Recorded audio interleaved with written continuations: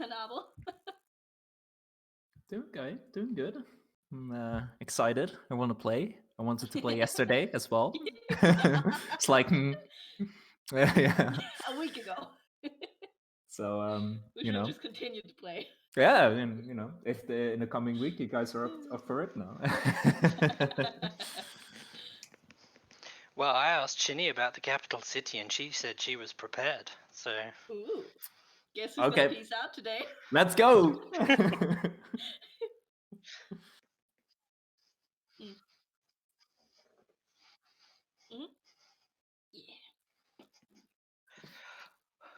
Right. So, no more talking. We're just exploring the entire island in the next 4 hours. Inch by inch. We want every detail. Yeah. Detail. What color is the grass? What color is the sky? We want an encyclopedia of every single plant here, every Yeah. animal here. I'm taking a sample of every flower we find, just in case it's.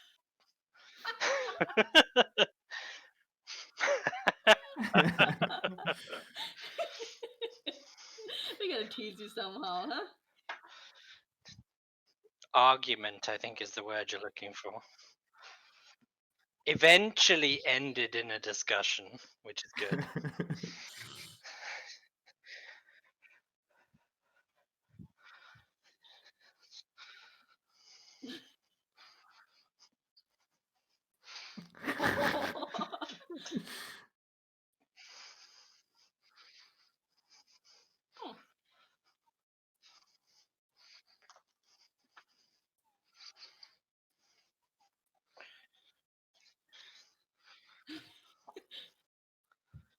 I mean, you've got a system for it now, so that works.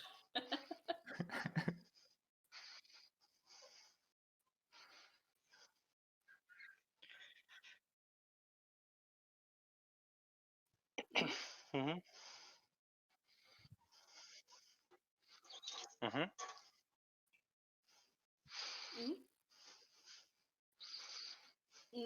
Yeah.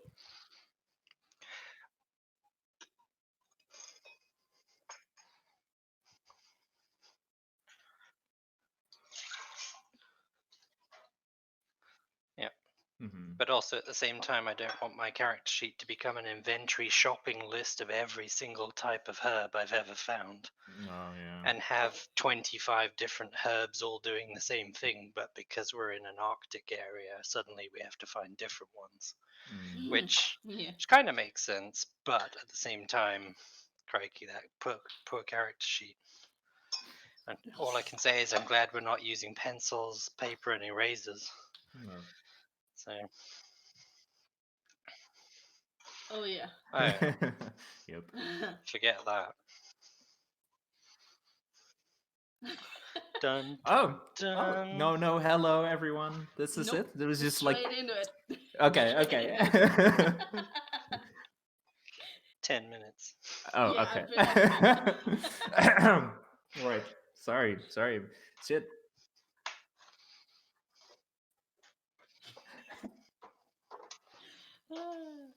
Oh. Okay, no, we'll start like right into it. Come on, we're waiting on you.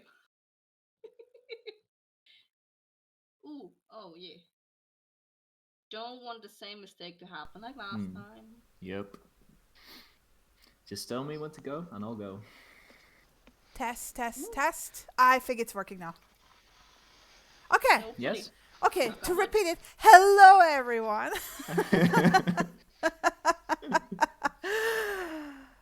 You already told me about how you're doing, so Abel, why don't you kick us off with a recap? All right.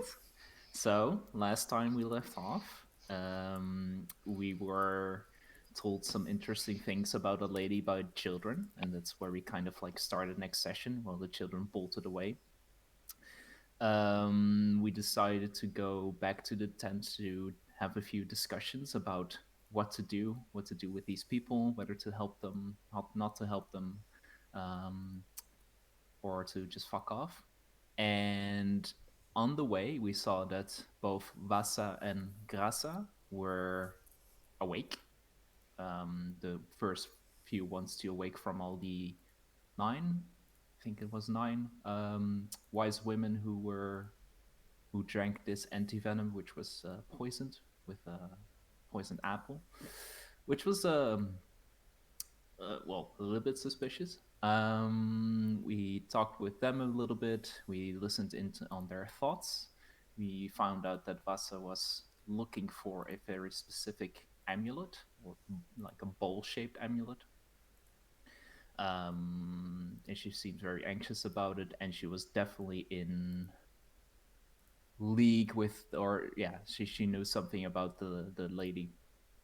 And then we decided to, well, return to the tent, and we had a discussion about what to do next. And we decided that we would send a message through animals, but it was only possible in the next morning. So during the day, we did light activity, reading books. Well, mostly Samira and Cassius were reading books. And I kind of forget at what point it was during the day, but we also had, we discussed with Murtag, with the chieftain, about what the next steps were. And yeah, and we also got our hands on this bowl, on the talisman. One of the little children, one of the girls, she found it, and she, well, actually just gave it to us. And through Samira's detect magic, which kind of worked in the tent, didn't really explode her head, we found out that this talisman had a lot of divination magic about it, very strongly. So that's good. So we instantly dumped that in the haversack. And yeah, I think during the night was when Vieira talked with a giant bat called Nom Nom, or Nom Nom Nom, or just Nom? Nom nom nom.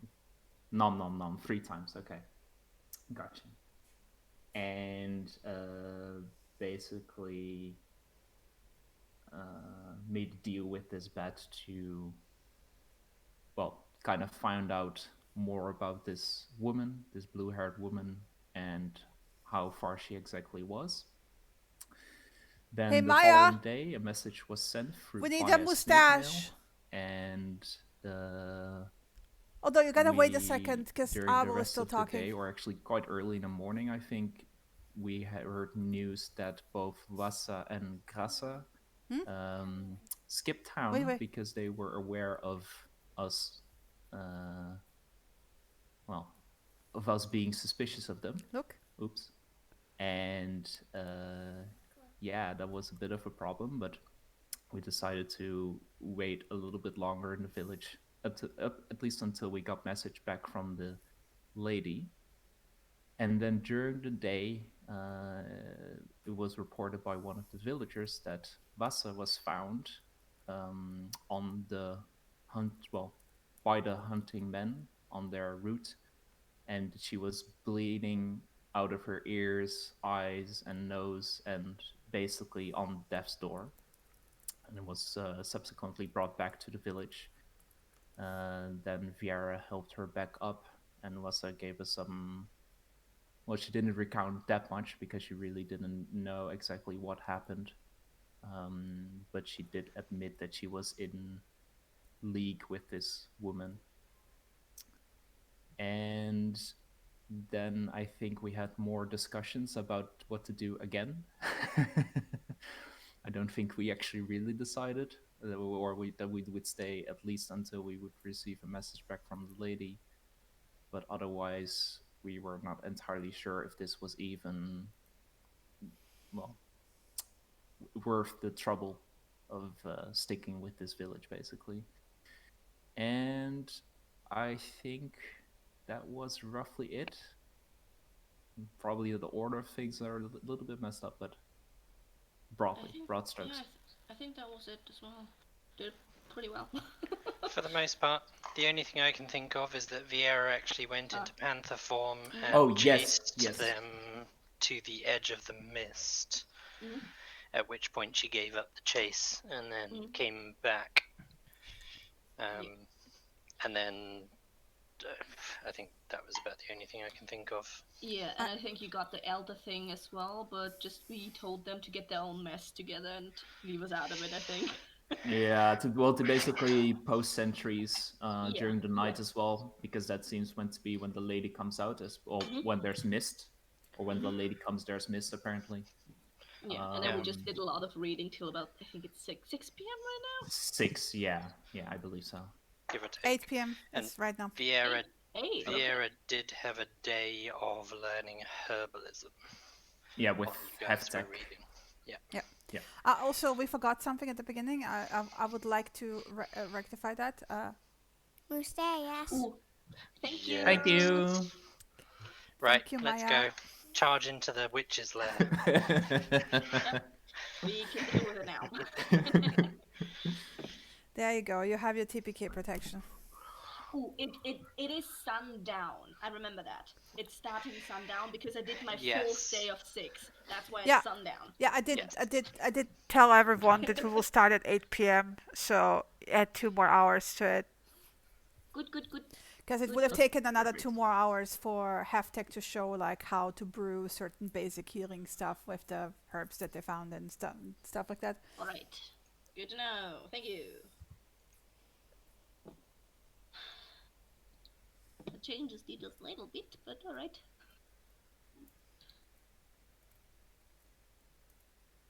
Did you mention? You did mention Vasa showing being found. Yeah, Yes. yeah, and she's awake and resting now. The last thing she remembered was looking for her amulet. So she before she even herself bolted. doesn't remember the running. Yeah. And she was left in the common path of the hunters. Yes. So... Which seems to be intentional. Mm-hmm. Or at least that's what we deduced. Yeah, we think it to be a message of some sort. Yeah, either a message or a warning. Warning. I think we used the word warning. Yeah. We brought up the potential not being it being done on purpose because we didn't want to kill her, but we quickly shoved that aside because we have so much suspicion right now. Yes, and also they had no way of curing or stopping it, so it essentially was a death sentence anyway. Actually, I did point it out. It is non-lethal. You did. Yeah, It's that's true. Yeah. It's non-lethal, but they the can't stop it, so they're just gonna die anyway.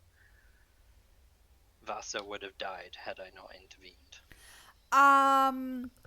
Vasa, you don't know actually, because with the teachings that you got from Heftig even, and she's like one of the younger members of the tribe, they were already tending to her, is that she just hadn't woken up yet. She could have been fine. They do have sort of healing brews, like you know them. It's just that, as you know, healing brews do take a while to like recover somebody, especially from like grave injuries and, you know, and potentially injuries to the brain as well, right? It's healing potions are not regeneration. Yeah. But yeah, that's where we will pick up, so to say.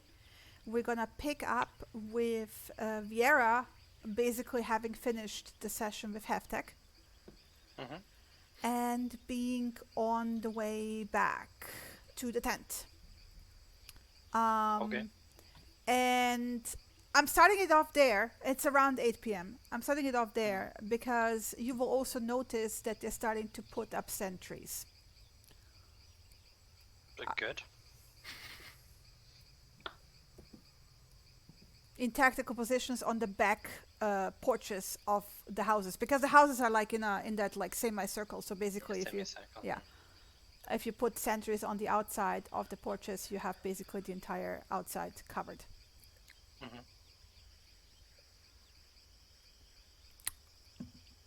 Take it out. All right.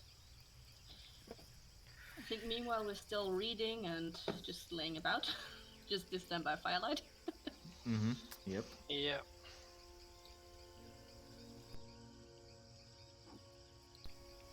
I'm gonna head back to camp, really.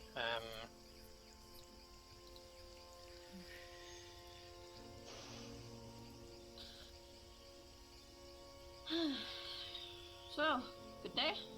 Learned much? Learning. Too much learning.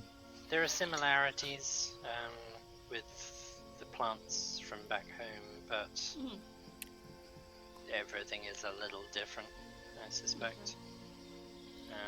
How's your reading going? It's just a lot of Boring. Yeah.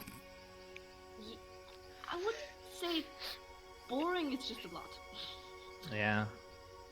It's, at least in my case, it's also not really practical, because I think for most of the things that I could do with this information, I need a space to do it in. Like, yeah. Like, do you... I thought you had, like, didn't Steno give you, like, a kit? Like a travel version? Yeah, but... Kits is sometimes you need workplaces. I mean, I have my glassblowers kit with me, but I still need other equipment somewhere to as well. set up. Yes. I think for most of this stuff, because it really... I think if I would try it without a proper setup, things would likely go... Yeah. The thing about kits like these is they're often made for traveling, like... simple tasks rather than more complicated stuff. Traveling workers. So if you're traveling with your kit to another person's forge or another person's workshop, not really for setting up in the middle of nowhere. Yeah. So it's really just a lot of dry theory, and that's not really for me. So you can try your best at mixing party drink tomorrow. I've got some basic stuff that you might want to start with. You say that, like, you can't do complicated things, but surely you can make stuff like ink. I've got some blue toadshade mushrooms that are commonly used to make ink from. You can probably learn how to make ink. I could try.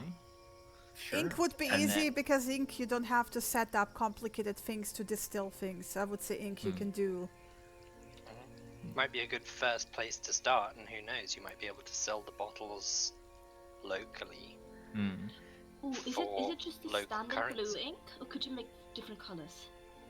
Probably if you have different ingredients. This particular ingredient is used to make blue ink commonly. So I think you can color other inks. You could make like purples, because obviously blues and reds mixed together will make a purple. I'm not particularly au fait with ink and dye and all that kind of stuff, but I know simple things like that. I think you would need a more neutral base to go in, like, other directions. As an ink, I think you can, like, go maybe purple or green would be possible. Yeah, but, possibly. Yeah. But yeah, I mean, I've got some of that if you want to use that to practice with. That would be at least a break in this monotony. Yeah, yeah. I can give it to you if you want. They're just like small blue mushrooms, really. If you get any cuts or burns, then let me know and I can practice as well. I wasn't planning on it, but sure. No, I don't recommend it. He'll be fine. I do have a vial of concentrated disease as well that we picked up from the tower. Where do you store that? You don't. It's in a glass. It's in a glass. You don't want that to break. You don't want that to break.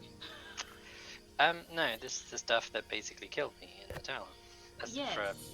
Again, I really should stop that habit. Yep. Do you want me to put this in my bag? Because yeah, I don't want this to break. I think that would be a good idea. Alright. maybe we can trade it for something, or I'm thinking. Well, let's get back to the main topic at hand. This spirit. Mm-hmm. There's a lot more going on than just this spirit in this region, because as the villagers first pointed out when we got here, which is something I think we've overlooked or forgotten, is that they mentioned nature itself is out of balance here. The fish stocks are depleting, things are changing that didn't used to be this way. Voss has given us this message of some storm coming that's going to cause a whole load of trouble. If we're not in the right place when this storm hits, we're going to be in a whole load of trouble. Yes. So, given that this... on an island that floods regularly. Yeah, exactly. So, with no... I know the plan was head for the major city, but the only reason because they have boats. Mm-hmm. Now, every person in that city is going to be beelining for those boats if flooding starts happening. We are going to be the last people on a boat. Yes. But the city is still a good place because they have the trade center. They have the most knowledge about the ocean and what will come with the flood. Well, this nature spirit seems to know an awful lot about what's coming. I want to know how does she know this? Why does she know this? More importantly, is there anything they can do to stop it? Can they construct like river defenses so that when the flooding does happen, it doesn't wash away the village and there are safe places to go? I get the impression this has happened before. You think asking the lake spirit that was dammed off, how to dam off more water is a good idea? No. I'm asking if there is anything we can do to stop the destruction, which is what this spirit seemed to be concerned about. And I don't think she cares if there's much in the way of destruction to these people. Mm-hmm. But she was, the way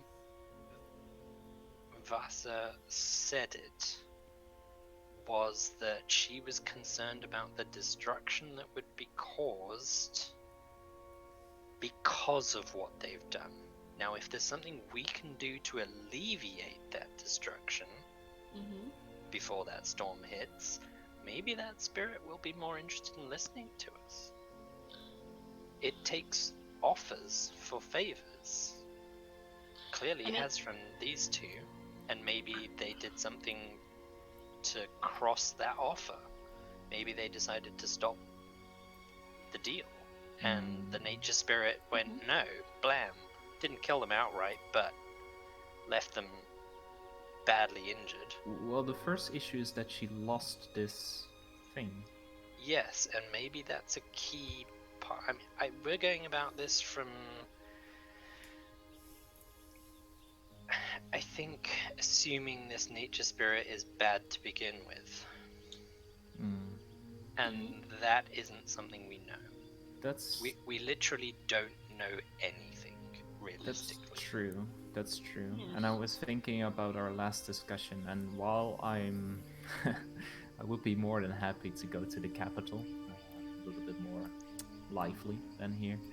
I think what you said before, Vera, that rushing into things will get us, well, likely killed. Yeah. And given that this storm is probably I got the feeling that this was not going to happen soon, but at some point, so there might still be time to either see if we can do anything to fix it, or to at least gain more knowledge about it so we know when to exactly fuck off from this island. Or at least ways of alleviating it so that we can weather it rather than just getting caught unawares. What I'm interested in is that something the villagers did is apparently gonna cause a storm. that will destroy a lot of things. I don't think so. I think this storm is happening anyway. And I think this storm hasn't happened for so long, the current generation don't know about it. Okay. Therefore, they've forgotten that in order to weather this storm, they need X and Y and Z in place. And some of that may have been the lake absorbs the brunt of the storm. Now there's no lake. So it's going to just tear straight across their crop fields and straight through the village and potentially straight through half the forest because of that. But the thing that I don't understand is this like roundabout way of going about things from the spirit. Instead of you, because she's communicating with Grasa and Vasa apparently, instead of telling them to convince the villagers they were trying to help. They were trying to help, but they were helping in a way to, well, poison asleep the chieftain. No, again. We were told that those maybe with the magic chieftain inclinations could talk to spirits, and only those. So they put the only magic user to sleep permanently and still could communicate with a spirit. I just don't understand all this. Again, the magic user was put to sleep. If they wanted her out the way, they would have just killed her. Maybe putting her to sleep was the only way to stop something from happening. I just have so many questions. Exactly. All we've got is a lot of questions.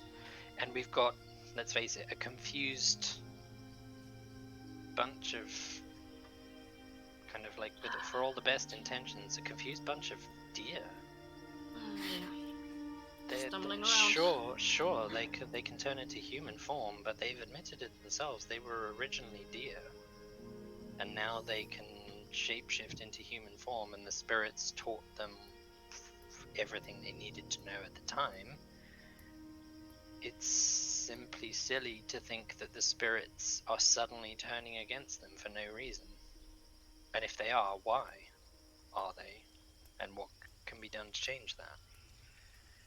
I think we do need to go and visit this woman. She did say, if you want to find me, I'm north of where we saw her. So, she wasn't hiding. She practically invited us. Did you get a...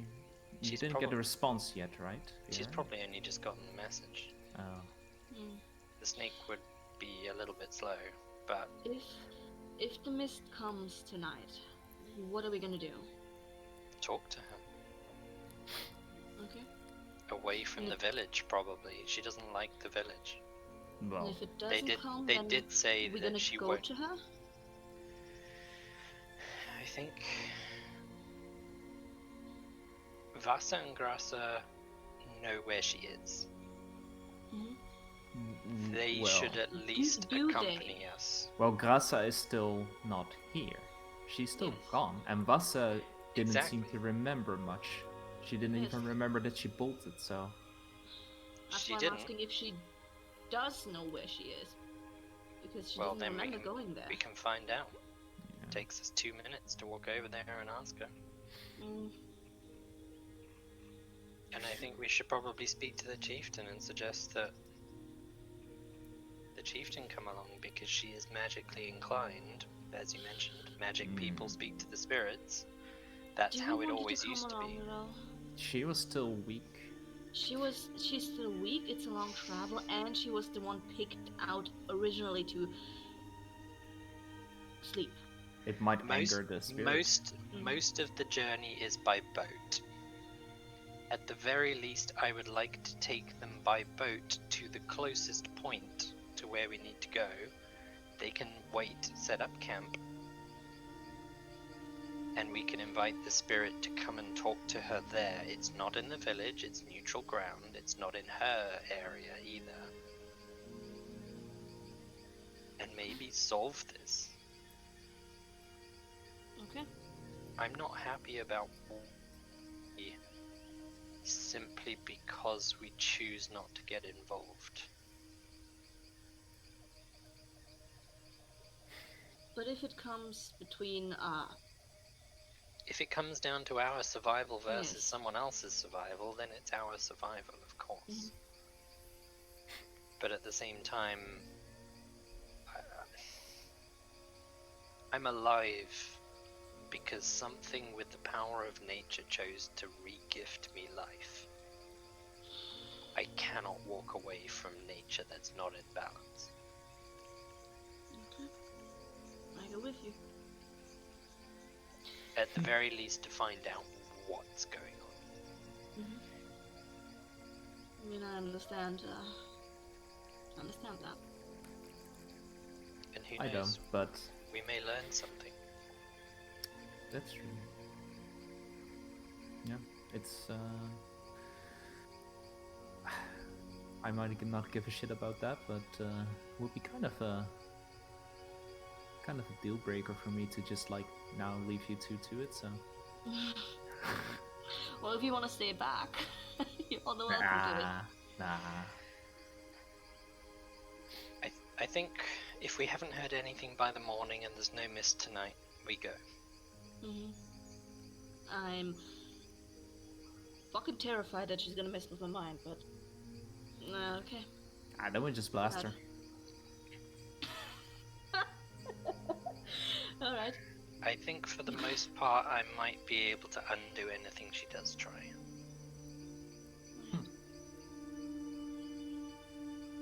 So, do we want to talk to the chieftain today, I think we should let Murtagh know what we plan to do, at least. Okay. Today? Because if the mist comes tonight, then do we want her to know? Be aware? She already knows that the Blue Lady comes when the mist comes. I've already told her that. So, and now that they have sentries, I suspect they will be looking out for them. Alright, let's go then. Okay, we're gonna. Also, on the if we're traveling there tomorrow, then I'm gonna do a lot of reading on the way. This is gonna be complicated. Well, we can do. It is. Oh, it's a boat ride, correct? How to put it this way? I ran there most of the way, from what I can gather, in an hour. Oh, okay. Okay. And if it's a boat ride, I'm pretty used to sea legs, so I should be fine. Yeah. The boat ride gets you 70% of the way to the mist, from what I could tell. Alright.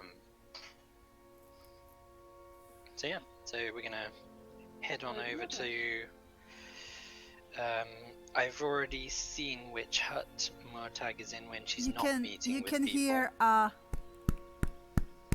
on top of the tent somebody patting.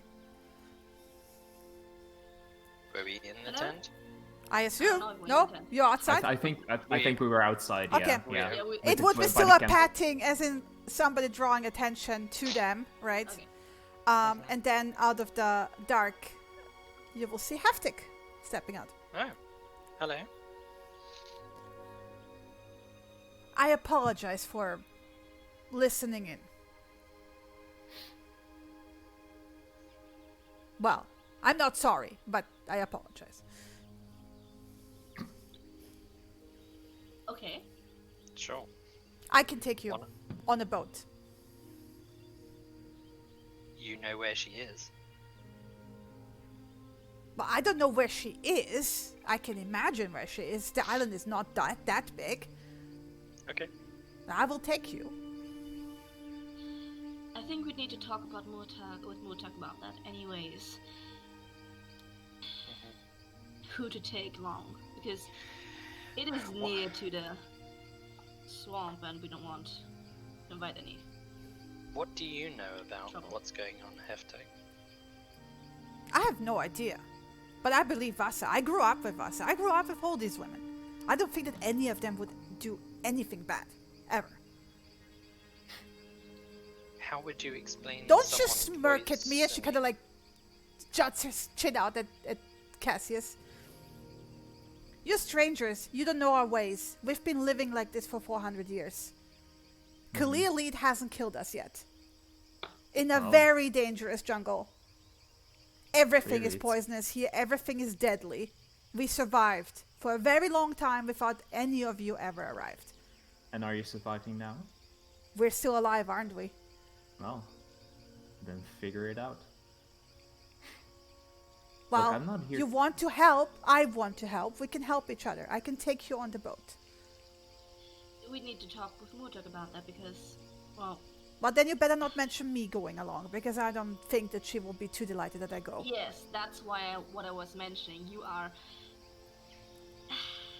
Who's your parent, young lady? It's Stormas and Murdoch and all the elder women. Oh, that's something to talk about with. I'm not going behind any backs. But they're set in their ways. Going into danger is not something the women do. It is the men do. They go hunting. They have the weapons. I want to help. I can hunt as well as the men can. I took this one, and she kind of points at Vieira, through the jungle, picking herbs. No problem. Okay. Let's go and see what Murtex has to say about it. It's something Murdoch has to... Fine.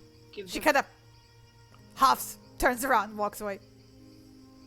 Teenagers. What a bitch. Hey, she's a kid. Steady. She's not a goat. I couldn't resist, sorry.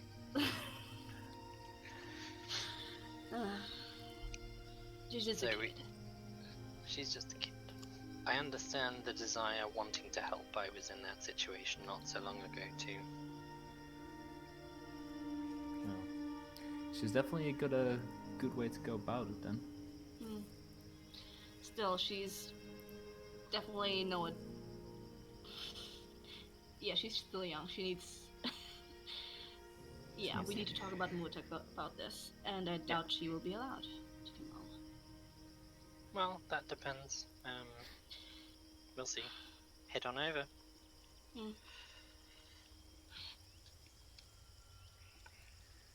Chin. Yeah, I mean, who's going? All of us. All of us. Okay. As you arrive, there's a dispersal from the main hut. Like it seems there was an impromptu, there was an impromptu meeting. Not just the chieftain women, a lot of people, right? Mm-hmm. And Murdoch doesn't look too happy standing at the exit.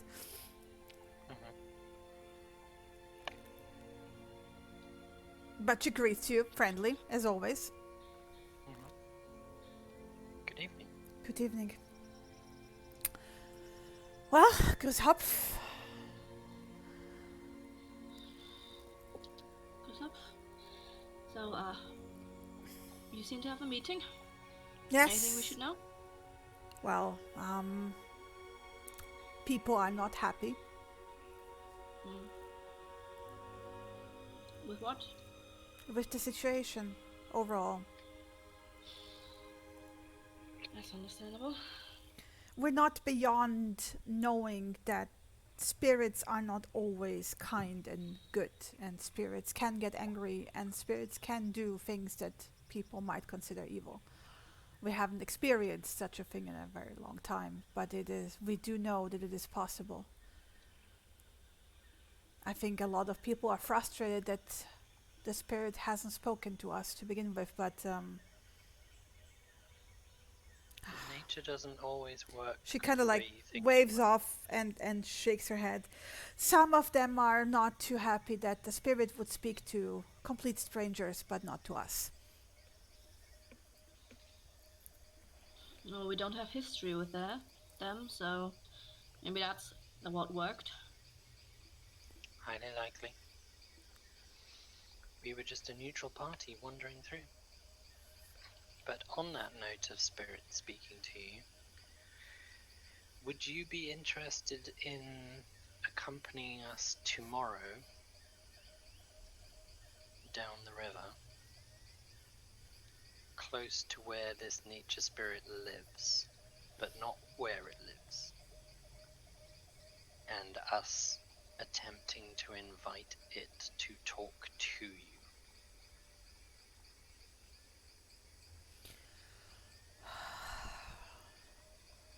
Perhaps find out what's going on and Down the river potentially would resolve not it. be an issue. You can see her thinking about it.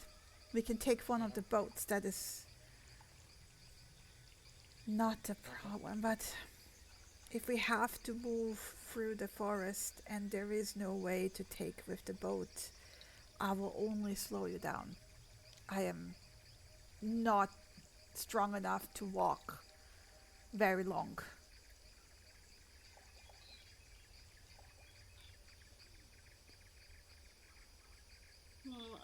We thought of that, and that's why we mentioned inviting the spirit back towards a neutral place to talk with you. So the idea would be that you stay with the boat, and anybody else you feel like should come with, but not too many people. And we invite the spirit back to the boat to talk to you. That way you don't have to travel far. You can bring one or two of the men to help protect you if you're worried about that while you're waiting. And we'd be the ones to have first neutral contact. Again, no risking anything with one of you. Worst case scenario, you have to get in the boat and travel home because something tries to attack you. You could even wait on the safe side of the river until we return. She kind of looks like, because she's standing in the door, right? She kind of looks out towards one of the sentries and takes a moment to think about it.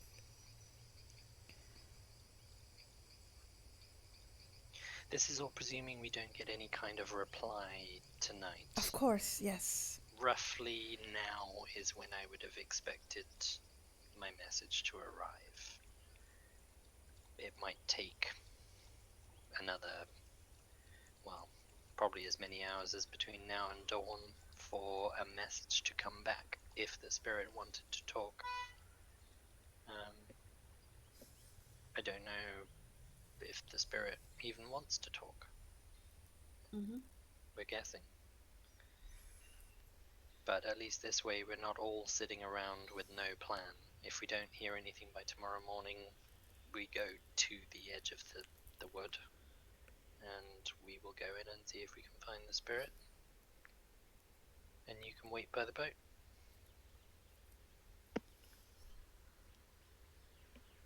She kind of looks back towards the village and then back to you and then nods. I think this would be a good way to go about it. And we so appreciate... Yes, sorry. I just wanted to mention that you should keep an eye out on Heftig regarding tomorrow. She overheard us and expressed her want to come along. We already said we'd ask you first since she's still quite young, but that's a feisty one. I wouldn't put it past her to just come after us. She kind of rubs her forehead and chuckles. She is very much like her mother when she was younger.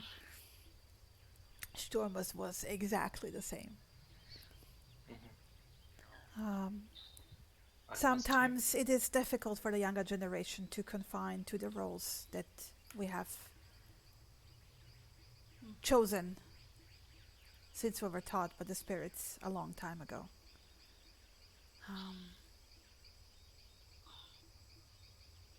But maybe the old ways are not the right ways always. Well, I did say you had chosen those roles, and if she doesn't want to choose to follow those roles, then not really a choice anymore, is it? That is true. Well, maybe you were brought here for a reason, after all. Well, then let us wait another day. I will try to keep the village calm. if nothing else, you succeeded in raising doubts, for the better or worse.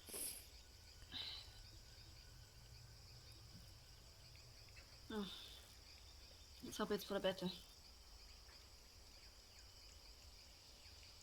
That is my hope too.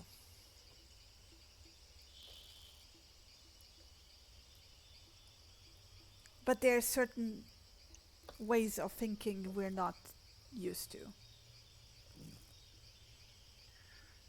Or perhaps just think of it as something you haven't learned yet.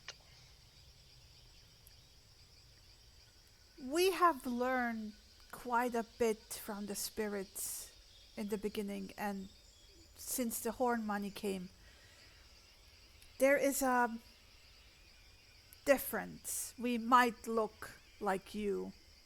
Well, we're taller. She kind of like motions with her hand, like 1 foot, like, size difference, 7 feet.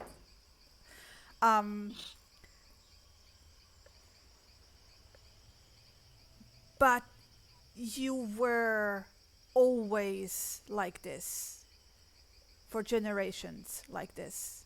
And she kind of like points at the legs and the arms and, kind of indicating the humanoid form. Yeah. Given that she came into this world completely unlike this. Yeah, but that's new. Yes. You were always like this, and the horn money were always like that, and they come from a world where people are people, and the way we became is a very simple way of being. There's the frog, there's the fly eats the frog, the frog lays eggs. The fly eats the frog? No, the frog eats the fly, sorry. I just thought maybe your world was different to ours suddenly. No, it was GM fucking up, shut up. The frog eats the fly. The frog lays eggs. New frogs come out of the eggs. The frog dies, and then the fly lays eggs in the frog, and then from those come little tiny flies. And so it goes in circles. It is a very simple, complex, but a simple system, if you know what I mean. We don't have a reason to mistrust because predators hunt. We know that. Predators look for food, but they don't hunt when they're not hungry, and they don't hunt when they sense danger and a superior foe, unless they're cornered. It is a very simple way, and for most of our lives, for many generations, this is the way we have. We really didn't have reason to, and she kind of points toward the sentries, post guards or mistrust each other. The guards aren't necessarily there to mistrust you. They're there to protect you. And something is clearly coming into your village at night because some of the children have seen it. Some of the adults have seen it. The question is this a dangerous thing? Well, who knows? That's what we hope to find out.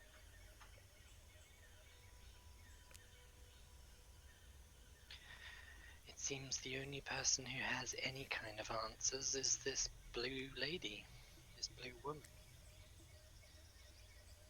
And she spoke of a storm that is coming. Something that none of you have experienced because it happened before your time.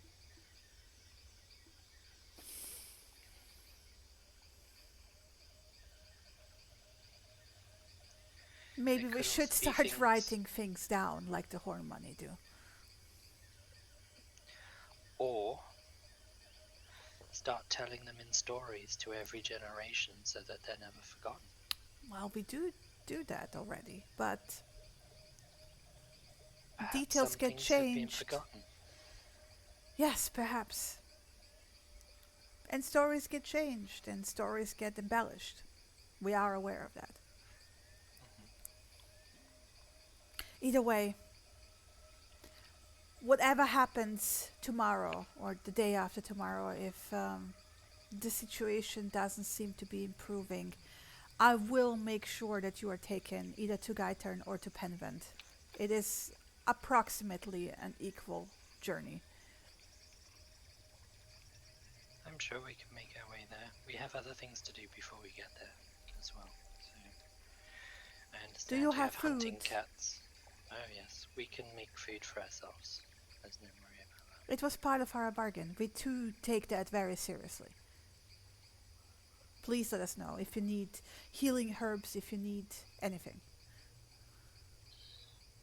I think that's something to talk about after this whole mess gets resolved. Because right now we don't know which way this could go and what we could need in the future because of that. She nods. You mentioned something about hunting cats. Yes, do you have? I believe you have hunting cats in the western part of the island. Not that far west as you might think. How far west? She kind of points towards the western forest, like literally the edge. So, do they not hunt you? They know better than to come into a hut full of 30 people with spears. I understand that, but you're not always in your huts with 30 people with spears. You will find that the animals on this island are a bit smarter. They know we are formidable foes, and there's easier prey out there.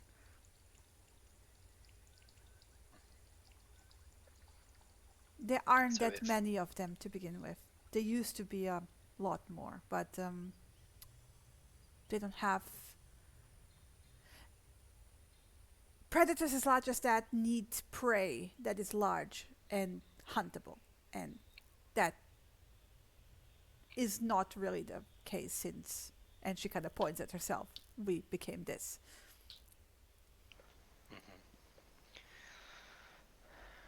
Perhaps that's something else the nature spirit's not overly happy about. The balance of the food chain has changed. Perhaps. Which is affecting everything.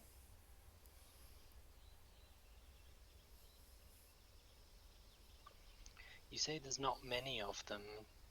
Are they something that you see every few weeks? Are they something that you come across maybe once a month? The smaller spotted ones are common. We see them quite often.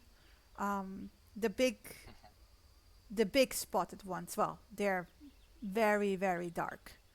And their spots change depending on the light. They get darker as it gets darker. I know stories that there used to be much, much more of them. And we think it is because they just ran out of adequate food.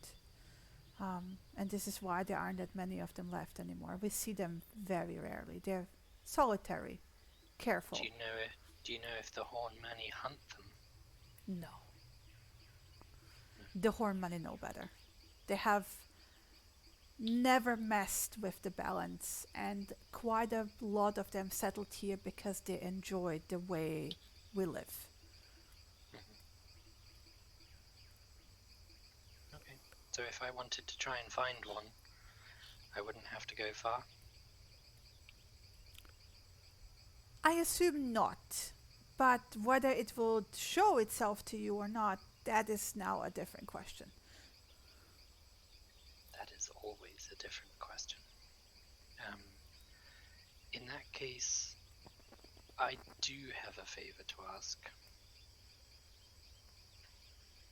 Yes? I do need a few supplies to take with me to present as an offering to encourage one of these black cats to come to me.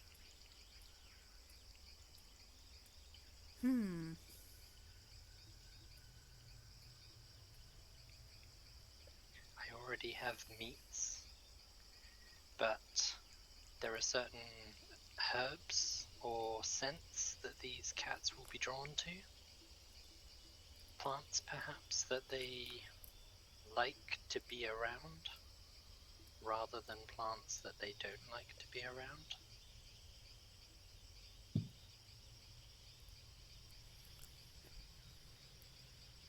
There is a plant. It's called... But you wouldn't offer that anyway. It's called catsbane. Oddly enough, because it is poisonous to any beast. Like it is to us.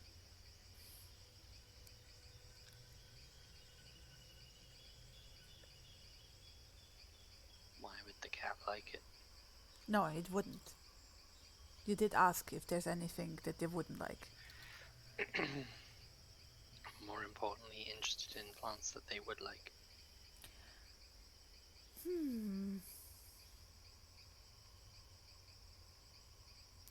I can send you out with Heftek tomorrow. There is a particular grass they seem very fond of. I've seen them, the smaller ones, grow very fond of it when they find it. Okay, that would be great.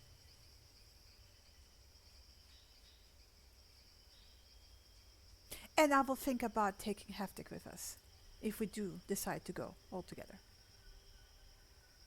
Sure.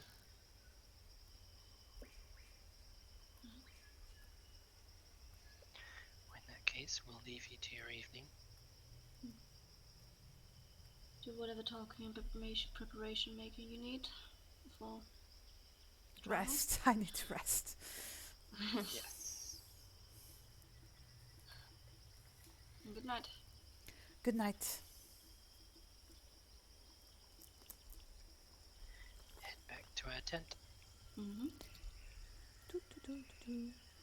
As we're walking back, I don't. If Heftek joins us, she should not come towards the spirit with us. She's too volatile. No, she should stay with the boat. No, just. We need to make sure she stays with the boats. I'm not doing anything just stupid. Try and follow.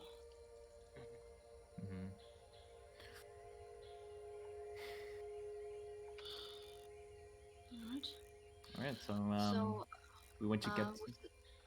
Sorry, I just wanted to ask, Vera, if you are planning to do the get your cat companion or whatever you need for it tomorrow, when are we going to go there towards the spirit? Well, I think originally we were thinking of heading there in the morning.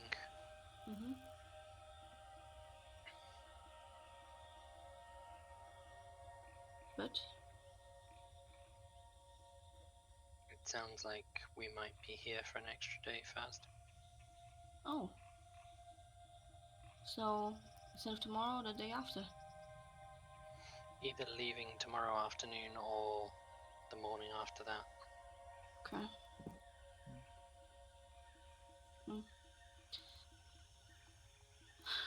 Alright.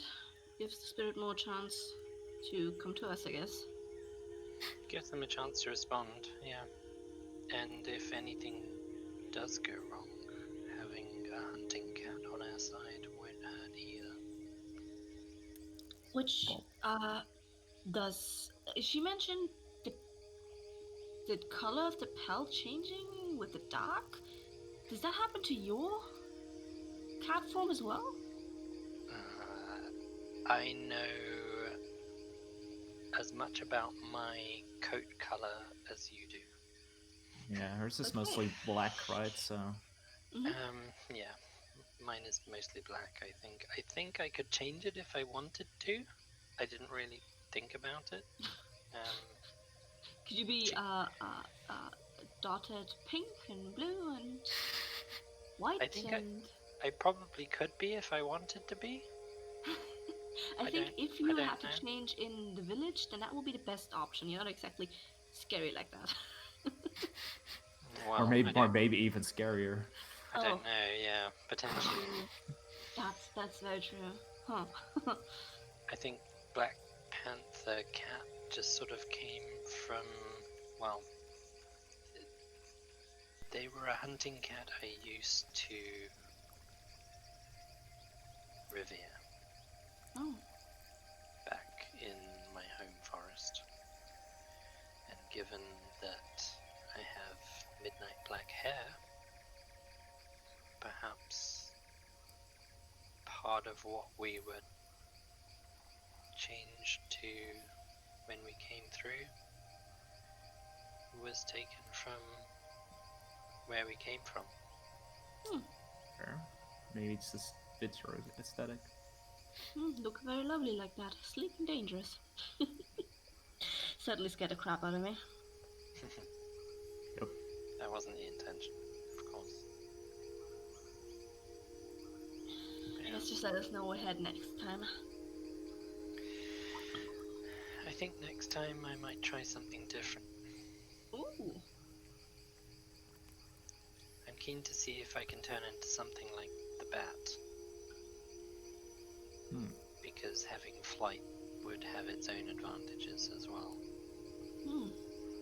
Or an owl. Could you swim as well? It's potentially going to the ocean and the river and everything. It would be useful. I mean, there are stories from my people of elders being able to turn into animals, not specifically one kind.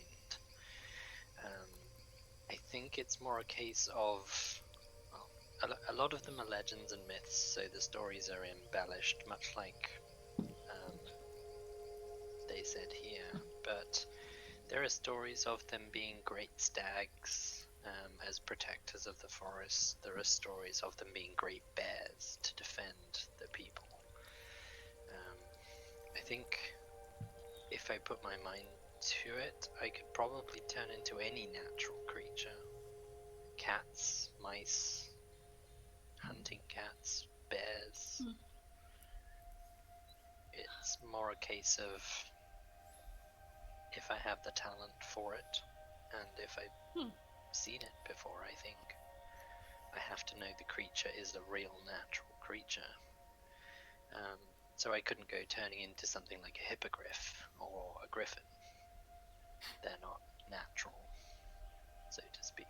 They're part magic. Well, let me know if you try anything out. If something goes wrong, I don't want to be there. Don't think anything's gonna go wrong. I think it'll either happen or it won't. Okay. So at least you're not at risk of blowing up. Yep, he's a bit more stable. No, which is a little bit more of a worrying topic for you two, because every time either of you does anything, you seem to either bleed or blow up. So I guess I should mention that I have something planned for tonight? Yes, blowing probably. Up, or... Not blowing up, it's just... You'll see. No, you'll see, like, it was... You'll see. That's not really a warning. When you say something planned for tonight, do you mean like a good meal and then a good rest? Good drink? Do you mean... You'll see, and I give a wink. Shouldn't be too explodey or anything like that. Shouldn't. Just shouldn't. I'm not 100% sure on everything, but... Are you doing this in the tent? No. Okay. Just buy it. Can I recommend away from the tent, just in case it does explode? Then can I borrow your canvas? Yes, of course. Yes, then can I do it away from the tent? I mean, I wouldn't say it's my canvas, it's on... You slept under it, we found it with you. Well, I more took it because A, it was good for sandstorm protection, and B, I thought it might come in useful as an additional water layer over our tent, because, let's face it, our tent leaks. True. So... Alright, so I get a bit of distance. Yeah. And you can always put your rain catcher up and then put this under or over it, depending on which one you think is more dangerous. Okay.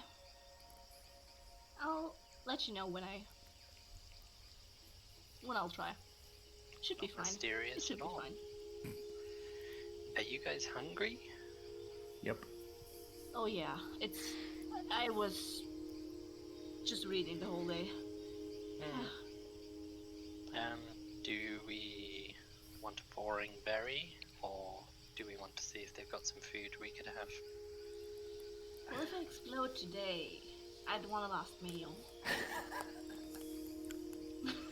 That seems sort of fair. I'm joking. If I went with that mentality, I'd need a last meal every day. Fair enough, yeah. Alright, let's see what they have. We're already in town anyway, so... We are. We'll see if we can get somebody's attention. Potentially Shin's attention. They're all in the houses. Where are you going? Closest house. Probably to Ida. She was Yeah, she was nice. She was nice. nicest. And then just kind of interrupt them and say, like, hi, sorry to bother you. Murtag said that if we needed some food and some supplies, that we should just ask. And Ela will invite you in, right? No problem. And basically tell people to give you food, which is mostly like, herbal in nature, with some leftover of the last level of leftovers of the fish, basically. Is it okay if we just take it back to our tent rather than sit and eat here? She will take a glance around, and there is some unhappy faces into your direction, and she says, that might be wiser, yes. Yes, of course. That's fine. We can make a good fish stew out of this. So. I mean, fish stew is what you get, basically, on top of, cooked and roasted vegetables and roots and herbs. Cool. Well, thank you. Have a good night. Yeah. Good night. Thank you, and good night. Stay safe. Think of it like a Thai stew. Sounds good. Not spicy. They don't like spices. No. Yeah. Fish stew. Fish stew. Yeah, their overall cuisine is very mild, by the way. Okay. They do use spices and herbs for flavor, but more like for flavor and less for like, ooh, my tongue is on fire, right? None of that. Can you spice this up a bit, Cassius? Yes. Because I saw you do something to your food yesterday, and then you were wolfing it down after that, instead of you were kind of picking at it before. Ooh, can you do individual spices? Or just... Maybe. I think it's probably safer to just pick one. It's what is the flavor you're looking for? Make mine very hot. I haven't had a good hot meal in a while. Coming right up. I mean, yeah, Cassius, you know exactly what her people like.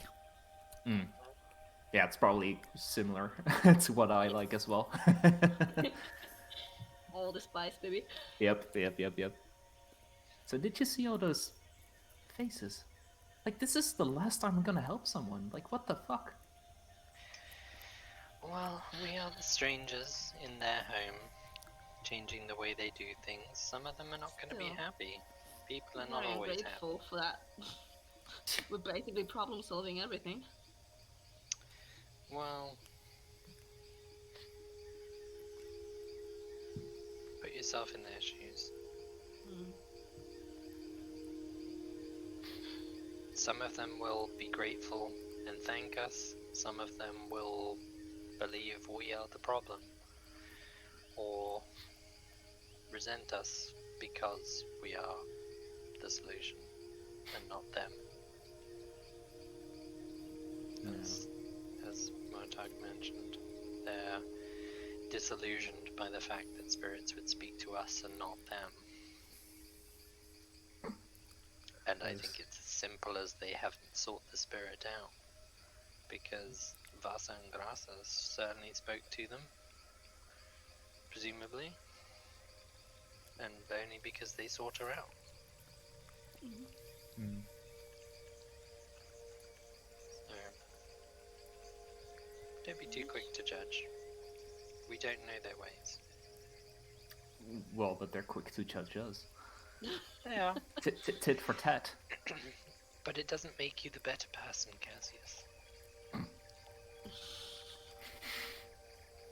And you know it. Maybe I don't want to be the better person. I'm sure deep down you want to be the better person. Yeah, whatever. What do you want your food to taste like? Something edible. Everything's edible if you try enough. More specific. What's your preferred taste? Something sweet. Oh. Sweet? Alright. Sweet. Sweet So- fish stew? Yes. That's an interesting choice. Like a sweet chili, Go, maybe. go, go, go. Kind of like that. Yeah, so I've just given you all a lecture on not judging people. Don't judge my choice of fish stew, okay? I mean, if something's gonna get judged, it's the food choices. Yep. And naming conventions. That's it. What's wrong with my naming conventions? It's I'm horrible. gonna summon my cat tomorrow and call it Kitty. Oh god. Oh boy. Of course I'm not. That would be silly. Yeah. It wasn't Probably. my fault that when I asked the bat its name, it went nom nom nom. So that's what I assumed its name was. I mean, go ahead and name it Kitty. No, I'm not going to name it Kitty. If anything, it will have a name befitting Spot? a creature of its stature. Are you going to name it Spot? No, of course not. No. Of course not. Wink wink. Of course not.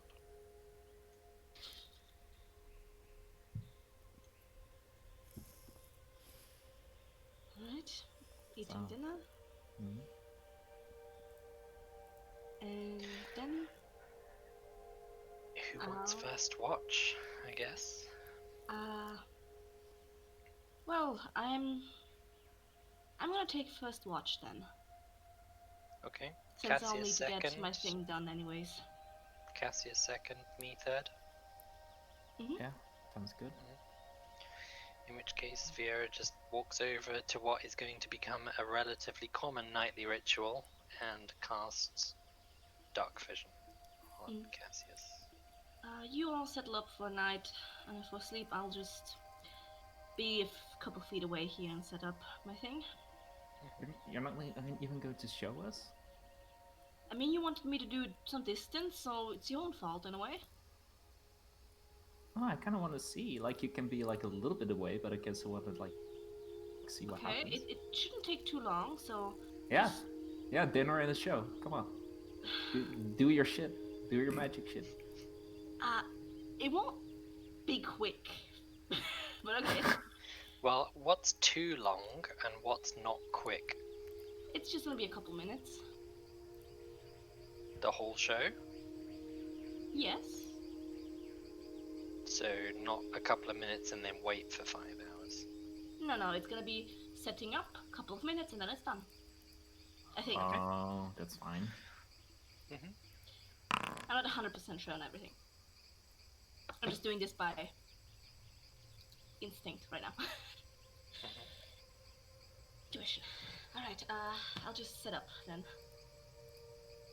And I'll take the canvas and a couple of extra things like 30 feet away from the tent and start tying the canvas with the rope I have from my rain catchers things between two close standing trees to make some sort of wall that the the tent would have been beforehand, but I don't get the tent now.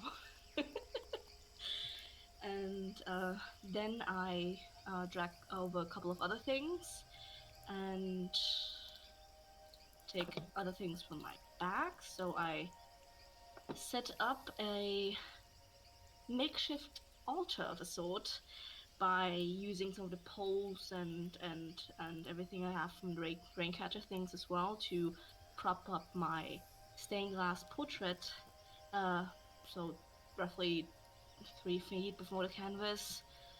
And then before that, I lay down my coat, my self-made coat, and set up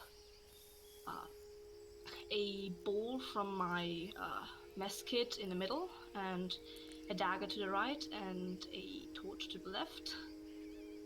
And then I fill the bowl with some of the white sand I got from the in-between place where Vera fell asleep, and just about halfway full. I crumble some of the fire starter mushrooms Naga gave to me into it, and then lay on top the herbs and incense that Vera gave me. And I just look at the other two watching me as I stand up and light the torch by the fire, the campfire. Just, okay, it's not gonna be much, so don't interrupt me, okay? Sure. Cassius, Okay. do you think she knows what she's doing? Nope. And that's why I'm looking. I go on. Do you think anything will happen? You might want to get like one of those healing things ready. That's a good call, actually. Yeah. I'm gonna move like an extra foot back, and then set a healing potion in front of me, just in case. Okay. Meanwhile, I'm just going over towards the coat and kneel down on the rest of the place I have there, and carefully light the incense and the mushrooms on fire before extinguishing the flame and placing the used torch to once again on the cloak, mirroring the dagger. Last glance over my shoulder at the other two, I wait a bit while the smoke starts to build, and I slightly unbutton my shirt to show the glass mandala on my chest, and with a exhale, I grasp the necklace that I made with the glass shard to my lips to light that warm golden light once again, and lay it down so it rests just above the tattoo. So now the light is shining through the smoke and through the negative spaces and the not fully thick glass of the portrait towards the canvas, and it's displaying a play of shadows and light with the help of the smoke just ever shifting. And then for the next 10 minutes or so, I just tell a story. Not towards any of you, just directed at this shadow play. And long story short, it's a tale of a sailor forsaken at sea, seeking what seems to be a new start. It details what sounds like a tragedy, the sailor confronting endless obstacles and loss, and basically one step forward and one step back. But at the end of it, there's a sudden upswing, like a light at the end of the tunnel. As if the story might one day have a sequel and continue with a brighter, more hopeful turn. And throughout this tale, the shadows on the canvas have been twisting and turning, like it should have with the light and shadow, but towards the end, the shapes and figures that have been forming start to converge into a silhouette. Smoky and without any fixed features, but for its elongated and humanoid limbs. And with the final, oddly positive words once again, I lift up the dagger and with a firm slash, I cut a deep wound into my palm, blood spilling and drenching the bowl lying below, extinguishing the flames. And with a quick flash, it heals. My hand heals with my own power. That you are all used to by now. And light from a necklace vanishes. Now, once again, everything's dark outside of the campfire 30 feet away. But the shadow on the canvas stays. It's still the almost formless, flickering silhouette. And it has the same elongated limbs, but now the sharp, almost claw-like fingers seem as if dipped into a bright white paint. It stretches onto and mirrors back into the gray and black on the forearm. And at the flickering and smoky edges, you can see sparks of that golden light that were present during the ritual. And with a blink, bright golden eyes peer from this animated image. And suddenly, Samira laughs in a delighted laugh and leans forward, reaching for the figure. And you all can see what it looks like in chat. It's small, almost like a hand length, it's like an arm length only, but it's a moving, animated shadow on the canvas. Hi there, friend. Reaching forwards to it.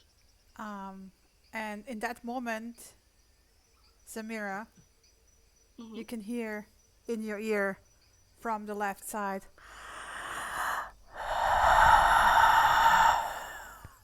That same labored breath. Only you can hear it. The others can't.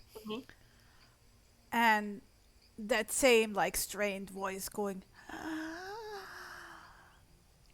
it looks like me. And it fades. And the voice is gone. But the creature's there. And I'm reaching for it.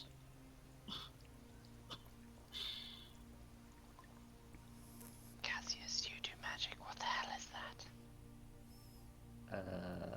I have no clue.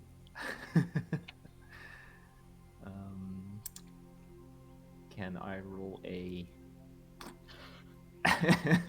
I'm not trained in Arcana, so I have no clue. Religion check? Roll a religion check? You have no fucking idea.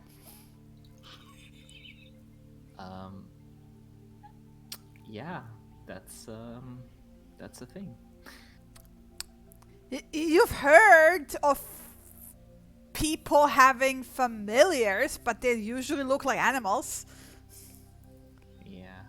Hence why we're asking between us, what the hell is that? She said not to interrupt her. Do you think we should interrupt her? Not with that thing by your side. Meanwhile, I'm just muttering under my breath toward, like, I'm now standing in front of the canvas, just basically greeting the familiar and talking with it, just reaching forward and slightly petting its silhouette. Hi. If I didn't know better, she's treating it like a cat. Kind of. Or like a kid. You don't reach forward and pat a kid on the head. Oh. That's a very strange city you've come from, Cassius. I don't have the best experience with children and or parents. Fair. I don't know. Hey, everyone, come over here. Meet my friend. Viera Okay. kind of cocks her head to the side slightly, a little disconcerted. Come on, I want to introduce you. What? Okay. Yeah, walk up to her, like, slowly. So, I heard all this talk about you having a cat friend and everything, and I also was feeling like something was missing. Mm-hmm. And so I made myself a companion. This is Winnie. Yes, this is Winnie. Made. You didn't Mm-hmm. summon it from somewhere else. You made it. I don't know if it's made or summoned, or I just know I gave them form. And what exactly is Winnie? Well, I don't know Apart from looking, specifics. looks a little bit like a shadow. Yeah, I gathered, but Which normally would be like the undead. No, he's No, he's breathing. I don't know what to call him, but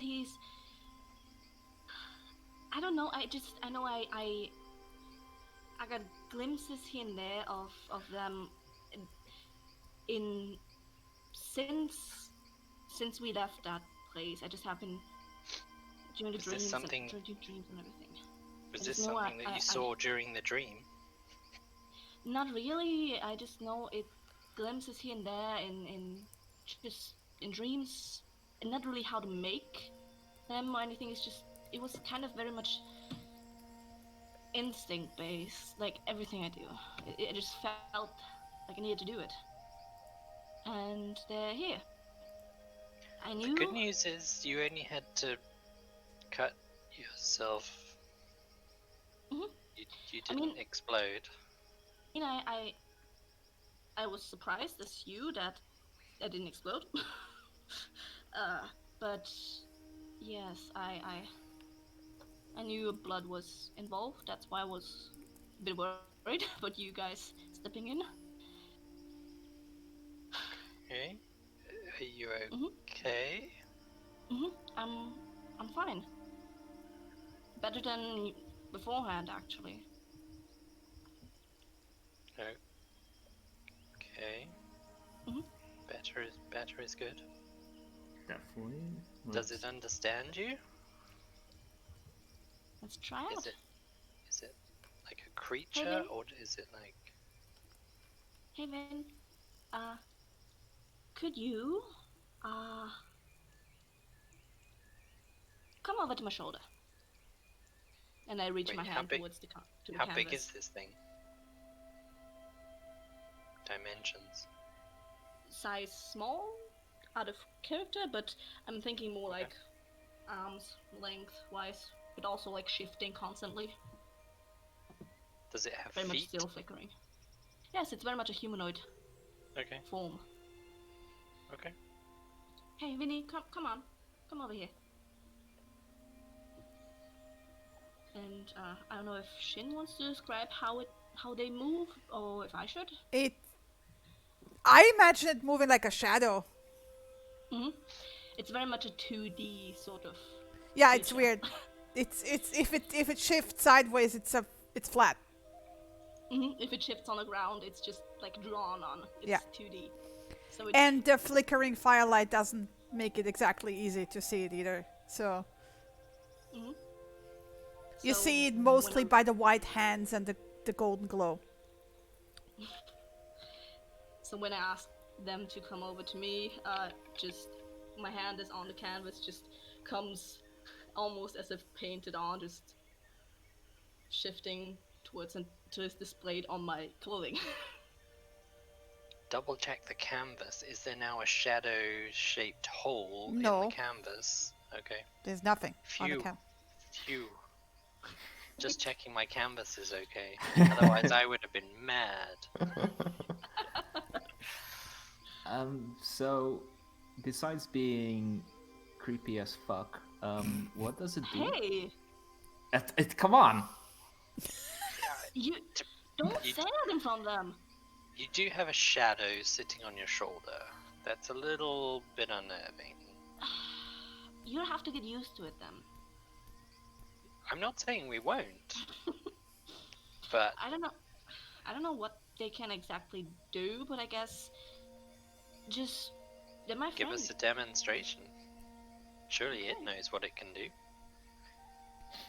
That seems like the best way to learn. Do stuff without causing harm or damage to anyone. No damage to the canvas, no damage to the tents. No damage to Cassius. No damage to Cassius, or Samira, or Vieira, preferably. Can it tell you what it can do? Can you? And I look down. You think it nods. It's difficult to tell in the 2D-ness of it. But I figure with your innate connection, you can tell it says yes, yeah. Left hand up if it's a yes, right hand up if it's a no. They said yes. They said yes. Excellent. This is more for us who can't tell what's going on. What was the yes hand again? Left. It raises the left hand. Kind of sideways so you can see. Yeah. What name did you give it, Samira? Vin. Hey. Vinny. Vinny. Is that your name? It means friend. It waves both hands. Up and down, up and down, up and down. Yes and no. Okay, you've just been given that name and it wasn't your original name. It waves yes. Good to know. Do you like your new name? Oh, sorry if you don't like it. I didn't even think of that. It waves yes. Oh. Do you want to tell me your old name? What did you say? Sorry. Do you want to tell me your old name? It shudders. Oh. You can't? You get the impression it doesn't know. Okay. And it's upset about it. Oh, I'm sorry. And I start petting its head. Which means you're patting yourself, kinda. Yep. I'm just scratching on my cloth. Yeah. Cassius. Yeah. What does it feel like? You can detect thoughts, right? You don't feel it like a shadow. You don't feel it at all. I don't think Oh! I want to. Besides a very faint, soothing warmth. Ooh, nice. It's like especially now that it's like cooler, because it's night, right? It's nice and warm. Yeah. I mean, I approve of the color. Black is definitely a good color for you. Well, Seems to be good. Seems to be a good color for the whole group. So can it like pick up things? Because it's like... It's got hands, I assume so. The question is, does it want to? I think it's more a case of kind of whatever Samira wants it to do.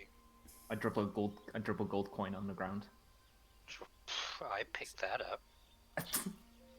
Come on! No, just like let Winnie pick it up.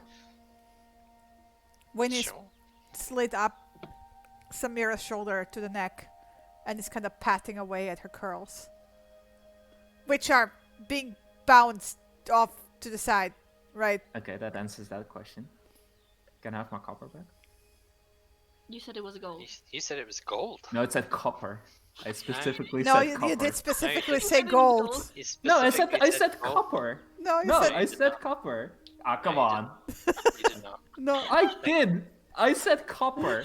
Is my language that bad? no, Jesus it was Christ. 100% gold. You thought. Three of us. It's three of definitely us copper, heard, but okay. Yeah, Three of here us you go. heard you say gold. I have a gold unit. Vieira will then flick it back to him. Hey, Vinny, can you get that gold for me? It's gone. Like I. Yeah. Is it back in the pouch of holding? No, I have the pouch of holding. It's just in my coin pouch. Yeah, it Not- flits. It flits not down anymore, it's not. Samira's right Oh no way! You're and not and like that zips thing doesn't. across the ground, up your body, like a shadow, into your pocket, and zips Samira, back tell it to stop. with a coin all the way to Samira. Thank you. You're a delight, Vinny. Roll You're me. awesome. I like you. If Roll you play me. your cards right, Cassius, that shadow could make you a lot of money. I don't give a shit. I don't want that thing on me. Cassius, I know, roll me but another insight, please. you won't mind if it's stealing other people's gold coins, would you? Another insight. Okay. Cassius is for a moment a bit distracted, when you ask him that, because in that moment, Cassius realizes something. That warmth is familiar to you, Cassius. It feels kind of like the warmth from that crystal. That's all kinds of messed up. And now that you think about it, that golden glow is kind of oddly similar to that golden glow of the crystal. I flick the coin back to him. So if he's distracted, does he catch it? I don't catch it. Roll me a perception with disadvantage. You can roll the strength. And you roll me a dexterity check to see if it hits his AC. Nope. Okay. Seeing him distracted, can I try and catch it? Yes. Sleight of hand.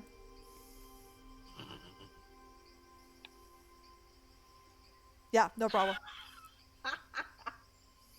Fucking A. Alright. I'll just hold my palm out, face up, with the coin on it in front of Cassius for him to take it. He's not looking at it. He's looking at the shadow and kind of like rubbing his head. Something going on, Cassius? I don't like this. It's you can see like he's super serious now. He's not fucking around. What's wrong? Something you've suddenly remembered, realized? It kind of feels like the crystal shit I encountered. The shadow does. Yeah, it does. And the glow does as well. Really? It looks very similar. But the glow just looks like my... And I once again blow onto my glass necklace to ignite the light cantrip. But it's just from that. No, it just looks the same. It has this feeling, this calming feeling. You feel it too, right? I guess, but it's just because... Yeah, that was specifically crystal. Is that bad? Doesn't feel bad to you, Samira. Feels very like a comfort blanket. It's too similar. And okay, I'll make sure that Winnie doesn't stays away from you. Okay. Please, it's not an unpleasant feeling, but it's just weird. Just to keep this in my head straight. Winnie is something that you feel like you were missing from the journey through the tower? Yes. And Winnie is something you feel like you experienced in your first trial, Cassius. Yeah, it's the feeling is very similar. The crystal, it was... I don't think the crystal... Tell us again what the crystal did in your trial. It was trapping... It was trapping an old dude. Yeah. I touched the crystal, and it was going to trap me. But that's the weird thing. It didn't feel... Well, I was, panicking. I didn't really want to get trapped in crystal. It seems fucking boring, but the feeling itself of the crystal was not bad. I wonder, and I kind of like reach in my leather armor and feel the crystal on my back. Does it also give off this feeling? Yeah. maybe, well, keep Winnie away from me, and maybe don't let it touch the thing I have on my back. Okay, Winnie, don't only go to Cassius if I explicitly tell you so, okay? Or if he asks you to. And leave his things alone as well. It raised yes. What happens? Thank you. And then continues to play with your locks. Did I experience anything in my tower trial that gave me a feeling of comfort or something, but ultimately felt bad? I don't remember anything like that. Roll me an intelligence check. Yikes. That's a 50-50. Literally. Nope. You don't remember. Do I remember what day of the week it is? Do you pay attention to that shit? No. Nope. Okay. I don't remember any. It seems strange that you two had something that's so familiar to, well, to the both of you, but I don't remember anything like that in my... I didn't have something like that either, I think, and I think that's what was missing. That's what I felt missing, because mine was interrupted by those eyes, remember?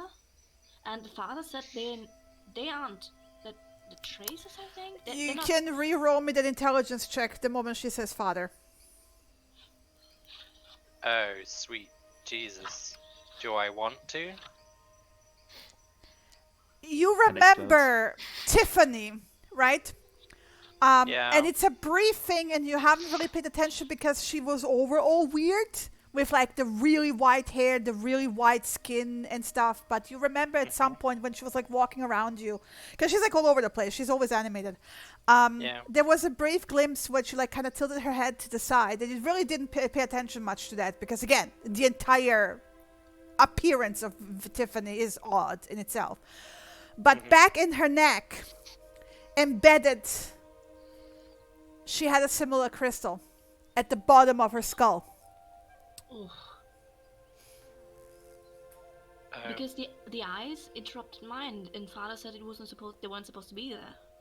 Yeah, and maybe I was supposed to bring Vinny along, but I was interrupted. Could be. And the red light also interrupted mine. Not the eyes, but the red light. Nothing interrupted mine except I went to sleep and woke up, and then I was with you. I don't know. Okay. So something is connecting us, and Samira and I, we already had like weird things before we were even in the tower, like weird circumstances. Like we bumped into each other way too many times. That was definitely not normal. No. Wait. I thought you guys didn't know each other before. Well, we met before we were in Arabelle. A lot of times. We traveled parted ways and met again, and parted ways and met again. I mean, we did live in the same city for a while, but I didn't see her there. So that's okay, that's fine. I can accept that as coincidence, but... Once we were starting to search for the tower, we kind of bumped into each other a lot. When did you first hear about the tower, Samira? Oh god, let me think. A couple months ago. I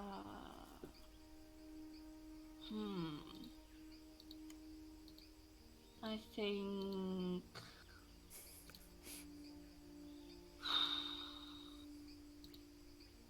maybe during Kython, a couple months ago. So...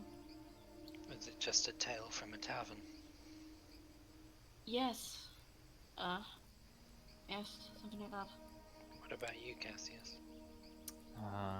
It wasn't Tazir, I think. Somewhere. Harbor Tavern. Yeah, in a tavern. Same tavern. Same. That was the same for me. Oh, it wasn't. It was in Flame Rule. A month later. No, sorry, not in Flame Rule, out of character. In during High Sound Eliasis, that was. I left immediately. When did you learn of it? Some months ago, but it was in Tizir. In that tavern, that's what I remember. I left towards the sale afterwards. Okay.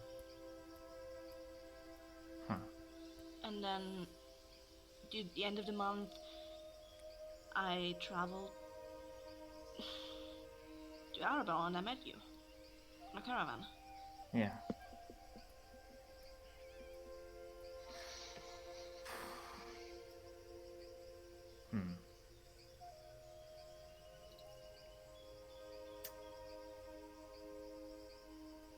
So we still haven't found out what he can do. Well, apparently steal my shit. Well, there's very, apparently very, sneaky. Black on black. Yeah, Cassis, you didn't feel it at all. Right? Besides the warmth, right? Which you could easily miss. So, Vinny, you want to show us something else that you can do? I'm letting you coach that, Lena. Okay. Let me see. So what happens if it's like completely light? Does he still like... Let's try. And I start walking towards the campfire. Should be still there. Vinny. Talking during the walk. So, Vinny, can you attack things? Remind me, can it? Yep. Yeah. One attack and one. Yep. I guess Vinny kind of reaches for the ground or something and paper cut. It does like a little hand chopping motion, like hiya. Yeah, and the corner of its form just gets sharp and just cuts into things, into the ground slightly, and just there's a little grove left behind. It chops off some grass, right? It's like slice. But like imagine like a little karate chop hand motion of like a little creature, like hiya. But in 2D. Okay, can you do something else, Vinny? And they shift away from my form and towards the underground. And it's a slight sizzle. And they come back towards the same spot at my hair, and there's a little image left behind on the ground.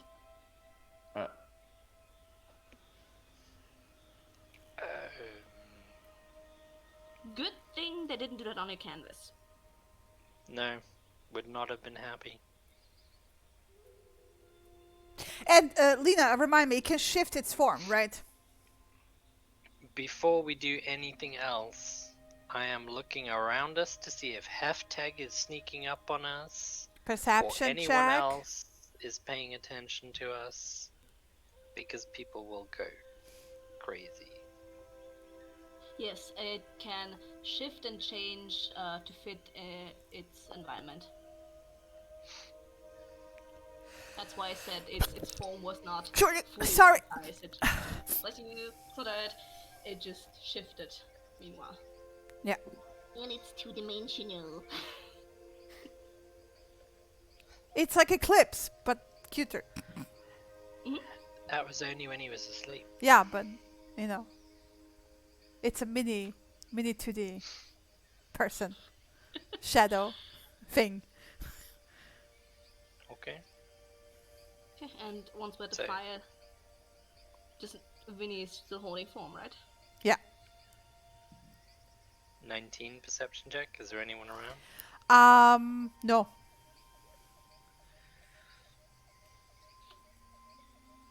Can he hide, given that he's two-dimensional? To answer that, he just slips inside of Samira's clothing, and is gone. Oh, you can be there. You can be with me constantly under my clothing. He just peeks out with the head along your neck, and then dips back down.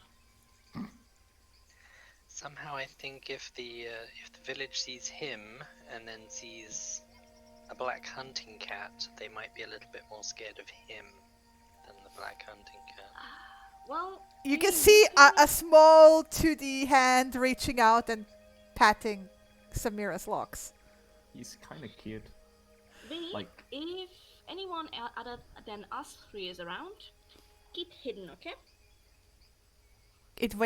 You can see the other hand come out, which you presumably, and waves yes. Can he not stand guard? Sorry, bad pun. Can he keep watch while we're all asleep? Should be. You can see a left hand waving yes. Can he wake you up if he needs to? Waving yes. Good to know. We can all get a good night's sleep now.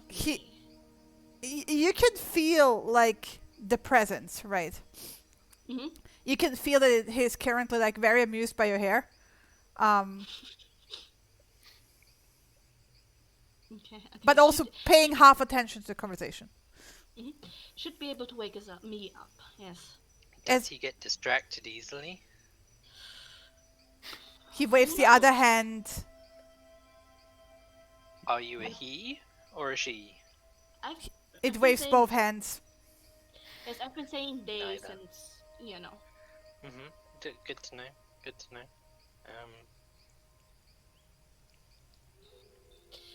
So, how good can you see?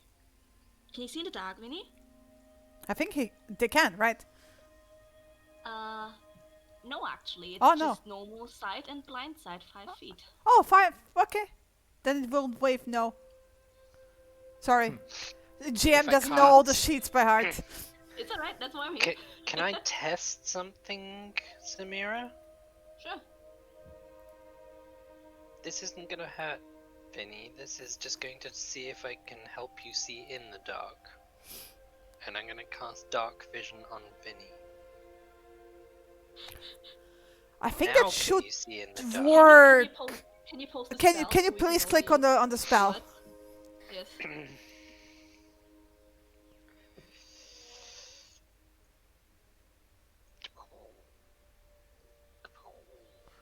Winning creature. It's a creature.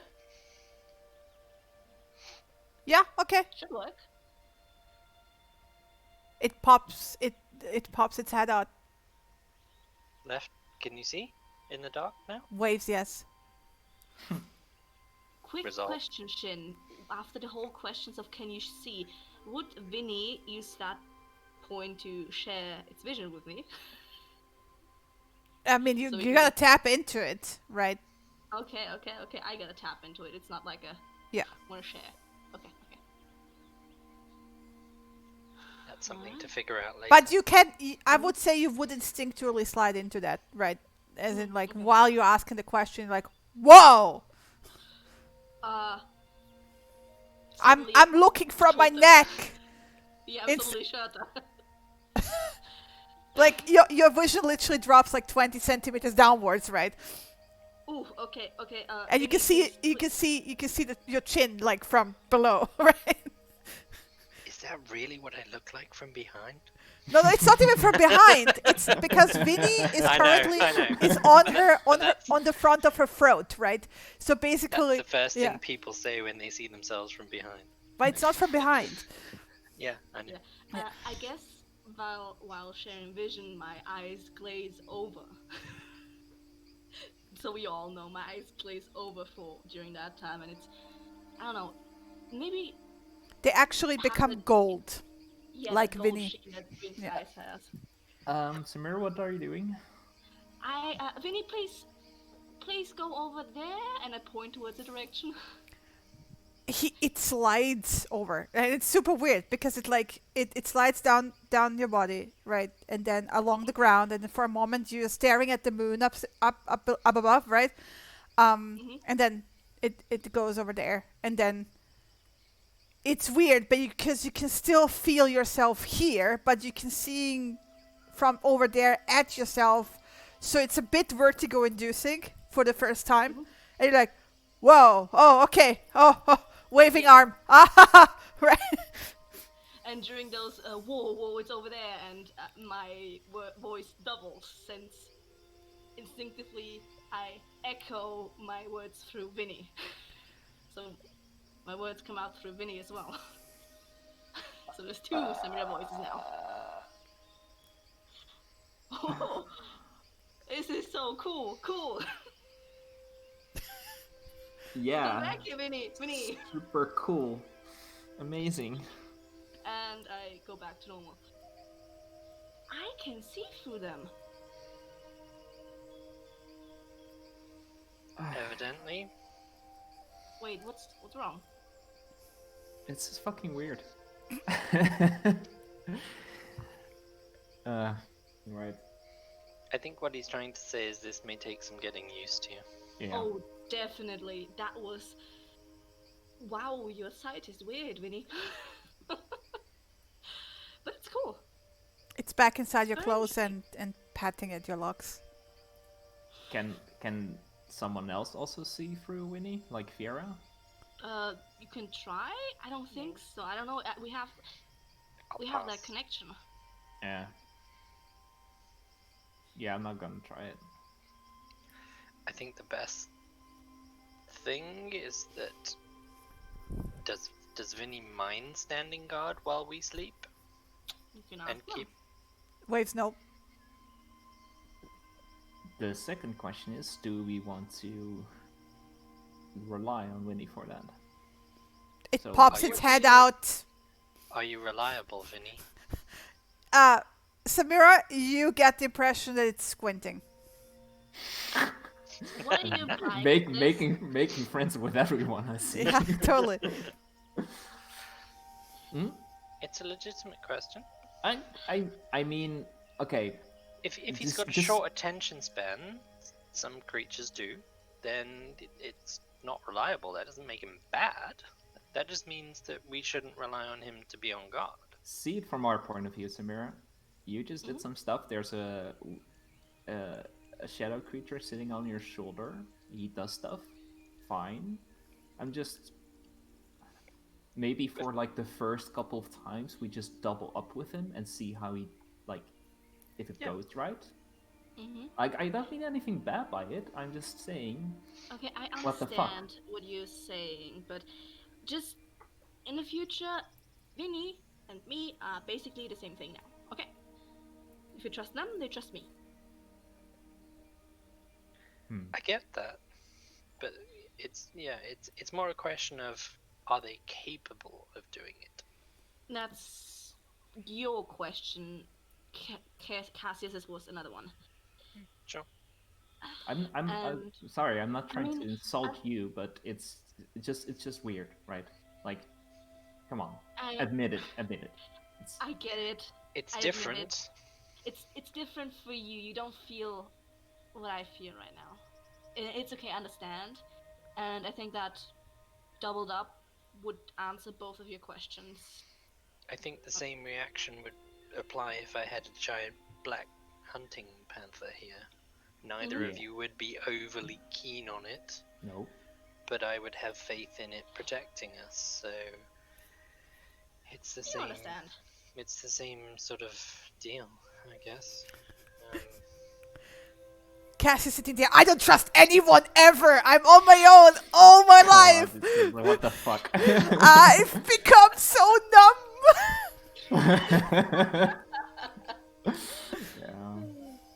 Okay, so today we can double up on shifts, and you all can test out how trustworthy or reliable Vinny is.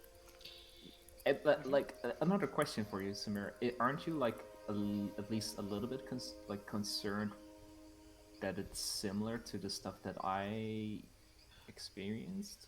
I mean, Why would it be a bad thing? I'm not saying it's... I don't know. I mean, we got our powers there. We got whatever else we got here through there. Not everything was bad. Not everything was even neutral. It was some good things there as well. There was just sand, and it was everywhere. Yeah. And it's perfect sand.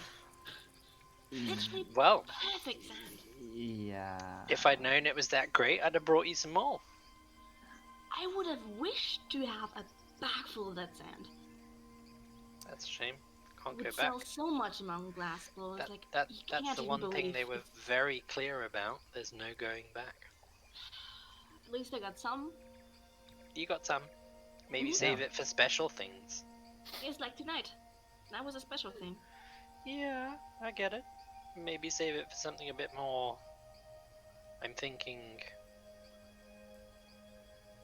if you want to make something with your glass blowers kit, that's... I get it. Like... permanent? Not saying Vinny's not permanent, but... I just figured it was already connected to that place, so why not have an anchor? Yeah, why here not? for that? Sure. It's a good reason to use it, and you're not going to... Can you dismiss Vinny and Vinny disappear, and then you I don't know if I want to right now. I don't know if they would come back that easily. Could you like do it again then to like remake? I don't know. I don't know. Okay. Can But Vinny no, get I hurt? Well, Vinny's real now, so everything can get hurt. But he's I think so. 2D, so how would something hurt? You can cut paper. You can. Okay. Yes. I mean, Vinny can. Is there anything Vinny? Is there anything Vinny is affected by badly, like light or fire or? Doesn't seem so. Perfectly fine right by the campfire. Vinny, Pokes its head out. is there anything that you really, really, really don't like and it hurts you? No. Out of character, no. It waves yes. Okay. Yes. Ooh. What hurts it? you? It waves no. Samira, you get that like it was answering the latter question, like answer like the that you don't like, right? Not that it hurts. Oh, you get this like sinking dread feeling through the connection, right? Ooh, okay. Okay, what don't you like? Vinny, can you give me like tell me through the bond, like something? I'm feeling your emotions. Can you tell me something else? Like a picture or something? You feel this hesitation again, and you feel the hesitation mirrored very much in this like manner how you met your patron originally, that it does not quite remember. There's pieces missing. It's how it feels. It's like a broken picture. Okay. A shattered image. Might he... So I don't want him to touch it, but can he look at the thing that I have on my back, and does he like recognize it? Turn around. Alright. Let's show him. Turn around, take off my armor. Takes a moment. Yep. And then like basically hoist it up. Anything? Vinny? There is hesitation, and it's curiosity, and then you get the sense that it would need to touch it, maybe? Vinny would probably need to touch it. Okay, maybe not that. Maybe save that Yeah, for later. I was... Okay. No, that's why I said so. Putting back on my armor rather quickly. Yeah, no. As quickly as I can. So, Vinny, do you need sleep? Do you need food? Do you need anything? No. You get the sense that it's fine. It Do doesn't you sleep. want anything? Yes. Do you want something? It pats your locks. Okay, you can play with that all you want. Yeah, you get this like childlike glee basically from it. You would not be scared if you felt the same thing I felt right now. Yeah. It's patting the locks now with both hands. Like one hand, second hand. One hand, second hand. Like pat, pat, pat, pat, pat. I'll pat, be pat. fine. I'll have my panther to keep me company. What about you, Cassius? Poor lonely Cassius. You don't have the inclination or... Do you have any friends, any animal friends, any creatures, anything you want? I thought you were one of my friends. It puts on this like incredibly sad face. I didn't mean it like that. I'm sorry. He's messing with you. Fuck you. You have like you gotta roll inside there. Nope. Nope. You believe him. Vieira's like, nah, he's messing with you. Yeah, and I believe he's fucking Viera with you. when she says he's messing with me because he always messes with me. Fuck you. Don't play with my emotions like that.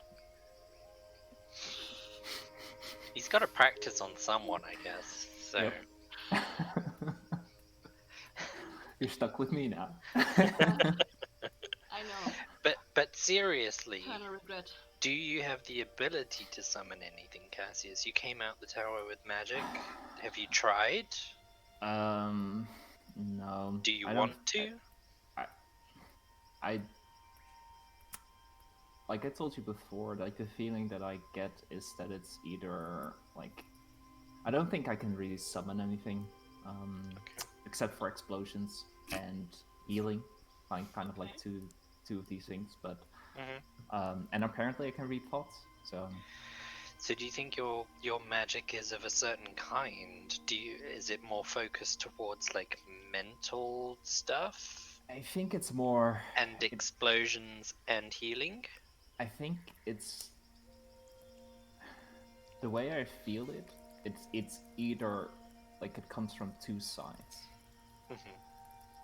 Whenever I do something not blasty, it comes from the crystal. Okay. Whenever I do something blasty, it comes from like, and he pets like the center of its chest. Here, like from all over, but it's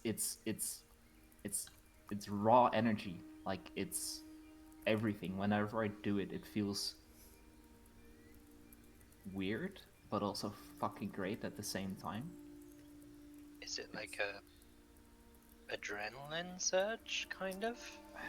It's as if you just have all the power in the world, like at your fingertips.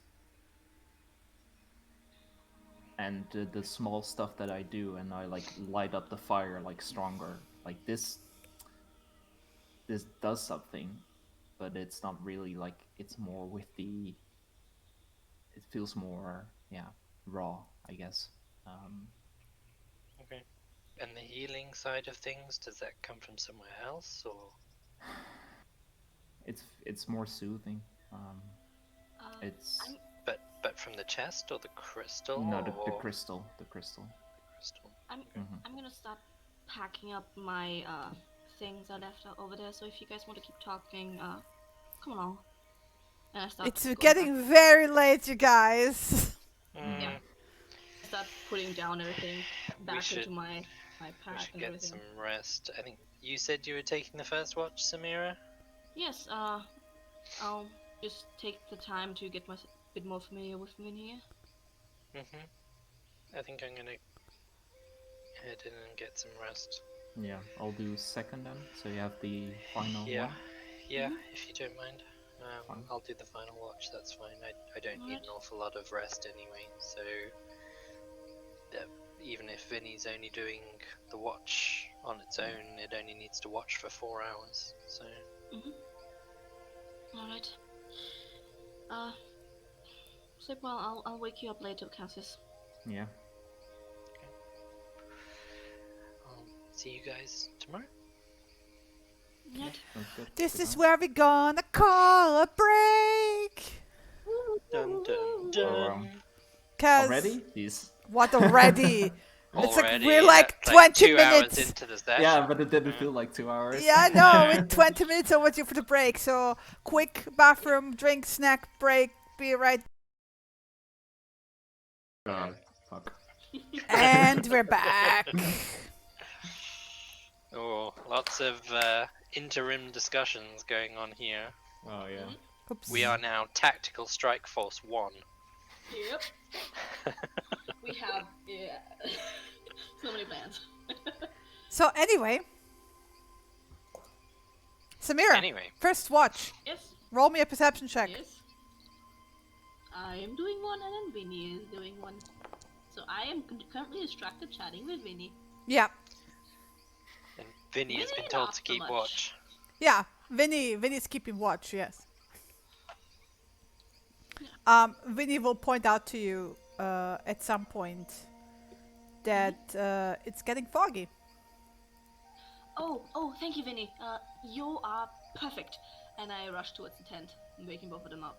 Hey, wake up! What? Is it? Take Foggy. it. Vinny's not a fog. The lady's coming. Oh. Oh shit. Wake up. We need to get ready. Alright. Okay, slight pet at Vinny's head, wherever it's currently located on my body. Okay, good job, buddy. You need to hide now until I count upon you, okay? It's gone into your chest, clothes, stuff. Yep, it's just body tattoo right now.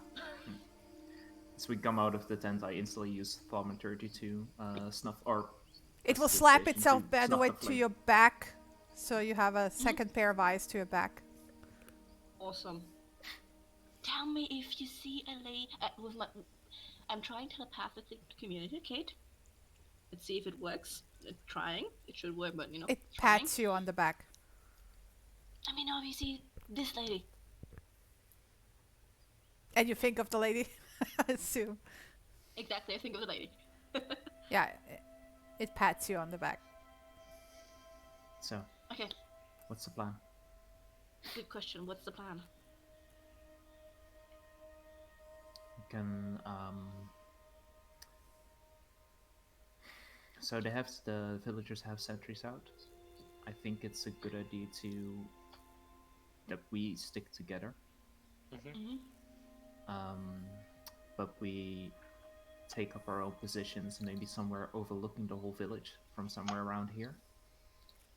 And we do it stealthily and see. And maybe we try to. Cassius, do you want to be invisible?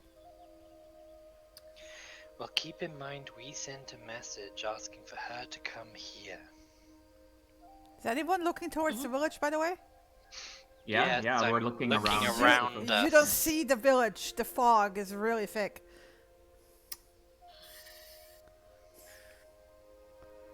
You want to come to a neutral place. I don't think she's here to talk now. Yes or no? Invisible or no?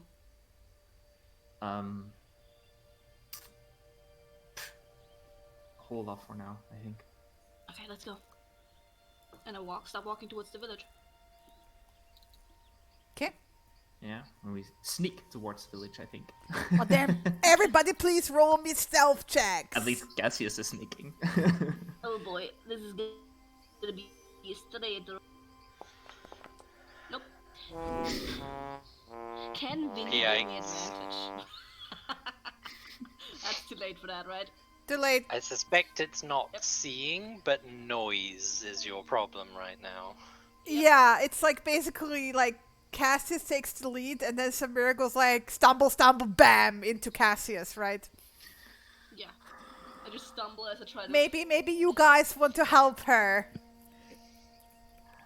But like I said, I would say as a group, they do help you, and I will just count this as a group skill check. So If 2 out of 3 roll high, then we're gonna count the 2 out of 3. Well, 19, 16, and a 1, so... Is it gonna come to a fight? Let's see what Let's happens try first. to avoid a fight. And talking, because talking isn't stealthy. I let out a deep breath and cast Armor of Agathis.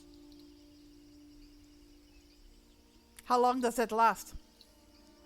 It lasts 1 hour. Okay.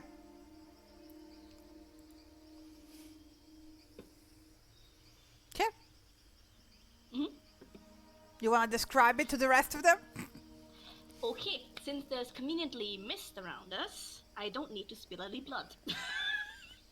And mist kind of gets slightly sucked towards and dens around me until it starts to form slight ice crystals on my shoulder until it's just peaked and pointy here and there. And I have a light ice pointy cloak over myself. Right.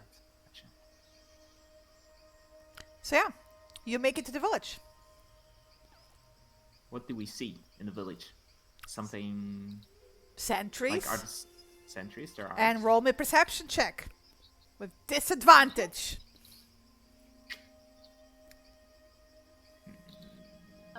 Do I roll one for Vinny because I told him to look out? Oh. 17. He's pretty good.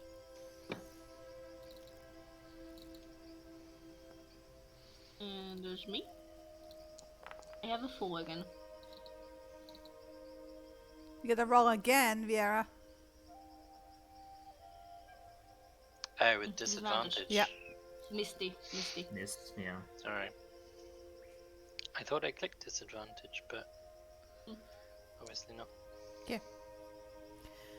It Yeah, seems okay. relatively quiet. The fog is relatively dense, right? You don't see beyond 60 feet, which is anyway the range of your dark vision, right?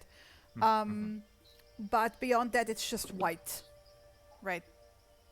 The sentries are clearly tense because they have been warned about this, right?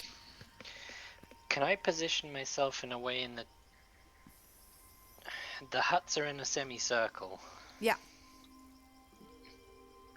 I'm thinking of standing kind of just in front of the huts so that they're like in a cone in front of me. From which side? Where the round one in the center is, or the other side behind them, basically? Round one in the center. Okay. So I'm gonna be In front of the. I assume that's the side we're coming from anyway. Yeah. So they're all in a cone in front of me, essentially, with the one in the center closest to me, then slightly further away. How far away is the furthest hut? Well, it's like the one in the center is about 30 feet wide, right? Okay. At the widest point, right? Yeah, diameter, right? And then there's like a good 10, 15 feet between that and the next house, and they're like aligned like that. So it's about 60 feet from me to the edge of... Yeah. Tops 100. Tops, right. Okay. I'm going to... It'll start off with her telling the others to wait. And you can see that she tries to do something with her hands, and there's kind of a puff of wind that kind of stirs the mist in front of her. And then she concentrates a little bit harder, and she does it again, and similar effect. It's a puff of wind, and the mist kind of swirls and settles again back to normal. And then she takes a very deep breath and almost growls,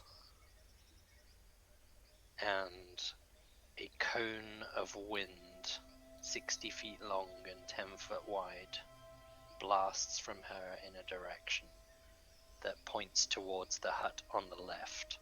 And it disperses all gas or vapor, extinguishes all candles, torches, and other unprotected flames in the area. Yeah, no torches there, but yeah, it blows away the fog. But yeah, So she casts Gust of Wind, basically. And then, as a bonus action on each of my turns, I can change the direction. So I'm basically going to create a sweeping arc across the huts to disperse all the fog. Okay, so across the next minute or so, you do disperse the fog across the village and clear it up. And the sentries kind of are watching you warily because this is you can imagine this is the biggest show of magical ability that they've probably ever seen. But eventually they nod, see what you're doing, and they double back on focusing on watching, right? And if you guys want, you can re-roll me a perception check now without disadvantage. I'm gonna... Yep. Yikes. Infinity! Why is it we all roll worse? Yeah. I think That's all impressive. the blowing in the wind is distracting you. Yeah, We got highly some dirt likely. in our eyes. Yeah, Oh no, it's all blown away from us. it's quiet. So, are there any lingering elements of fog around, presumably? Outside, yeah. Not Yeah. much. There's little puffs. I'll start going perimeter and I start making my way around. Yeah. Just edging along where the fog, like 5 feet away from where the fog starts again, and just doing a perimeter sweep. Okay. I would say a good perimeter sweep would probably take you 10 minutes. Yeah. Roll me a perception check. Nope, I am not. Let's see if Winnie does. Oh, he's not as well. Fuck. He's busy patting your hair. How come Chris gets 2 natural 20s, I get 2 natural 1s? It's not fair. Karma. Cursed. Oof. Oof. This is unfair. I'm gonna sue you.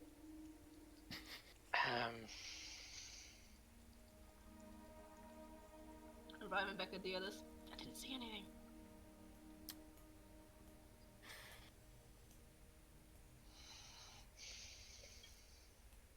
I could try something, but it's only going to last for a little bit. I could try to see if I hear or think. But it's a very small area around me. Maybe try if she's a lake water spirit and the fog is her, maybe try moving into the fog. Not too far, but There's not much of it left, mind you. there's some. So maybe a little bit outside of the village, where there's still fog. Yeah, you want to try it? Alright. So, Don't get too far out of eyesight. If we lose sight of you... I also want to remind you, Chris, you can also do survival checks if you want to watch for tracks and stuff, right? Not just like plain perception. Yeah. Yeah, I will walk out into the fog a little bit, so Before away from the village. Before you leave, I'm just gonna give you a quick pat on the shoulder, just gonna be careful. And... Sanctuary. Ooh. Woo! Just quickly. You have a minute. Yeah. So I sneakily make my way over to the edge of the village, walk into the fog, and try to project my mind with detect thoughts. And I will see if I can pick anything up. Detect the presence of thinking creatures you can't see. So you're outside the village. And can you click on detect thoughts for a second? Yeah, it's... I don't know, it's giving me this spell slots thing. Ugh. Or just tell me what's the intelligence minimum. Oh, here we go. The intelligence minimum can't detect a creature of 3 or lower. Or one that doesn't speak any language. Is the fucking fog a creature? Please don't tell me that. And it's within 30 feet of me.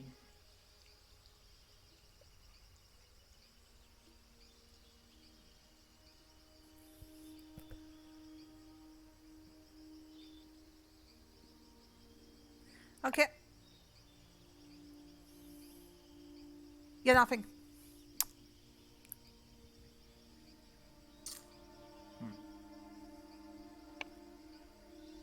Yeah. Make my way back to others. You're not very far away. Yeah. Couldn't sense anything.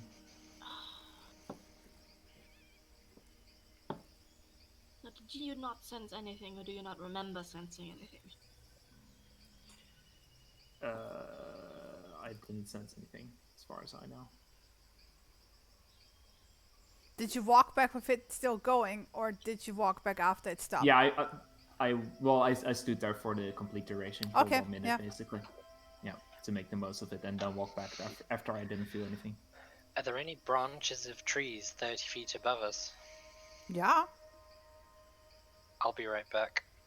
And as she says that, literally her shape disappears and there's a silvery mist of her form left behind as she teleports 30 feet above into the branches.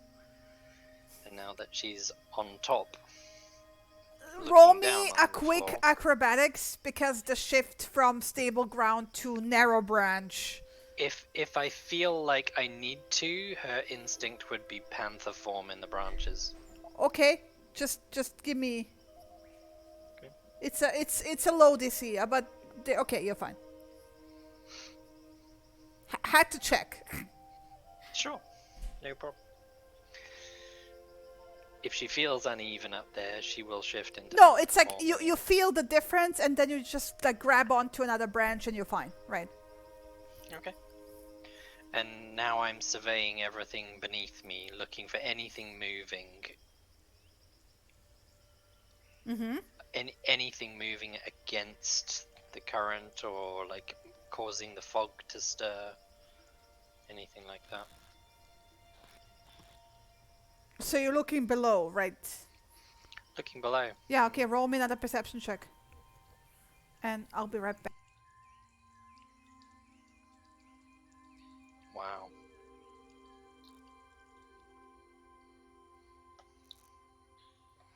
My passive perception is higher than that. Would be really funny if it's just normal fog and we're just like super paranoid, like, what's going on? Yes. Okay. So let me see. I don't think it is normal fog. Mm-hmm. Yeah, you don't see anything. Anything like besides the usual night animals around you, right? Do any of them look like they see anything moving? Are they watching other things other than us? They're looking around, but they don't seem to be reacting to anything. Hey, Cassius. Mm-hmm. Do you want to check in the hut, see if we're sneaky, see if maybe she's already inside? Yeah, good one. I'll stay just outside. Shout if you see anything. Yep. And I will stealth my way over to the houses and start checking inside.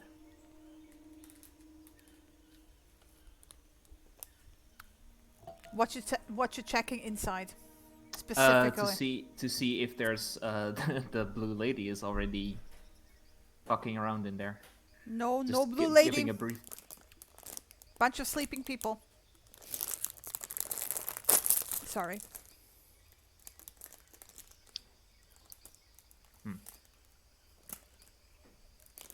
Alright. Make my way through all the houses basically, and you don't see any blue lady. Nope.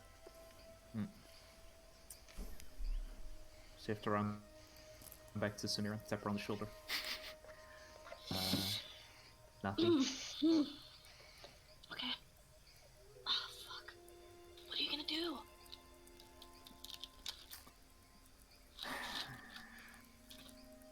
I don't know. Staying up all night to wait for something to happen. That doesn't work. I mean, we do need to sleep at some point. We do. If you want to do something tomorrow. Fuck. Maybe we just set one of the watches here, or in a place where you can both overlook the tent and the village, or maybe Winnie can help. Maybe you can set up Winnie here, and we go back to the tent to do our normal watches, and see if anything happens. Hey, Winnie. Pat.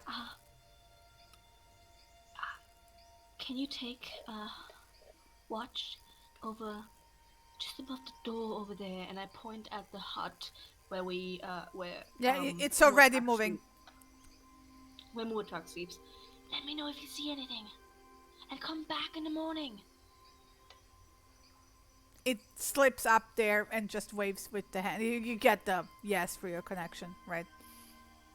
Okay. Alright. So, kind of trying to get direction, get the attention of Yara. She moves back along to the main branch of the tree and then shifts into a panther to claw her way down.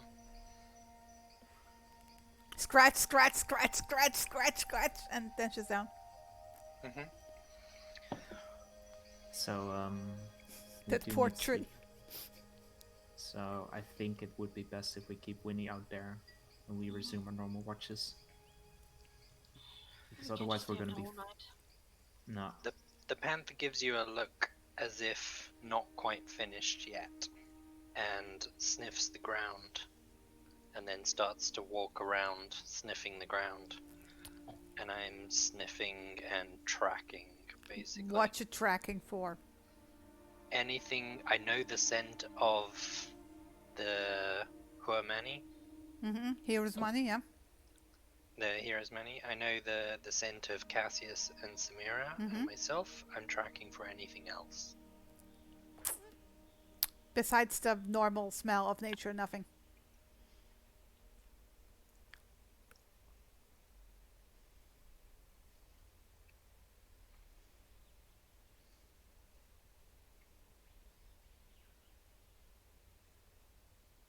No blue woman smell. That's what I mean. I'm not sniffing for blue woman. I'm sniffing for something that isn't No, normally here. No, you don't sniff anything out that's not normally here.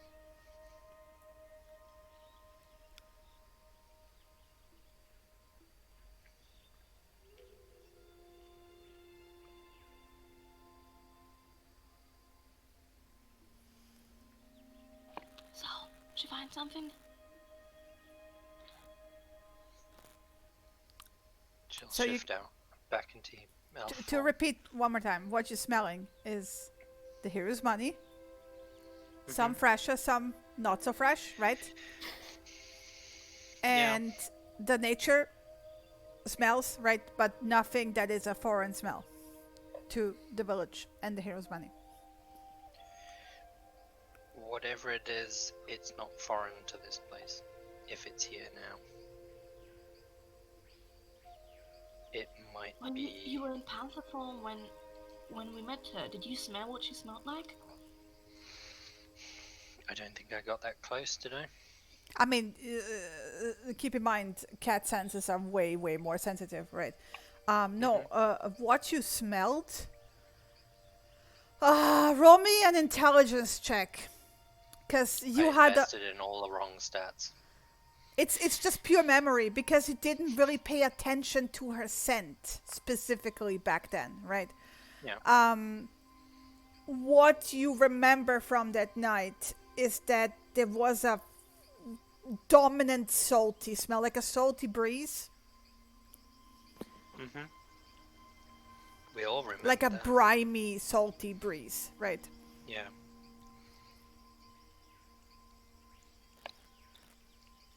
Mm-hmm. Not something you're smelling right now.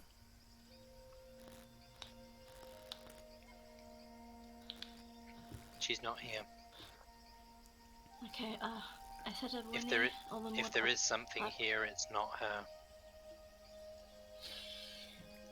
Let's hope it's nothing. If not, we can't do anything right now. We can't find it. Yeah, and I don't think it's a good idea to stay here all night. Mm-hmm. If something happens in the morning, then we're fucked. Mm-hmm. Alright, I still have, I think, an hour or so in my watch. Just go back to sleep if you can.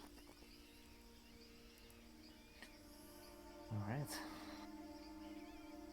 Make our way back to the tent, I guess, and go back to sleep.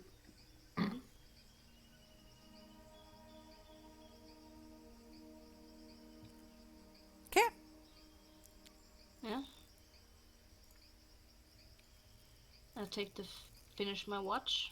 Mm-hmm. At the end of which the armor of Agathis disperses back into fine mist. Oh, your armor disperses like good 20 minutes before your end of the watch. Yeah, roughly then. And then you wakey Cassius. wakey The fog is gone, by the way, by then. It's like the whatever Viera did with the wind, and then the rest just like in a breeze, basically just was dispersed. So, wake up. It's your turn. Nothing? Nothing. The fog's gone. It's gone. It's gone. Maybe we scared her away. Maybe she was testing the defenses. There's by the way clouds coming up in the meantime. It's covering the sky slowly but surely. Wow. You think it's gonna rain? Look at Vera. She's asleep. I don't know. Come on, before I go to sleep, help me 5 minutes. Just set up the top, the canvas over our tent. Yep. I'll help her. Just in case it does. Yeah, go to sleep. Good night. Good night. Be careful. And before lying down and falling asleep, I just sent some warm feelings over to... You get all the warm feelings back. Very affectionate. It's like Good night. a very warm, affectionate cuddle blankie hug. Aww. Mentally. Yeah, so take up my watch, and instead of sitting by the fire, what I usually do is I'll move a little bit towards the trees and stealth and see if I Roll me stealth, roll me perception.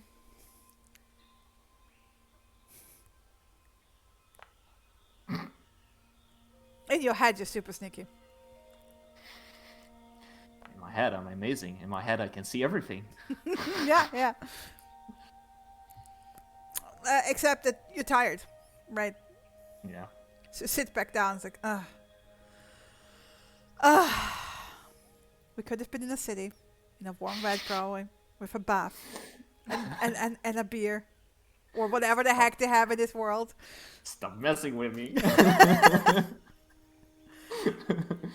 To make it worse, it starts raining an hour into. It's like the wind picks up, and it starts drizzling first, and then it turns into full fucking heavy rain. Oh, thank God I got the canvas, huh?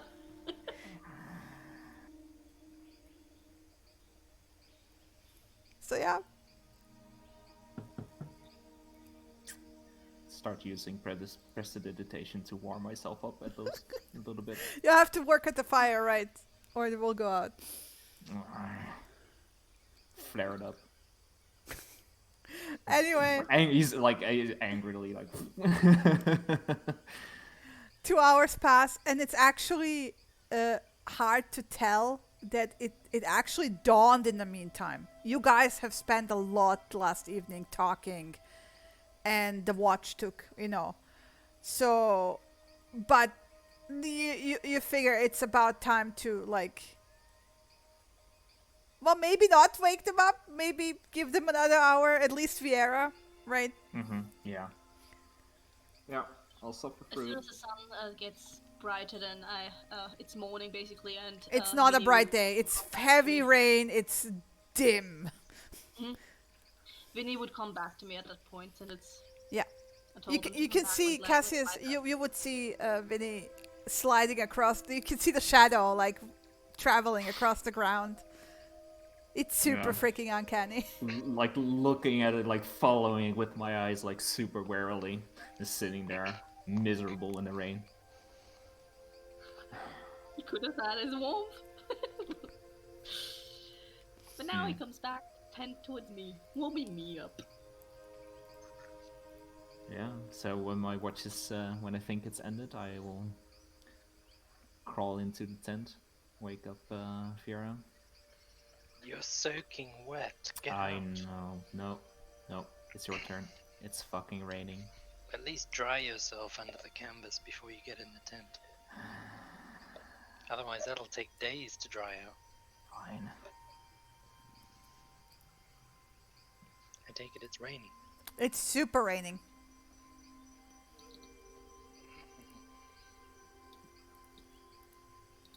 Well, there goes my idea.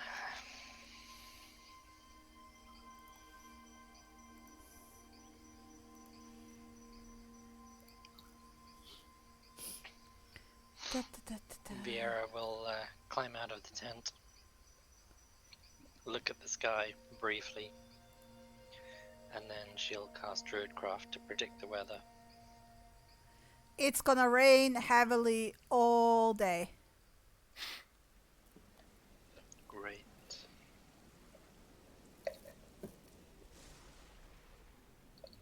You have a nice spring storm, basically.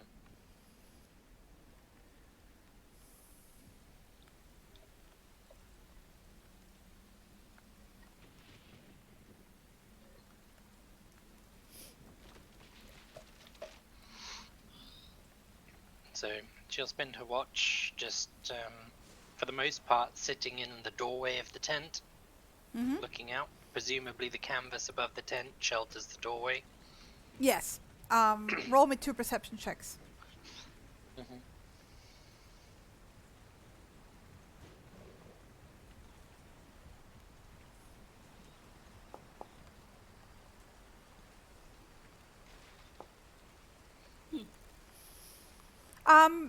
You can see the village waking up, and you can see they're not really bothered. They kind of seem to be used to this weather, right? The usual village morning routine of like the men heading out doesn't happen. You figure because they don't do that while it's raining this hard, right? Okay. The river does swell. Not enough to flood the village, but you can see, like, during your watch that, the waters are rising. You can easily see that during the rainy season, probably, which this might not be it, you don't know, that it can easily flood all the way to the village. No problem. Right. Yeah. The waters on the river get murkier. It is definitely stronger current and wilder. Right. What are the creatures doing? The birds and stuff, do they look like they are settling in for a storm? They're not looking like they're hunting or anything? No, they're not hunting. They try not to fly around, right? They're sitting in the branches, basically trying to stay dry. With the thick canopy, that's like mostly possible. In some places, they're just like sitting there, like shaking out the feathers occasionally and the heads, like you would, know from the forest. Looking at where they are for the driest parts of the canopy, are they within sight of the tent and the village? Yes. I'm gonna climb the tree and then sit on the branch under the heavy canopy to stay dry. I mean, you can even sit underneath the tree to stay dry, right? No, it's fine. I'll sit in the canopy. Yeah. Also, just kind of for her own curiosity's sake, she's kind of mentally documenting the different kinds of birds and creatures that she sees. Because at some point she may want to shapeshift into them. Like I said, you're used to a plethora of life in a forest. You've never seen this many. Is there anything like exceptionally... You've never seen birds this colorful. There's some birds that are like, the usual Amazonian colorful stuff that you would imagine, right? You've never seen stuff like that in your forest. Yeah. So colorful parrots and all that kind of stuff. Yeah. Are there any... Have I seen any birds of prey? Not the usual ones from your side. Like no white-headed eagles and that kind of stuff, right? Okay. Just spend my watch in the dry canopy. Yeah. You can sense, because you can feel that you slept way later than you usually do. And that the morning is way later than it usually is, right? So, but you also sense that your companions probably needed like a proper rest after getting woken up and then, hunting around the village. You also would realize that whatever tracks there might have been last night, with this rain, they're gone. So is any scent. Yeah. Crikey. What was that? Water bottle. Oh, okay. Air and water bottle. I thought it was like Cassius. Shit. I cast Shatter. Bam. Yep. I shatter the darkness. I cast magic missile at the darkness. Anyway. Shatter. Yep. Otherwise, calm morning. You get hungry, right? Nom Nom Nom is cuddled up somewhere very close to the tree.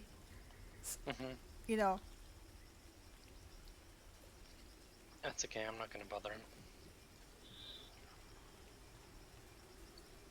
He's using his wings additionally as rain cover. Rain cover. Just spend my watch up in the tree and kind of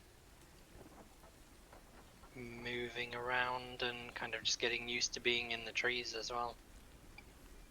Just gonna basically practice climbing and stuff. Yeah. And move from tree to tree if possible. But you would probably not do that while they're being wet. By the way. Or I'm gonna make you roll with disadvantage. That's fine. They're slippery with the rain. Yeah.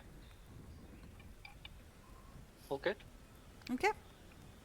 So eventually it's time to figure it's been late enough, right? You should wake up your companions. I'll let them sleep. I mean, eventually they would wake up, right? Yeah. Eventually they will wake up. Well, both of you roll me a constitution check just to see who wakes up later. Check. Okay. Yeah. I mean, that's obvious. It's my third. Cassius, usually the one to sleep in, I assume, is actually the constant patter of the rain on the tent is like, fuck's sake. Yeah. Absolutely. On the contrary, Samira loves this. So she's like, Warm and cozy. yeah. I'll look at Samira, just kind of like going to wake her up. The campfire's totally gone out, by the way. Yeah. Because I didn't tend to it at all. I didn't see the point at this point. Yeah. I'll not wake her up. I'll just let her in the tent. Go outside. Oh boy. Yeah, that's fine. Well, you've had a day of very heavy magic use. You need to rest. So yeah, I eventually come down the tree, sliding down. Oh yeah, you can all take a long rest. Long rest. before I do come down, I'm going to prepare my spells. Mm-hmm. Now, Cassius, what I should have been doing you're for like, that whole time where the is fuck is actually Viera? preparing my spells. Yeah. Eventually you spot her up in the tree. Yeah. Actually, what I'm gonna do is grab my stuff, make sure it's like the book is in the backpack. Kind of make sure I have all my shit. Look at You Vera. probably did that last night, right? Yeah, During the watch, yeah. And then wave to her, and then basically dash, double dash, action and dash, bonus action using the dash action, take off towards one of the huts. Probably Eli's. Matteo is standing underneath one of the huts, completely dry, chewing. Of course he is. Good But Mateo. yeah, you see Cassius just like fucking run. He's 90 feet in a round, so and run towards the hut, Eli's hut. Impressive, but not as fast as me. What? 90 feet? You're faster than 90 feet? I can in one round. I can do 100 in one round. Base walking speed to Wood Elf is 35. But that's it. After that one round, my maximum movement speed drops to 70. So. Okay, so then I'm faster. Yes, faster on long distance. Yep. As long as you use both my action and bonus action to dash. Yeah. And, because I can run, dash, yeah, and then as long as you Misty start Step. rolling for exhaustion on every hour, if you keep that up. Yeah. Yeah, sure. Yeah, but I can do it for a couple of rounds, basically. Yeah. Okay, you get to Elis. You have a nice little fire going in the huts. You can see the smoke rising from the entire village, right? Mm-hmm. So I'll come into the hut and look around and ask someone who's there if it's okay if I sit there. Yeah, Ela will point you to a place where you can sit on the side and you will get warm breakfast, right? Thank you. I'll actually ask Eli. Did one of your sentries see anything last night? There was a fog. We heard of it. Yes, there was a fog. Nobody saw anything, but Vassar is no longer in the village. Oh. Was she not kept on? She was in her bed, right? Was there no one beside her? We sleep at night. There were sentries outside, but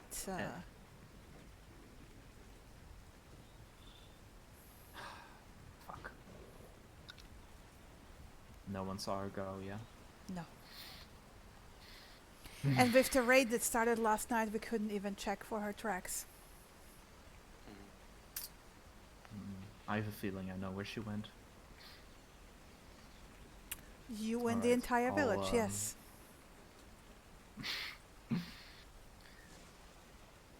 I'll let my companions know. And dash back towards the tent. She does give you breakfast for them, by the way. She stops you and gives you two more bowls. Can't dash with bowls full of soup. Nope, you can't. They come with a cover, by the way. They're clearly used to this kind of weather, right? Mm-hmm. Yeah, so I'll make my way back to the tent. No dashing, so you're wet by the time you arrive at the tent. Mind you, the dashing won't help you with this kind of rain either, right? No, it's fine. It's just like try to minimize my exposure because I hate the fucking rain. Like that's I'm going to get wet. That's a given. Yeah. But yeah.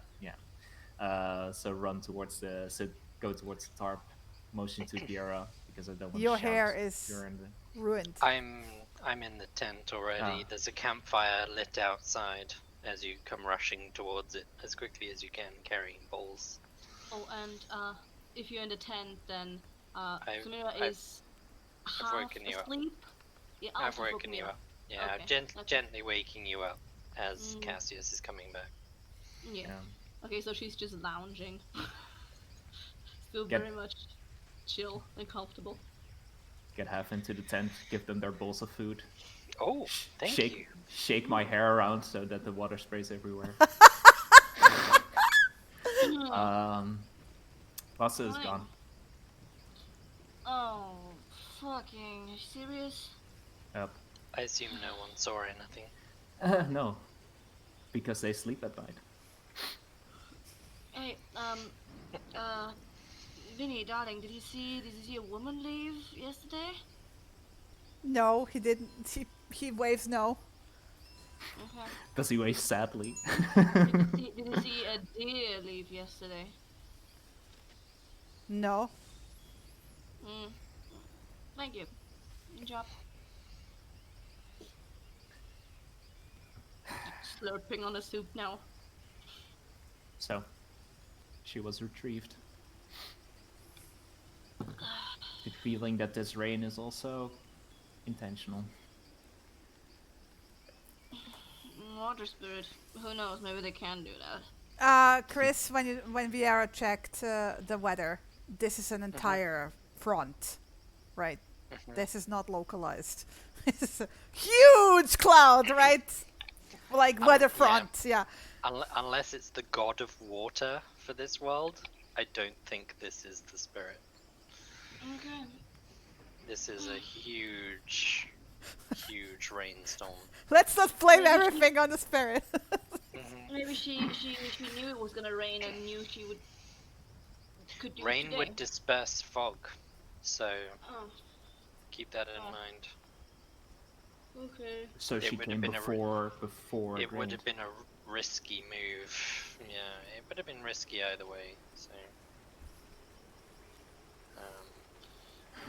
So, going tomorrow then? Because I don't want to go in the rain. I suspect you guys probably want a dry day. Rain doesn't bother me, so I'm not I don't know fussed. how the water is doing right now. It's pretty heavy rainfall. I don't know what kind of currents pop up during that time. Well, the river's swollen. Good thing we pitched the tent halfway up the hill. I suspect if it keeps this up for a few days, it might start to flood under the village. Yeah, we might want. I'm going to move to one of the huts. Oh. I think you can do during the day. They don't use them during the day much, but we've never seen it rain. They very much use them during the day right now. Yeah, they might choose to stay inside them. So. That's fine. But with this book, it's probably better if I sit somewhere dry, and I want to sit somewhere dry.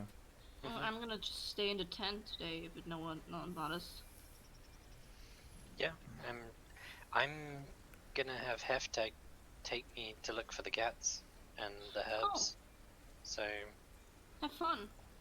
Is it gonna rain tomorrow as well? Well, the storm front's lasting for the entire day, so the next 24 hours. Should we move the tent a bit higher? The tent is halfway up a 20-foot incline. You're so on the level of the roofs with the... So you're fine. We specifically pitched it at the roof level of the huts. Okay, that's good then. We're fine. Oh yeah, and Cassius inside the hut, it's super freaking cozy. Like, it's super cozy. And as we mentioned that, Viera's kind of looking around the tent to see if there are any leaks or tears. And as she does, she's kind of sliding her finger across and mending them. No, it's still pretty fine. It's a new tent. But good for checking. Yeah. I'm gonna stay in here then the whole day if something happens again.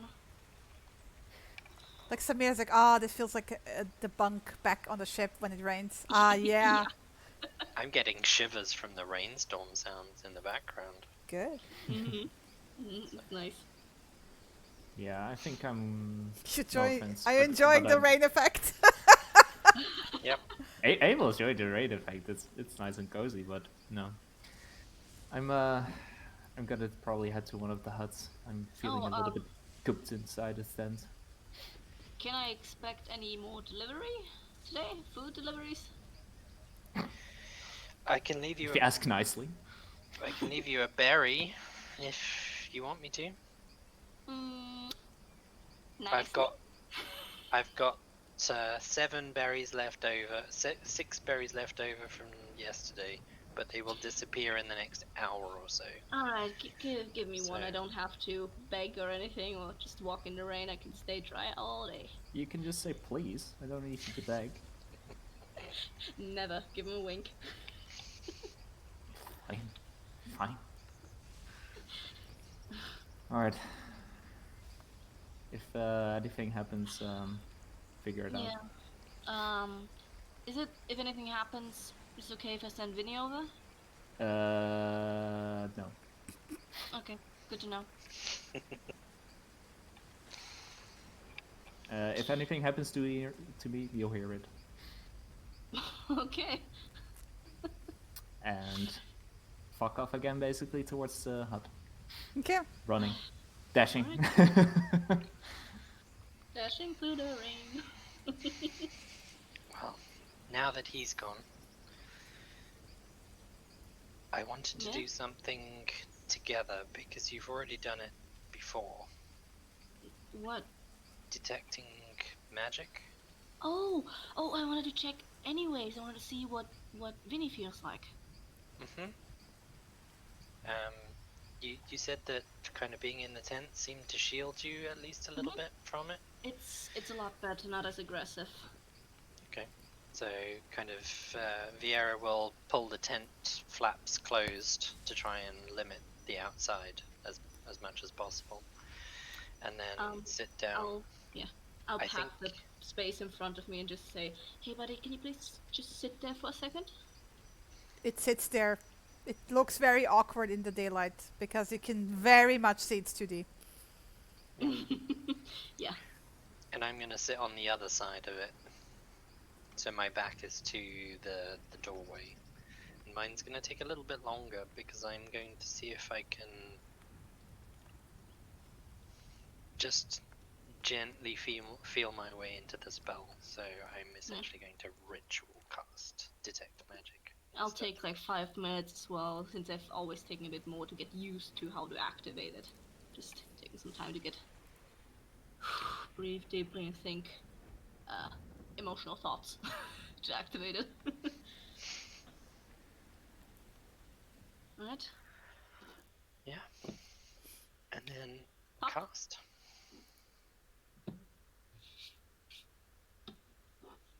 So, Shinny, description, detect magic. What are the... Okay. You have the bags of holding in there, right? No, yeah, they're in there. What kind of... Wait, let me double check something. I forgot what kind of magic bags of holding could be. They are transmutation. Nah, this should be like the pocket dimension spell.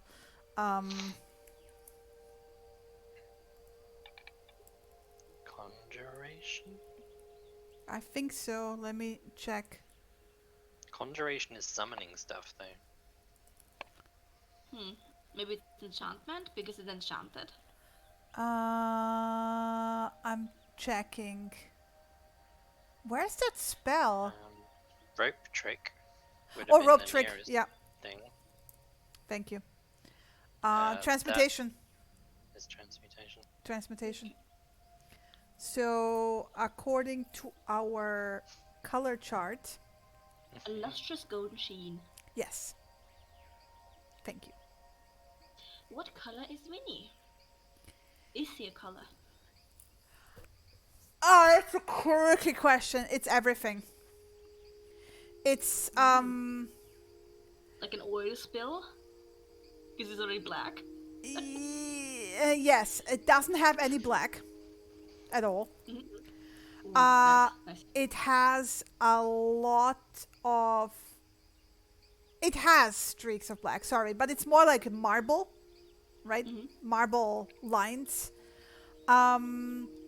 It has a lot of those ebbs and flows of opposing oranges and blues, right? And the lustrous golden sheen. Green, there's a lot of green in there as well. And blue, right? Some white streaks as well, mingling with the black streaks. It's everything. There's some of it is more, some of it is less, but it's like it's not unpleasant. It's very, how to put it, harmonious. And when you look at it and see it, you know this is supposed to be like this. It's um and it's not at the same time. It's weird. Mm-hmm. It's like you're looking at a facet of something bigger, but you trying to look at the whole thing, but then you can't. You see only this tiny bit. You when you look at it, you have the sense it's part of something. Like you're looking at a tiny, like it's like almost like when you look at the person, but you see only like a very close up of their like wrist, and you see like the skin very close up, but and you have a sense that it's bigger, but you can't see the rest. Oh, you're a beaut, aren't you? And I offer him my hand again to come back.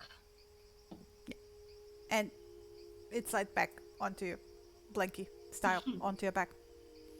Mm-hmm. And you can hear the gentle patting of your locks. This was a lot easier than last time. How are you feeling? With some delay, you feel the same. It to you, it's a bit like whoa, ooh, what, right? Mm-hmm. But because you eased into it, it's not as sudden, right? And the tent helps. You can sense outside more, right? But like luckily the tent shields you quite a bit. You feel it's like a background radiation. You cannot like you can pinpoint bags of holding, right? You can see them as like the golden hue they are. You can sense that you yourself are now magic, that Samira is magic, as in like has a magic spark in her, right? Especially like centered in that region where her tattoo is, right? Which actually has a similar color combination like her little shadow familiar, right? The shadow familiar is just you more because you are a bit closer to natural things, right? Yeah. This, if you have ever sensed anything that you could like, oh yeah, this is life, love, right? Nature, in that sense. And at the same time, you're getting this like, it's only a fragment. It's not, there should be more. You should be seeing more, but you're not seeing more. Mm-hmm.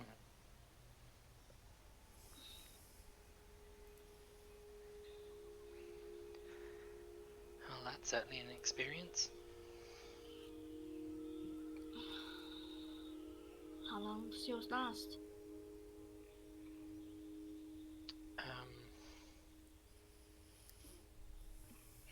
Well, it's still going. Oh. So, a while, I think.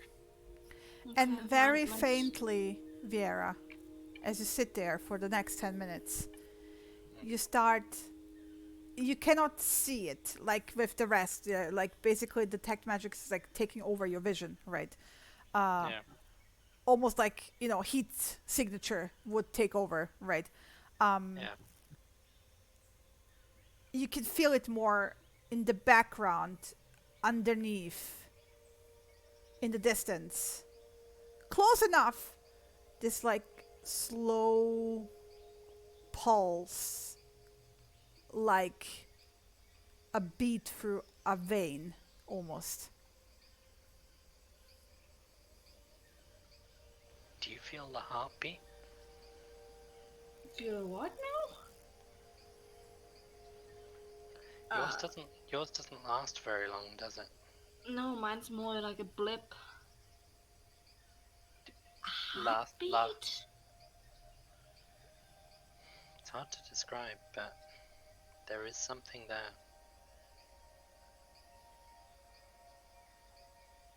Okay. It's like Have you ever felt your pulse through your wrist? Mm-hmm. Or the throbbing of the blood pounding in your ears? Is it like if you're on a ship and there's the waves just rocking with you? It's just... I've never been on a ship other than that rowboat in the lake. Is it... what pulse? Where is it in the air? Is it in the floor? It's all around. It's kind of... It's almost like a faint breeze that you don't notice until you hear it for the first time. Okay. That's strange. It's like discovering your pulse the first time you felt it. Once you realize it's there, you can then feel it. But now the spell's faded, so I guess mine lasts a lot longer than yours does. Do you think it's like something with the world different? Or was it like that back then too? I've never really felt anything like this before. This is all very new to me. I don't know. I don't like that. Gives me the imagery that the world is just alive, almost. Yeah. I think it might be. It would explain the nature spirits. They're part of the world. Maybe the world is its own spirit. I also want to say that in that moment, you have a feature, by the way, Chris, as a ranger. It's called Primeval Awareness. Yes. I would say this is the first time you realize that you could probably tap into that heartbeat to sense a specific thing you're looking for. That's a cool way to describe that.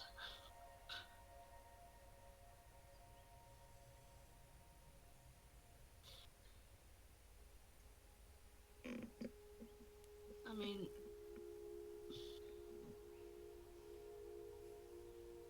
maybe it is alive. I don't know the rules of this world. Me neither. Maybe they are. We're only beginning to learn the basics here. This is why we shouldn't run away from stuff we don't know enough about. I don't know.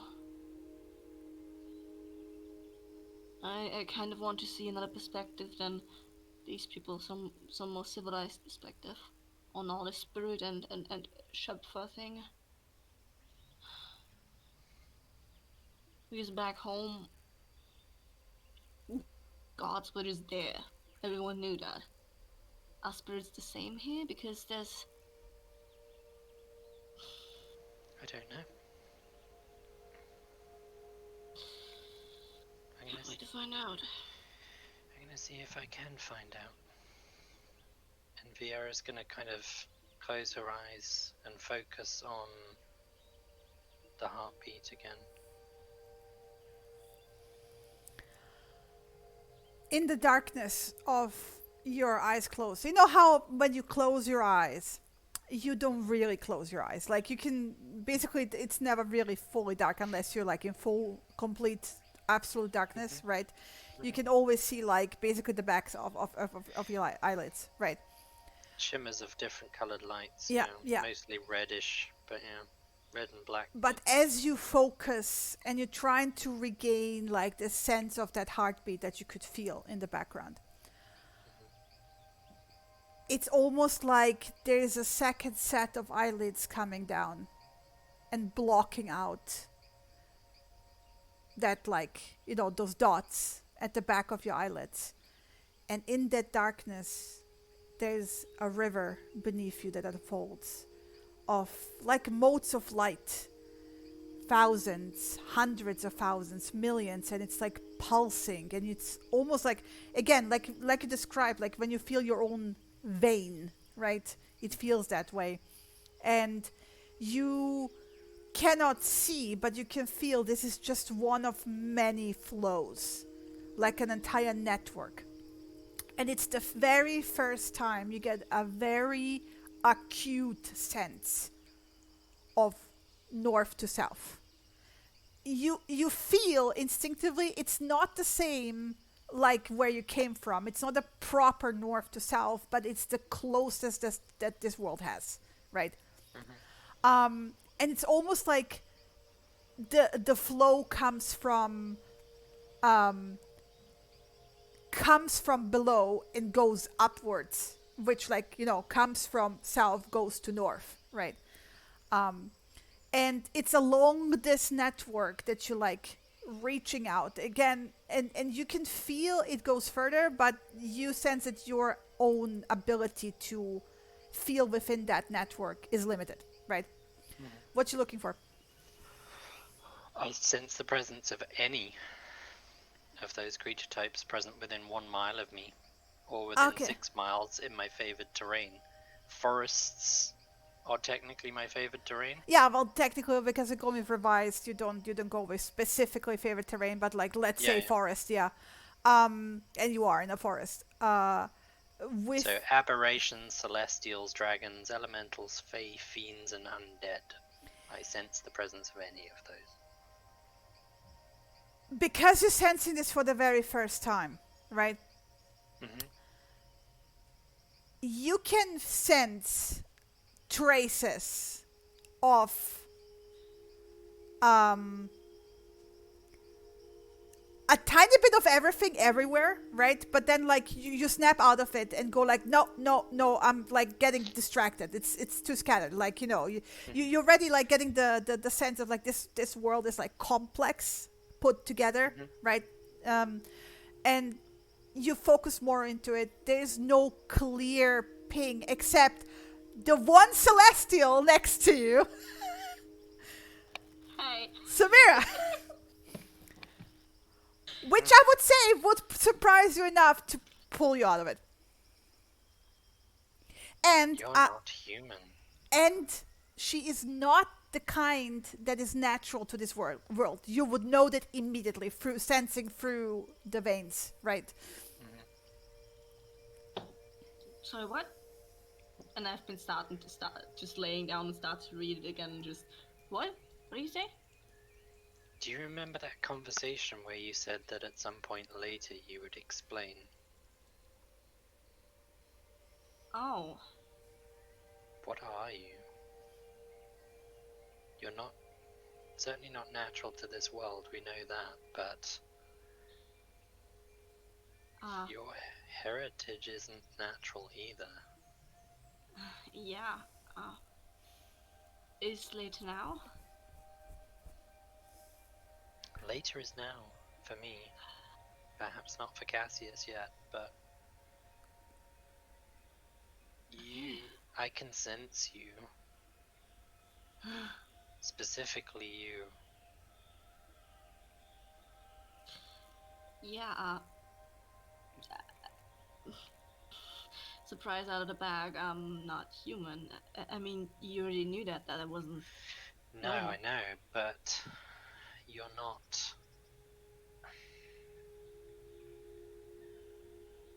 Every creature has a different sort of origin. Elves are predominantly aligned with the Fae, humans with nothing. Humans I can't sense. You I can sense. I don't know what I'm called properly, like elf or human or dwarf or whatever, but I mean, I've always known I had some mixed blood in there. Do you know who your parents were? Yes, but it wasn't from them. It's hard to explain. I don't know if it's an older ancestry than your parents. Or I it's don't at least know an for older... sure, and I don't know if I trust what I was told. What were you told? But well, I'm not originally from Termish. Like lived the past few years, but back home, really back home, there's some people who, well, we call them God touched. They have some. I don't know if I want trust what the clergy always said, but we have some sort of divine mingling in our blood. Apparently. That would explain why I can sense you.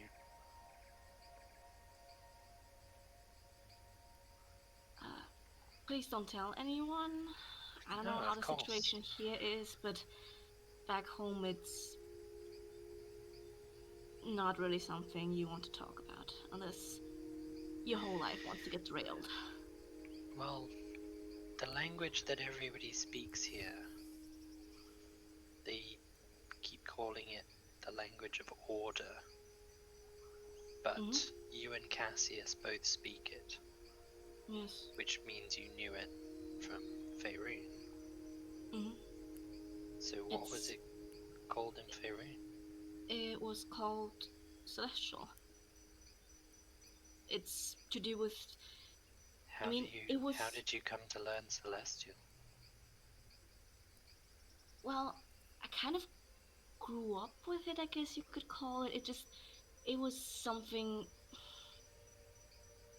Well, I was encouraged to speak it, since it was something to do with my otherness. And I always knew it as the... Was it a language that you only spoke around your mother or your father? No. It was... The high clergymen knew it. It was a status symbol to know it. It's some sort of connection to the... the divine, so to speak. Yes. And your secret's safe with me. I just didn't expect to sense you. I didn't expect you to sense me either. I was trying to kind of focus on that heartbeat again. There's a little bit of everything around here, I think.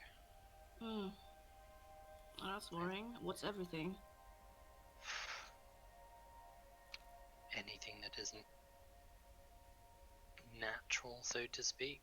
Celestial isn't natural. It's of the divine. By the way, Viera, you don't sense it. You sense Samira specifically as a natural because she's clearly not part of this world. You sense Cassius actually as well. As in the absence, there's like a hole, right? And for yourself as well, you sense like the Fae. Sense a hole. Like a slight, very faint Fae ping from you, right? But when it comes to the bits of everything around you, that's normal for this world. Everything is made out of everything, right? To a certain degree, right? This is also what you get from the detect magic, basically, right? This is why it takes you some time to get used to how to read what you're picking up, like the differences, the details, right? So to say. So I assume that the same applies to this. It's going to take me time to get used to it. Yeah. But you didn't get any other distinctive ping, right? In your immediate distance, vicinity, right? Sure. And I mean 6 miles by immediate. Yeah. So did you sense anything nearby? Outside of me? I mean, I sensed myself because I'm an elf, Fae, and all that. I think I sensed Cassius because he's not from here. Okay, is he... Just double checking, is he human? I don't know, it's more of like I didn't sense him. There was like... What's the best way to describe it? Instead of seeing him where I thought I should see him, I didn't see him there. There was a hole. Okay. Instead of Cassius. but A castle-shaped hole. I was thinking exactly that. I couldn't help myself. I'm sorry. so yeah. Otherwise, I get the impression I could feel a long way, and there was nothing immediately near us, but that doesn't surprise me, because if the nature spirit is where it normally is, that's a very long way away. Okay. That's 10, Okay. 12, 15 miles away. Well, that's relieving in a bit that it isn't Yes and lurking no. nearby. Yes and no.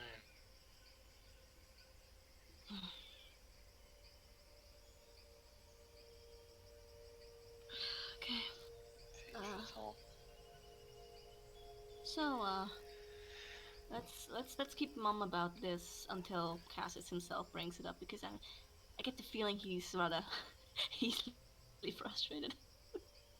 I think he's got a But lot more to secrets? worry about than that right now. Oh yeah. He's worrying about where his next warm bed and hot meal comes from, I think. I mean, who knows? Maybe someone will invite him along for the night. Yeah, maybe. I think he's just looking forward to seeing what the cities here are like. I am Same too. here. A little. I really want to know how the boats here look. The boats I can do without, if I'm honest. Well, I think I'm we gonna kind get of my need them. things. Alright. Yeah, Be careful out there, okay? I will. I'm prepared. I think as prepared as I can be. I don't have to go very far, I don't think, by the sounds of it. Alright. I'll see you guys a bit later.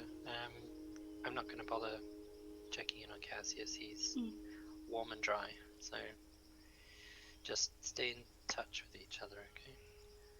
Okay. Make sure that you're both okay throughout the day. I'll check him in every so often.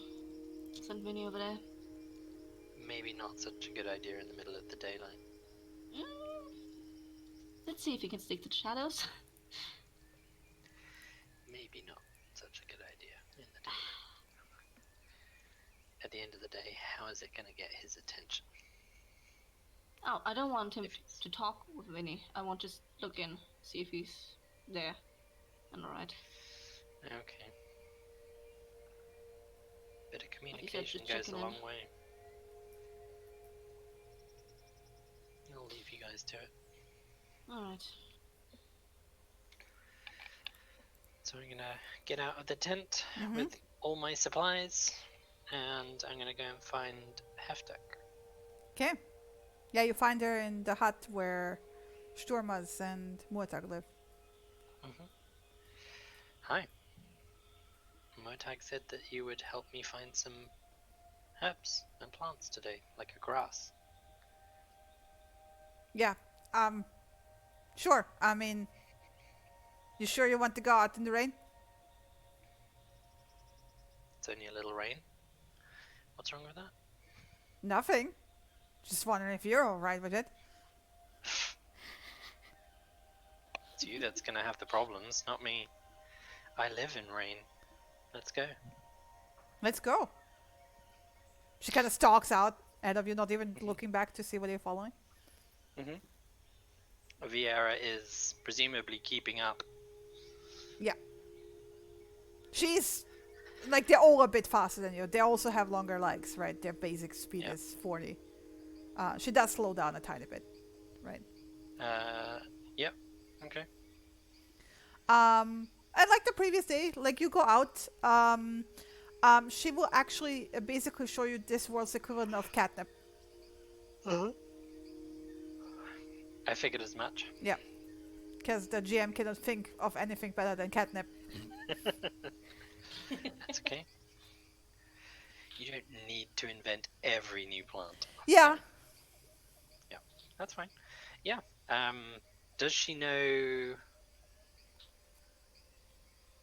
Does she want to come along? Rebellious teenager. Yeah. I mean, Roll me an insight check. You know how you can lure hunting cats? Live prey. Yeah, she looks very self-confident. Yeah. Okay. Well, the trick is not to get eaten, I guess. Well, I know that. As they continue on. Good. Because I'm not going to get eaten. Well, I grew up here. You didn't. I grew up in far worse terrain than this. Do you know what dragons are? Dragons? Like they're dragging something? No. They're like a lizard with wings, but they're the size of your village. That's a and they pretty big lizard. Fire or acid or poison clouds. I grew up amongst dragons. All right, you win. Is there anything dangerous like that here? On the island? No. Yeah. Hunting cats the biggest thing on your island? Well, I mean, there's the giant most tuna. Dangerous thing? There's the giant what? The giant fish that we ate. Okay. There's the giant crabs. Those are on your island. There's giant lizards. I mean, not as big as my entire village, but they're big. There's crocodiles, but they're in the swamp. This is why we don't go there. What's the most dangerous thing on the island? If you had to name one thing.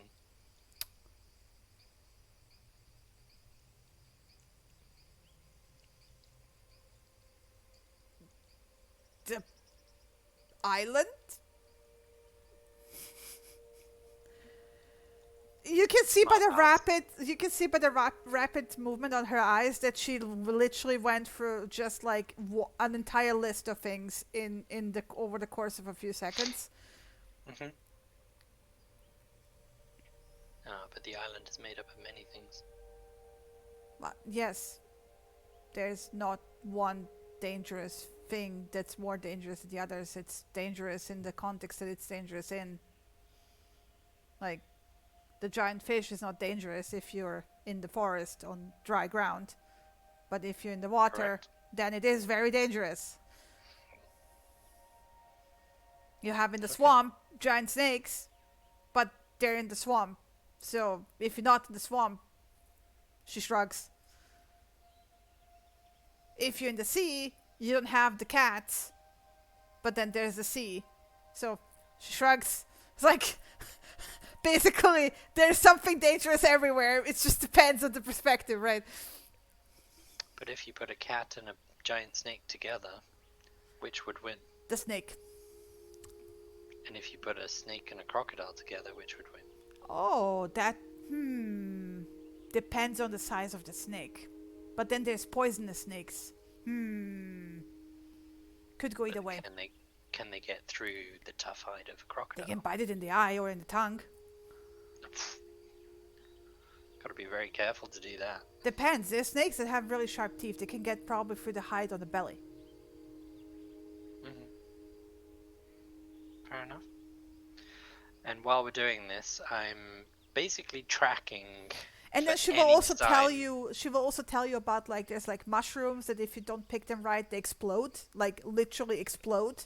Yeah, we know all about those. No, not spores. Like kaboom, explode. Yeah. Right. Okay. As in like fire. Giant fireball. Yeah. Sounds good. Do you have many of those on the island? Depends on the season, and she'll like point out where they usually are. Right, nowhere near the village. You get like people are not stupid and have built their villages somewhere where they wouldn't be exploded by mushrooms. That could be a very good defensive strategy. Defend Just from saying. what? I come from a world where everything attacks you. Sounds Defend like from you everything. come from a very, very bad world. Dangerous, not bad. Dangerous. This island is dangerous. Depends what you mean by dangerous. but we don't have to defend our villages. No. You don't. I mean, you cannot be stupid in the forest either. No, you can't.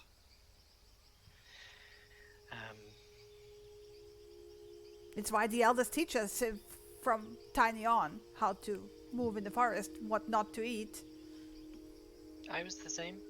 Our elders taught us how to move in the forest and what to eat and what not to eat. We also had the threat of things attacking us all the time, so we had to defend ourselves. Well, this is why we live in huts with so many people in the hut. Most of the animals either cannot climb the stilts. No, but in my world that would just make you easier to kill. Well, you have very interesting and weird and scary animals. No, these would be humanoid-ish creatures. We that heard of that behavior, but that's not something that happens on this island. I heard that it happens sometimes in the big city in Penvent, but they have people who come in and deal with that. Yeah, that's more a case of people just like squabbling over things. But no, there's sometimes outsiders who come in and make trouble. We heard that from the heroes, from the few who go out and carry the crops to the other towns. Trouble isn't creatures who want to erase you from existence. No, we don't have that. No, why would you have that? Why would you even want that? Nobody said I wanted it. So you have people who want to erase entire people? But why? Where I came from? Because they have lived alongside each other for thousands of years and constantly fought over the same things. That just sounds very stupid. Well, stupid to you, not stupid to us. I mean, that's like saying after thousands of years, you would think you would find a way to solve that fight. That only implies that one side wants to find a way to solve that. I'm glad I do not live in your world. My world seems to be much simpler. Really? Currently you have people from your village disappearing at night. That doesn't seem very simple to me. Not only did they disappear at night, but nobody saw them disappear. We're very sneaky. Yeah. Even so much so that your own sentries don't see them? Well, if you were to hide from the people you know and grew up with, wouldn't that be easier if you know from whom you're hiding? And how to hide from them if you know them better than anyone else? Sure. Isn't it harder to hide from somebody you know nothing about? Because you don't know what they're looking for. Maybe. Maybe not. We know how to hide from each other. We literally learned that as children when we were playing hide and seek.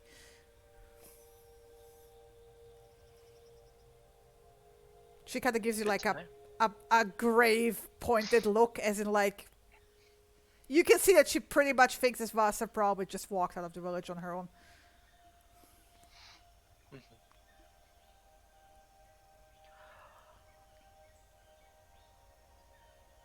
Seen any big hunting cats yet? No, but I haven't been looking. I showed you the plants. And now I'm looking at you to see what you're doing. Well, we've been tracking hunting cats for the last hour, probably. Oh, you have? Really? Roll me a survival check then. I wasn't aware of it. I had a nice conversation.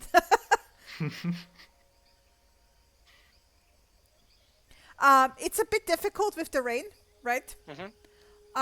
Eventually you pick up on a track that's fresh enough. As in fresh, good thing it's fresh, or you wouldn't have noticed it with the rain.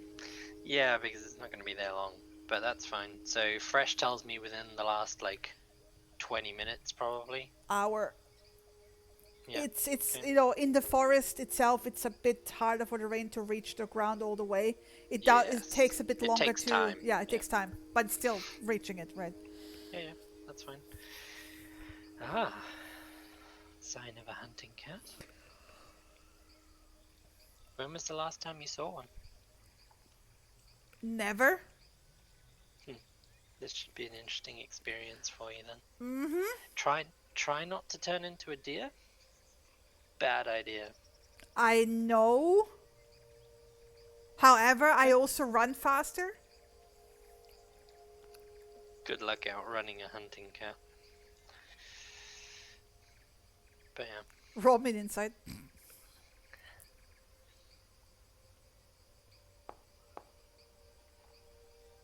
No, she looks pretty tough. Tough isn't fast enough. Anyway, I will start ignoring her completely from this point because the tracks aren't going to last particularly long. And I'm going to start tracking. She, by the way, in the meantime, finds like a very pointy stick and starts sharpening the end of it. Trying not to poke the cat. That's the whole reason we're here. Just in case. You won't need it. Just in case. You won't need it. She looks very doubtful. And Vieira's going to basically track the tracks until it feels like she's gaining. They're becoming fresher and fresher. And at the point at which they look too fresh, she's going to find a dry spot and settle down with the grass and some of the leftover boar that they had, which the hunting cat may or may not want at this point. And she will begin her ritual. And obviously it's going to take a very long time, so before she settles in to do it, she's going to say to Heftek, you might want to find somewhere comfortable. Yeah, she will climb a tree. Take some time. Preferably not the tree the hunting cat is in. No. And then she's going to settle down and start casting. 8 hours, right? Yep. 1, 2, 3, 4, 5, 6, 7, 8. It's getting dark. 3 hours into darkness by the time you're done. Yep. So, I don't know if you want to cut back to Samira and Abel. What are you guys doing in the meantime? Reading. It is 9:47 p.m. now. How many hours have gone by? 9? 11. 11 hours, okay. Because it took her 2 hours to find the spot, right? Yeah, I've been staying in a tent the whole day, just lounging and reading. I don't know if Cassius is coming back sometime. Yeah, Cassius will get lunch and dinner. Oh, amazing. It's super cozy. It's actually quite comfy. Like, you got pillows, you got a blankie. You still get the occasional stink eye. It's not that they hate you. It's just they're wary of you, right? Right. And you're getting dubious glances from some of the males that are now there, right? Because they haven't gone hunting. And you also recognize that some of the males basically give you like a once-over. It's like, basically, like, would he be able to put up a fight out there in a hunt? Or he looks like kind of small. Like, some of them clearly give you doubtful looks of like, yeah, he wouldn't even last like 5 fucking minutes. He's too small, right? Oh my god, I'm gonna explode this fucking village. No. I'm going to ignore them. Said in my own space. I'm going to ignore them. I'm going to, but most of them hours. don't really care. I mean, they treat you nice enough. Like, you get fed, you're comfy, you get water. Do they have alcohol? I mean, some of the men will certainly share if you ask. Aha! I will definitely ask. They have rum. White rum. Ooh. All right, I will Brown not and spend sorry, they 11 also hours. have brown rum, right? They have both. Okay. Oh, I will spend probably But it's from those sugarcane. 11 It's hours. I sugarcane will. run. Mm-hmm. Yikes. I'm not gonna get smashed. I'm just Oh gonna. no, but they will Conditioning also over. give you like basically showed you how they drink it. They have like fruit from the nearby forest. It's like sweet and sour basically, and mix it with that, and and they water it down also, because you see that they do not pretend, they do not like getting smashed, right? They enjoy the drink.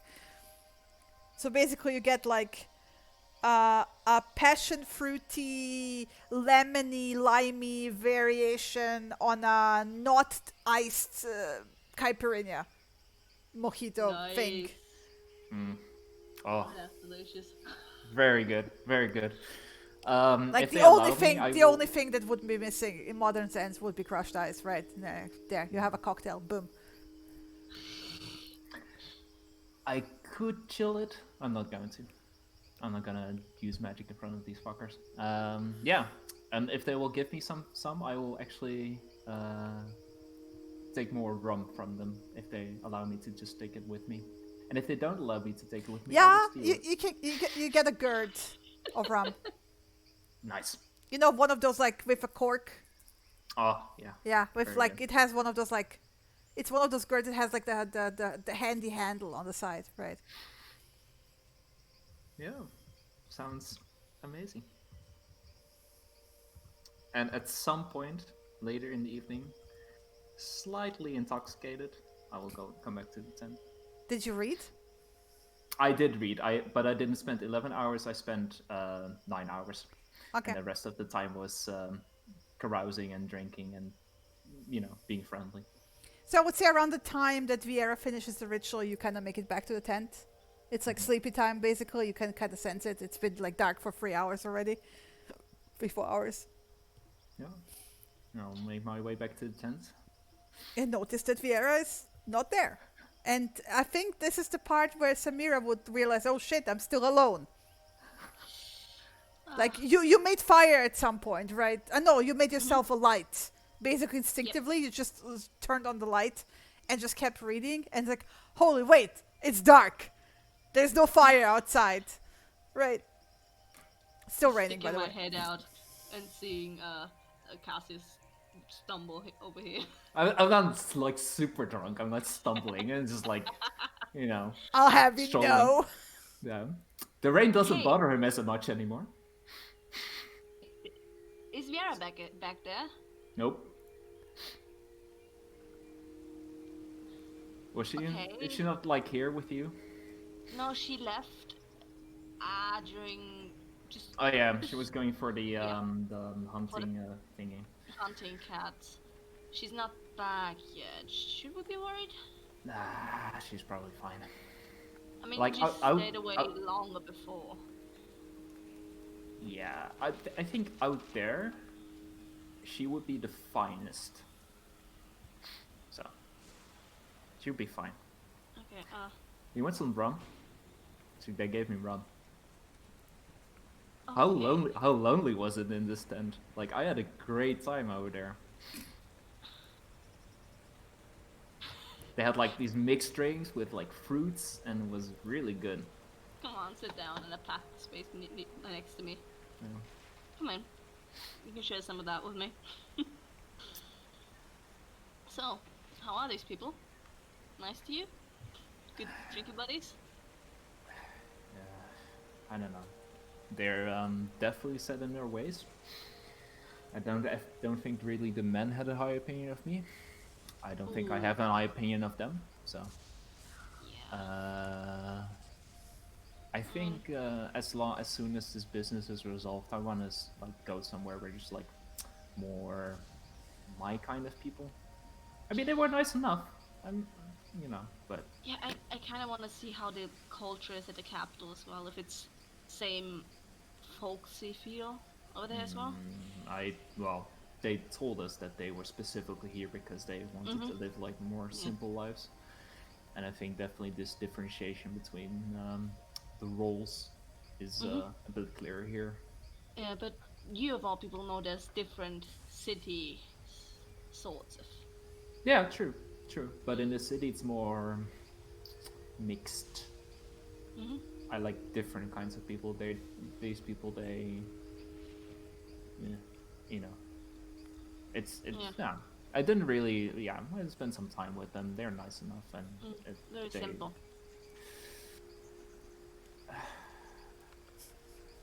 kind of sounds like offensive when you say it that way, but Simple life is no, bad no. to say, but I not would really boring. something I'd choose. Yes, exactly. So, how did it go here? Uh, Search your I mean, book. my eyes kind of hurt because I've been reading so long, but I only have 2 days left on my time limit, and we're going out tomorrow, so I kind of have to pack everything Yeah. in. Like, are you close to finishing, or? I think 10 more hours or so, 11. I'll be done. Okay.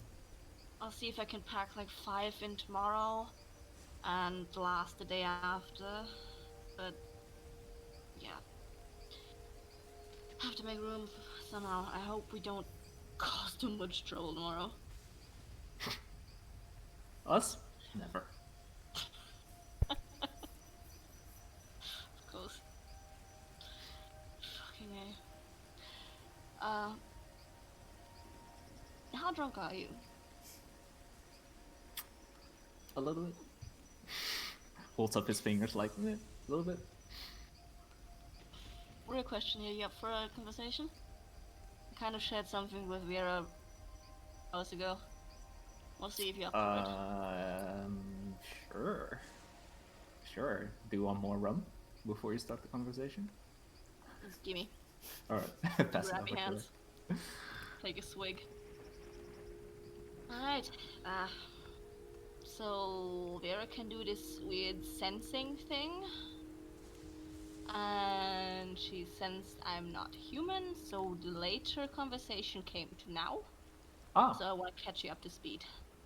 I appreciate that. Yeah. Yeah, I was thinking of maybe letting you, keeping you in the dark for a bit just to annoy you, but it seems kind of mean. Yeah, that's really mean. Another swig. So, I guess, from where are you again? Jacinta. Is, Shin is, I don't know about the maps. Is that near? It's to the east of you, across, like, the bay, basically. Okay, so it's near, birthplace. Okay, You have, like, so, your main harbor, then to the right you have, like, this little harbor on the island, and basically the next shore over, across the bay, is where he's from. So your neighboring countries, technically, across the bay. Yeah. So, you ever heard of the country Mulhorand?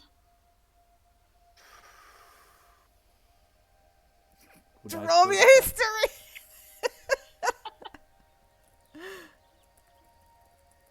I, as a player, have heard of it.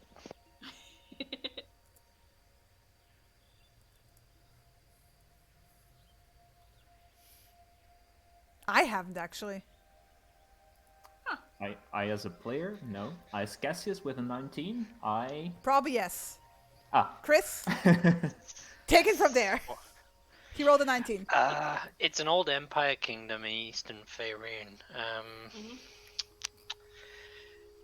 Originally, I don't think the people who settled there were Faerunian. No, they were not. But they're predominantly human. I'm trying to remember what I do remember about it. I love this. This is the best baseline for Cassius's knowledge.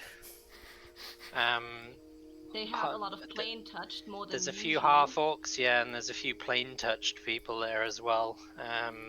Genasi are relative. Well, they're not common anywhere, but big on religion, like very big on clergy. It's clergy led. Oh, then Cassius would definitely know about it. Yeah. Very religious area Yeah. that That's you why would know about. I straight up mentioned it towards him, not Vera, since he's the religion dude. Yeah. Other than that, I know that there's a desert just to the east where they get a lot of. I think it's either gold or iron mines. Exactly. There's a lot of kind of, they're not like slaves, but there's a lot of goblin workers and orc workers and half orc They're very workers. Egypt inspired.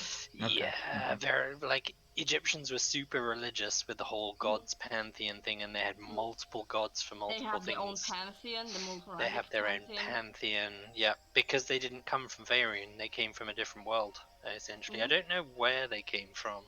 I think they're actually one of those weird, oh, they came from our place, Earth people. The only other thing I do know is that the overgod Ao is rumored to have had some part in the founding of Mulhorand.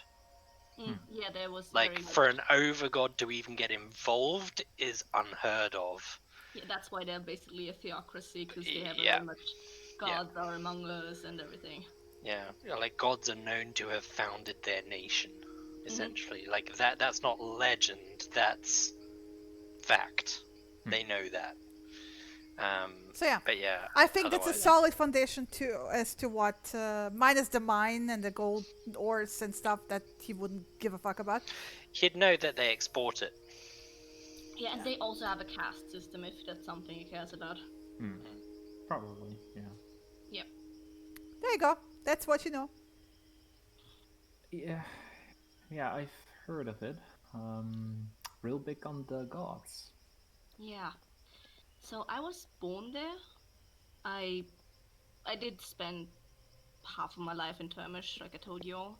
But I was born there, and I don't know if you know that specifically, but there's some people that have, I don't know, I'll just tell you how I told Viera. I don't know if I trust completely what the clergy told me, but I have some divine blood in me, I guess you could say. Okay. Yeah. So I roll me a religion check, Cassius. Never mind. What's your oh, no, wait, your passive is a 13. Never mind. 13, yeah. Yeah, never mind. Move on. Okay. Well, first of all, you shouldn't trust what the clergymen tell you. I know. Still, it's very much the only explanation I have. Yeah, like, given the things that you could do before the tower, I'm willing to believe. I don't believe much in the tales of God touched and shit like that, special fate in whatever. But I know that, well, we do have a bit more mingling with the divine, and some things are strange with me, so I know I have some mixed in my blood, and Vera just recognized that today. Oh. I mean, you must have been a real hit over there. Oh, fuck that. Yeah, you can't even imagine how much that sucks. Yeah, I kind of keep quiet because of that. When they basically, like, if they... you kept... So people didn't know over there? Oh, they did. I keep quiet now because of that. I ran away from that shit. Like half a decade ago, more than. So they were, like, worshipping you? No. I was a convenient vessel for good future bloodline. Yeah.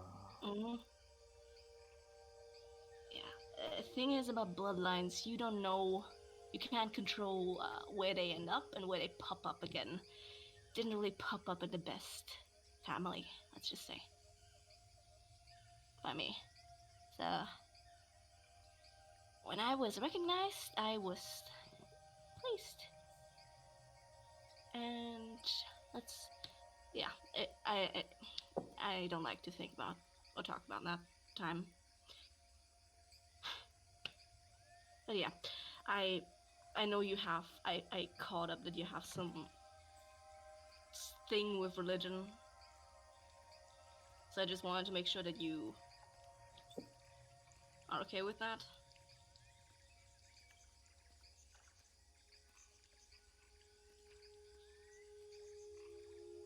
Cassius? Abel? Abel? Oh no! Oh no. Oh, We lost can't him. hear you. Oh no! In chat, please don't drop out now. Emotionally important moment. He's no, typing. he's typing. His headphones have died. Oh, Internet just dropped off. Well, technically he wrote dripped, so...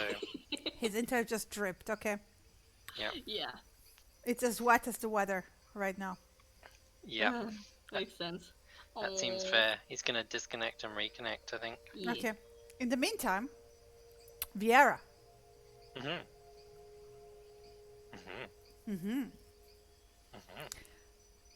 You do not feel how cold you are because you've been sitting in the wet for 8 hours, right? But like, describe what you've been doing, because you've been doing stuff. Nowhere near as elaborate as what Samira went through. She's basically plopped the sacrificial meat on the driest rock she can find, and has essentially kind of taken a few strands of the grass and scattered it just around in a 30-foot area so that it will generate a much bigger area of smell. And especially with the rain, hopefully that'll intermingle and help spread the smell of the grass. There's a steady wind going. Hello? Yeah, so hello, Sorry. welcome back. We can hear you. Yeah, sorry. My internet just fucking dropped out of nowhere. All good. Yeah, we just shifted over to Chris for a second. That's fine, sorry about that. No worries.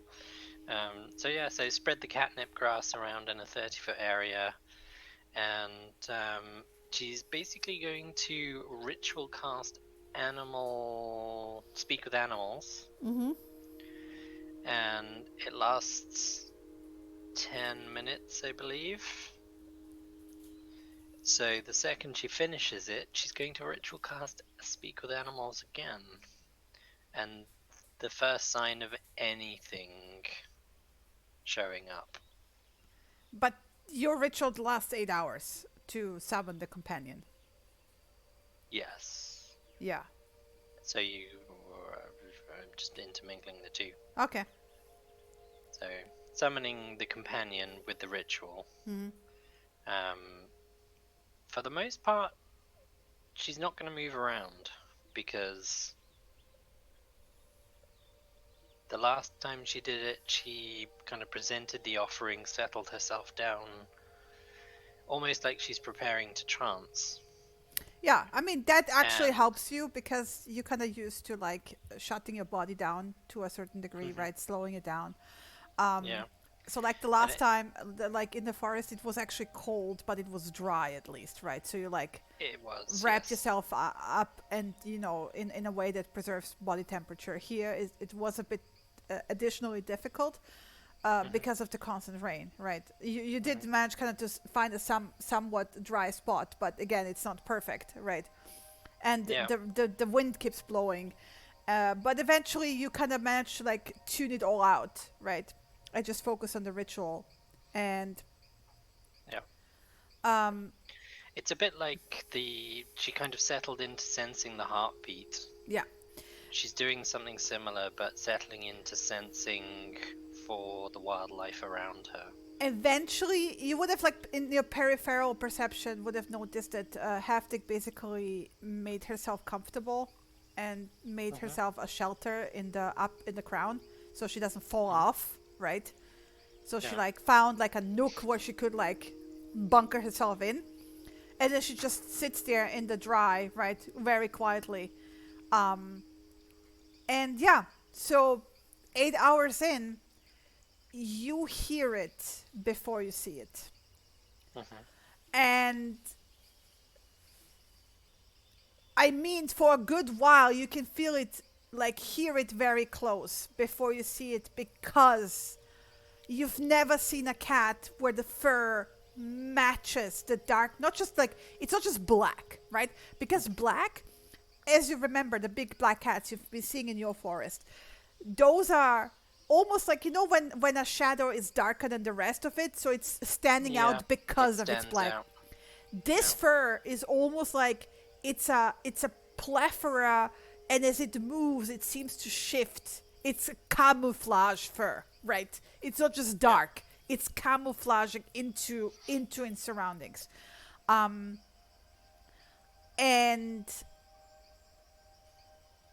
eventually it steps into your dark vision range, right? And it's this like huge black cat that sniffs around you, and then you can see it in the darkness, the eyes going even bigger because it's dark, right? The pupils are widened anyway, but they seem to grow even wider. And then it starts making this very big rumbling purr, and it actually takes you a moment to realize like that it's a purr, not a growl, because it's that deep. It's a big cat, right? And it like basically starts rubbing itself into the catnip, you know how a cat would do. So now you have a big cat high on catnip right in front of you. Oh, he's not high. Yeah, but you know what I mean.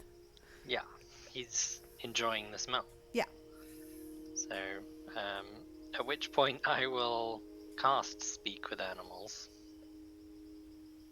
Just not ritually, just cast it straight off the bat. Yeah. Hi. I take it you like that. Yes, like that. Hi. Hi.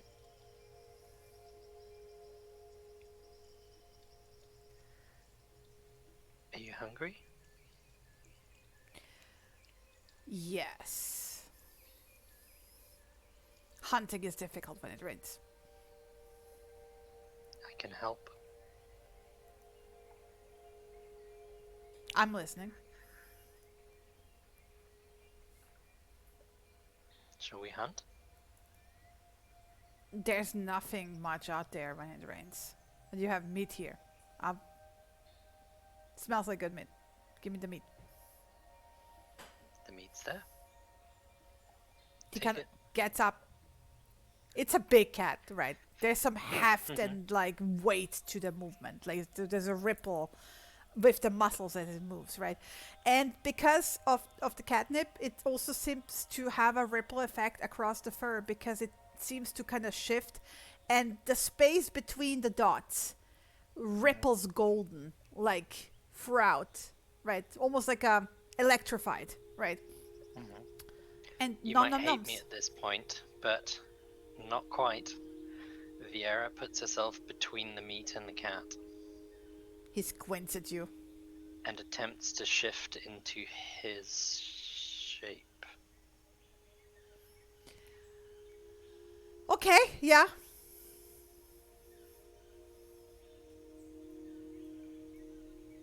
Presumably can still speak to him because of Speak with Animals. Yeah. I mean, you can speak to him in the animal form anyway, because now you're also a panther.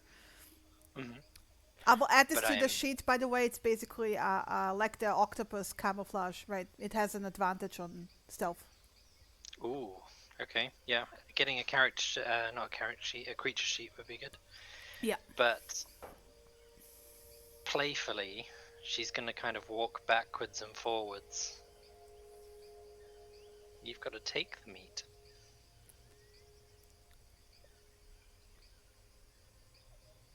You want to play for the meat. Why not? You got something better to do. Right. You're gonna play for the meat. Mm-hmm. Roll me either athletics or acrobatics. Opposed. Neither of those are good. Why is it with you and nat 20s today? Are you taking all of my luck? Are you taking all of my luck? Stepping it away. Sue you for real. You signed away all of your luck with certain little pact you made. So your roughhouse. He just rolled. I'm sorry, you didn't see it. I will screenshot it. Mm-hmm. He just rolled a 24, also nat 20. Oh, Wow. but Defender wins, doesn't? I would say Don't that they? you're rolling around in this case. There's no real defender, right? You're playing. Yep. You're playing. And she will continue to play and then kind of disengage from him. And then as soon as he kind of starts to go for the meat, she's going to kind of jump back onto him to kind of point out that, no, not done yet. Roll me another athletics. And essentially what she's doing, yeah. No, terrible. he gets it. Narrowly. Only because I don't get a strength bonus. Oh no, I'm in my animal form. Yes. Sorry. That's me on my human. Oh no, that's me you're on my elf equal form. again. Yeah, because we're in the same Like form. matching. Wow. But this time I'm the attacker, so. Yeah. So Defender wins, technically. Yeah. I assume it's the Panther sheet. Yes. Yeah. Yeah. I will tweak And this a then, bit because he should be a bit stronger than the average panther. Okay. So yeah, she's just gonna kind of play toy. She's kind of testing him, testing strengths almost, testing his ability to move and stuff like that. Mm-hmm. And also just kind of seeing how he attacks so that she herself in panther form, she's basically giving herself a sparring session in panther form.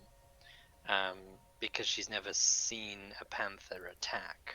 She's only ever seen them sitting in trees and stuff. Mm-hmm.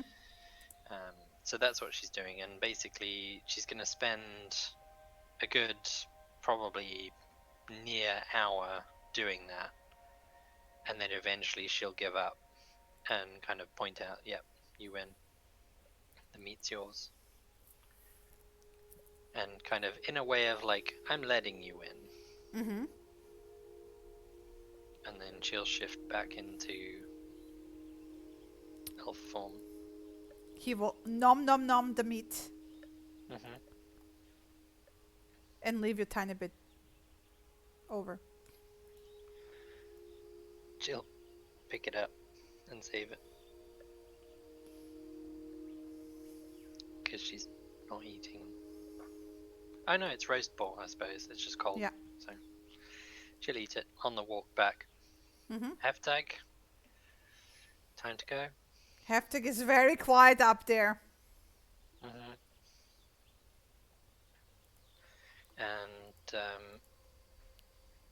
they've got. Do panthers have dark vision? Yes. They do. Yeah, that's fine. We'll make At our least way these back. ones have. So. Yeah, we'll make our way. Just my sheet doesn't say dark vision, but probably because No, I have these dark have. vision anyway, These have. so. These are night hunters. Yeah. So yeah, head back, and as soon as Heftag gets down from the tree, she'll say, "You can drop the stick. I told you you wouldn't need it." Yeah. Anyway, we left Cassius and Samira like right when she was like, "What do you think?" And then Cassius was like, "Silence." We need Internet to connection reiterate. dropped. Yeah, a little bit. Yeah. Drop off. Okay, so I just said, I was more of a vessel to usher that bloodline along. it's the thing about bloodlines is that you can't really control when they're gonna pop up again. So let's just say my family was not reputable, and oh, yeah, kind of want the next generation to be proper worshipful. So Yeah. I don't want to think about that time again. So I just want to make sure that I picked up that you have some problems with religion. Just want to make sure you were okay with this. Yeah. I'm sorry for what you experienced. I at least know what it. Well, I don't know your situation, but I know what it means to grow up in a environment where this kind of worship or worship of deities can go wrong, and this is definitely another example of how it can go wrong. So Yeah. I'm sorry for that anyway.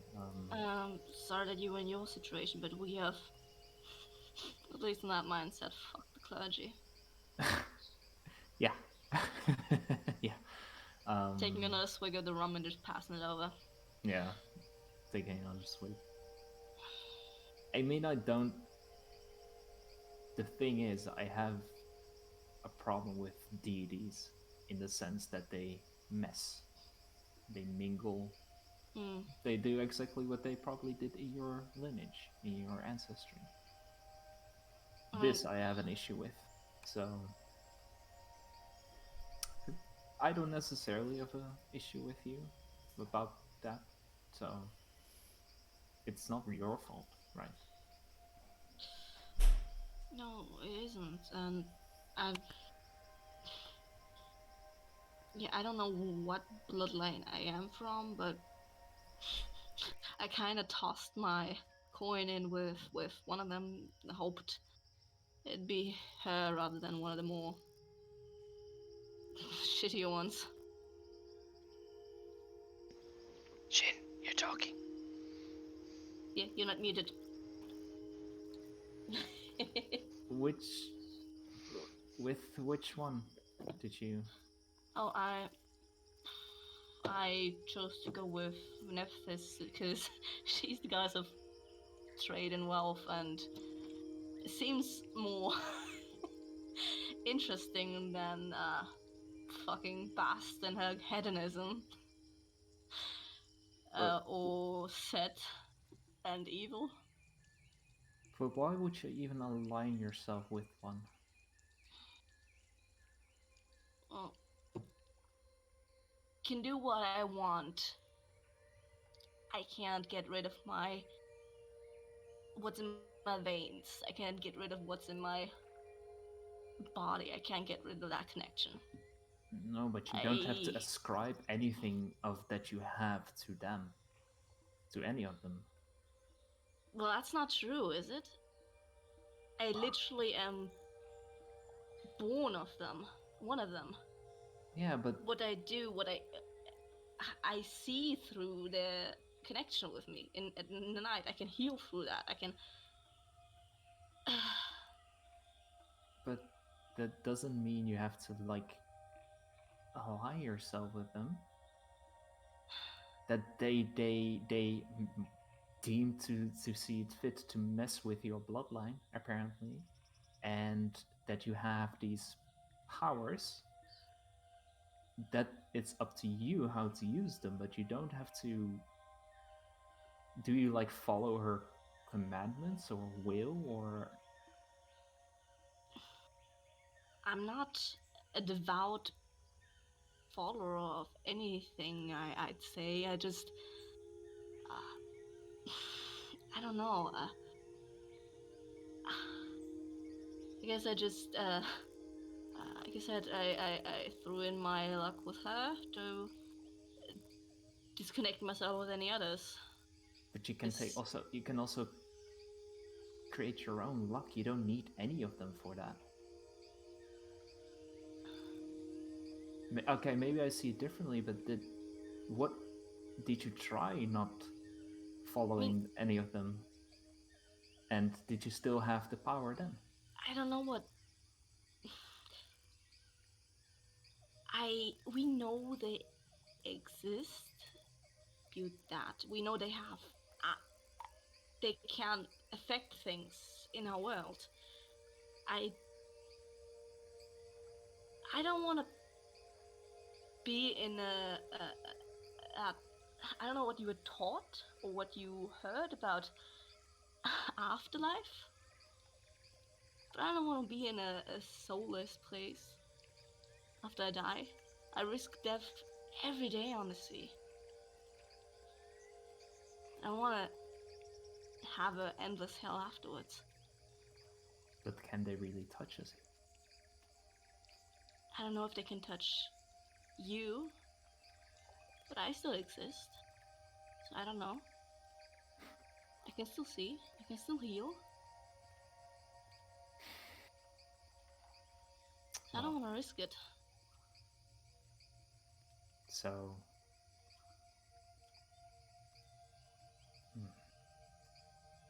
I mean, I don't know why you are. This is no judgment or anything. I don't know why you are against gods in particular instead of the people who adhere to them. I know what the story is there. I mean, the people that adhere to them strictly are basically, well, vessels of their will. So they're as bad, in my opinion. There's one thing of taking power and using it, but then devoutly following something, not even questioning their intent or what they have caused to multitudes by action or by inaction. That is something I have an issue with. Yeah, I don't know if they even. I don't know if they're even following any orders or anything. More like they're doing whatever the fuck they want to do because they think it's right, the God-given right. Yeah, I mean, I know that people do shitty things to each other without gods. I realize that, but at least, in my opinion, at least this mingling of gods and whatever they decide to do fucks with humanoids, humanity, whatever you want to call it. It's for sure. But where would we be without them? I know I wouldn't exist. I know my birth country wouldn't exist without them. I mean, there's shitty gods among them, but some are just there to be there. If they lend power, if they do something, then I don't know. I just don't think that. I just think they should stick to their own games in their own planes. And yeah, you maybe wouldn't have existed, and your country wouldn't have existed. But and I mean, I like you as a person, but maybe the world would be better off if there were no gods involved. And I mean this with no judgment onto you. Mm-hmm. I hope you realize that this is not. No, I understand. I mean, there would have been a lot less suffering without them, but potentially a lot less good as well. Who knows how it would have been? Yeah. Fuck, we're going philosophical. Another swing. Swig. Yeah. Thank you for telling me this. It's not. I realize it's not easy. So. Yeah, it's been more than half of my life since that shit went down. I want to put it behind me, but I figured sticking with you two, so you have a right to know. Yeah. Fair enough.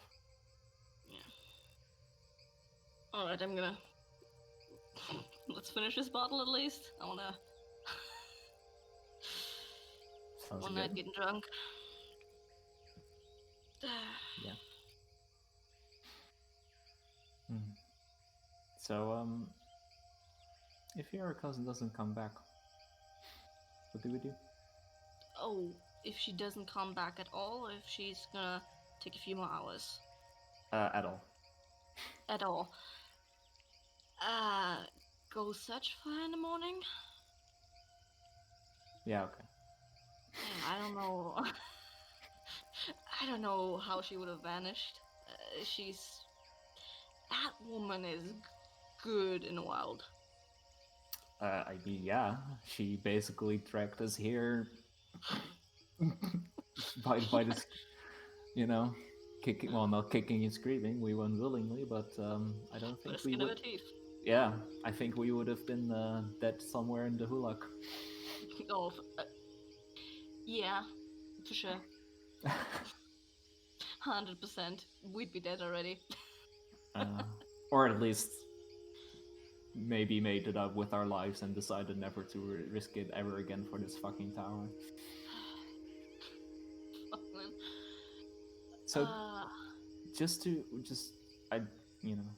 if you don't want to talk about it further, I understand, but does this, the explodey thing have something to do with your bloodline? Yeah. I honestly have no idea. Maybe? Maybe it makes me more volatile, maybe less so. Who knows? It's not like I was born with explodey things happening. It just happened, like I told you all. Mm-hmm.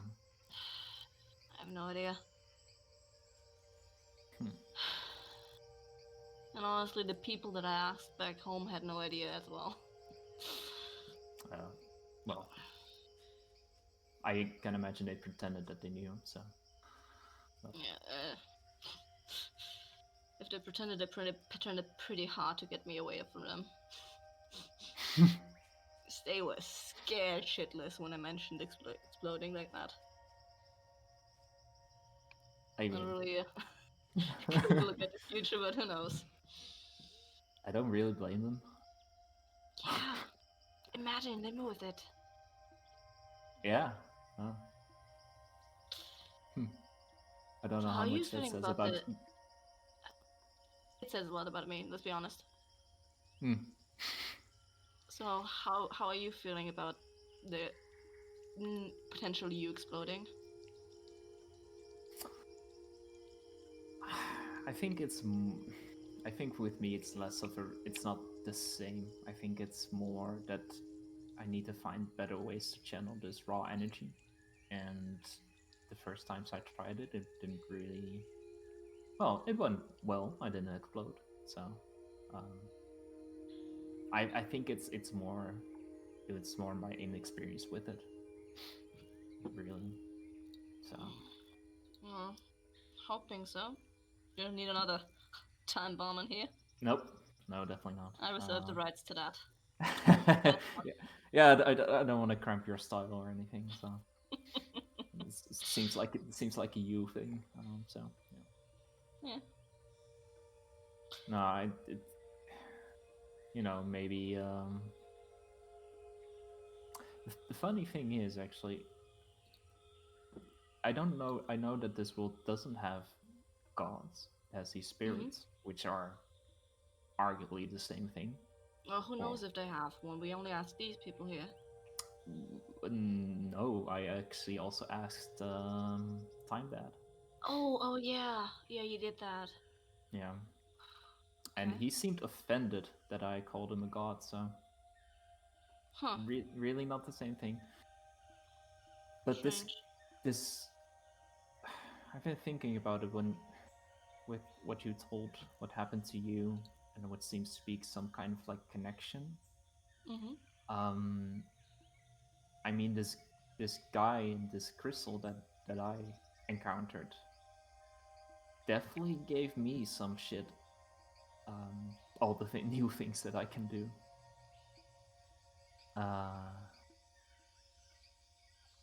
So, maybe I know a little bit better of now what it feels to be like given powers by a god. Or god spirit, but Wow, very confusing, huh?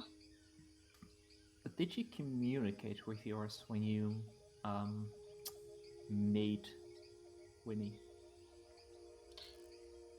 Not really. I mean, I think I heard the voice at one point, but nothing more than usual. I think it's kind of like Vinny. We through the portrait, I have some sort of connection. Don't ask me what it is. I have no idea. I'm as clueless as you, but no idea. It's very much a mystery. Yeah.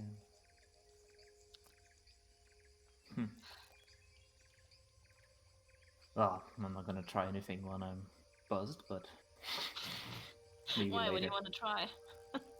Try to talk to them? To your weird god person? I mean, yeah. Get more stuff. How about tomorrow or when we're not hungover, we can try this together? Yeah, I might wanna interact with Winnie a little bit, but I don't know. Okay. I mean, you can always, as long as you ask them for permission. No, but yeah, I wanna know what this crystal is, and it's what it does if I'm going to be encased in crystal if I don't get rid of it. Which doesn't really sound like a good idea, so... No, it doesn't. I'm imagining Samira, I'm sorry, I'm imagining Samira and Abel drunk dialing their patrons, respectively. Just calling, I'm at the party, dude! Like, sorry. Yeah, it's potentially for the future. Yeah. Yep. Yeah, well, if we try, I mean, at least I'm here for you. I mean, who knows, my shit is confusing as well, so you've been here for me. Tit for tat. I appreciate that, really. And right. I might seem casual about things most of the time, but I think we had a good run so far, and see what happens. Just maybe, I haven't heard you do it like a lot, but maybe like don't like invoke your god's name around me. Kind of like raises my hackles a little bit. Okay, I'll make sure not to. It's not Ilmater, so it's probably fine. Why? What's that connection there? He's a dick. Probably one of the biggest. So that's just well, I don't really pray to her or anything. You just shouldn't. Yeah, there's just one like I think there's like one festival in a year, and then I just occasionally, when the good trade has gone off, I give a tribute. That's it. So not gonna expect anything from me. I won't mention that around you, okay? Yeah. Sounds good. So, you guys keep drinking, and Vieira arrives someone around midnight. You have not even noticed that it has stopped raining by the time she arrives, and the clouds started to scatter. Oh yeah, Constitution saving throw. Shit. You can okay, 2 in a row are made well. Okay, DC 10 is for the first one to beat. Okay. Okay, first. Oops, disadvantage. Sorry, fuck, I did misclicked. So it would have been an 11, so I should be fine. I would say you're definitely tipsy by the time Vieira arrives, both of you.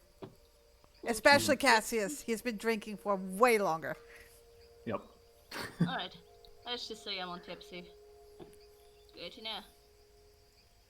Oh shit, I have to look up the rules again. D6? 6 hours of hungover. Nice. Yikes. Again. Should have drank water with it. Yeah, fuck that. I'm a sailor, bitch. I don't Come drink on. water on the sea. Oh man, that's gonna be a nice hangover next day. I mean, I'm used to it. So I'm probably buzzed. Okay, yeah. 2d6, buddy. 2d6. 2d6. Yikes. Where's my screen? It's so nice that my players are rolling this willingly without me even having to prompt them about it. It's like I'm so happy. Oh, we're playing by the rules. Safe Wow. hangover. There we go. You're The trend continues. The trend continues. Wow, you guys are like the faithful twins, basically. Yeah, We're so fucking in tune. Yeah. It's ridiculous. Yeah. But anyway, so around midnight, Vieira will show up to a buzzed cast and a tipsy Samira. Oh, I'm gonna play a nice prank on them. They're clearly not keeping watch. Nope. I would have sent Vinny as a watch once it's gotten like watch time. So around 10. I guess we're making stealth checks then. Come on, Vinny. Whoop. Yeah, you can beat him. Yeah, you beat them by 1. Ooh, barely. Only just and only because there are 2 Black Panthers stalking towards the tent. Fuck. Get shit out of us. What's the keyboard shortcut for advantage again? Control or Alt. Alt. A for Alt A. is advantage. Yeah, A for A. Oh, damn. Oh, they still beats Yeah, still Vinny though. And yeah, I forgot to tell you that you should roll with advantage if you're taking on this panther form, right? I am taking on that panther form, so yeah, you beat it anyways. Yeah. I beat it anyway. Yeah. So, only just. But yeah, Yeah. so we're going to in tandem sneak up, and because I'm in panther form, before we're in earshot, I'm gonna say we're gonna give 2 friends a surprise. When we reach the tent, growl as loud as you can. He will look back at the village and then look at you as like, are you sure it's as loud as I can? It's fine. Don't worry. I don't want a spear into my ribs. You're not gonna get a spear into your ribs. The deer are very speary. Not Theory. Not to me, they're not. And you're with me. You're fine. He looks very dubious. Call it a lesson in trust. I wouldn't have gone out and spent 8 hours in a forest looking for you if I wanted to drag you back here and eat you.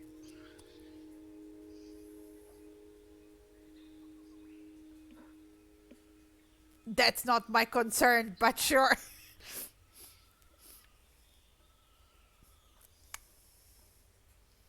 Anyway, he's deciding to dubiously trust you on this. Mm-hmm.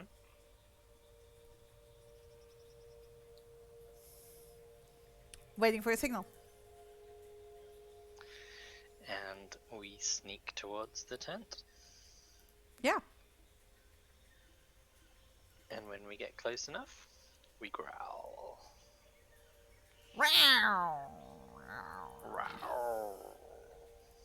Right next to the tent, you guys. Alright. So probably jumping up. Yeah, immediately fucking jump up with weapon in hand, just stumbling out of tent. And I will cast Chaos Bolt towards the sound.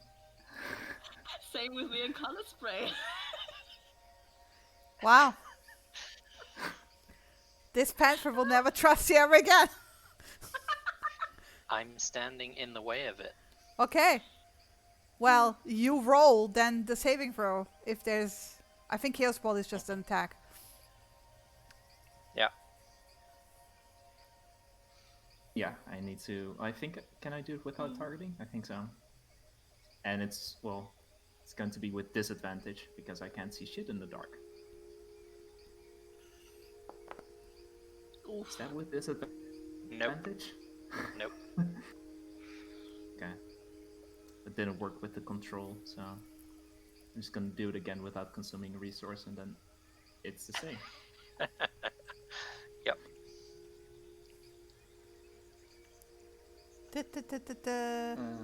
Yeah. I need to do the dice manually now, I think. Yeah. You're blind. Dead. Yeah. Not dead. Not dead. It's That's blind 41 dead. hit points. Yeah. You're Blind blind. dead. Blind dead. I added the ED onto blind. Yep. Yeah, that's fine. Yeah.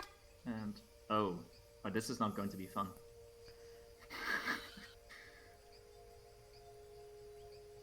Sorry, I need to type this out because it didn't roll the damage because I don't have a target. But yeah, and I think your panther friend is also blinded because it continues on. It carries on. Yep. Well, the panther's on the other side of the tent, so you would have to have picked other the side. Okay. side. Oof, 16. But yeah. You drop out of And the panther it's, form, I assume. Immediately, obviously, Yeah, yes, because I take 3 points of damage, basically. Yeah. it's thunder damage. Yeah. So, Awesome. Fiera! As I see her foam drop. You hear whistles in the village going off, right? Like the hero's money are running. Get in the What tent. the fuck are you doing? Surprise! I can't It see seems the like tent. a good idea. I can't, but I don't need to. Well, yeah, but the panther is blinded, right? No, he's on the other side of the tent. Oh yeah, right. True. Okay. So, Okay, if he's outside the 15-foot cone. So you're telling him to get into the tent? telling everyone to get Yeah. into the tent. what the fuck? You told me to trust you. Yeah. Mind you, you Now can't I know- understand him anymore. You hear only. Well, she'll cast Speak with Animals because she doesn't need to see to do that.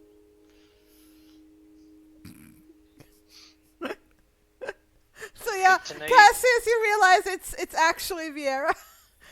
Yeah, No. from my what the fuck Vera, it tips you off. No regrets.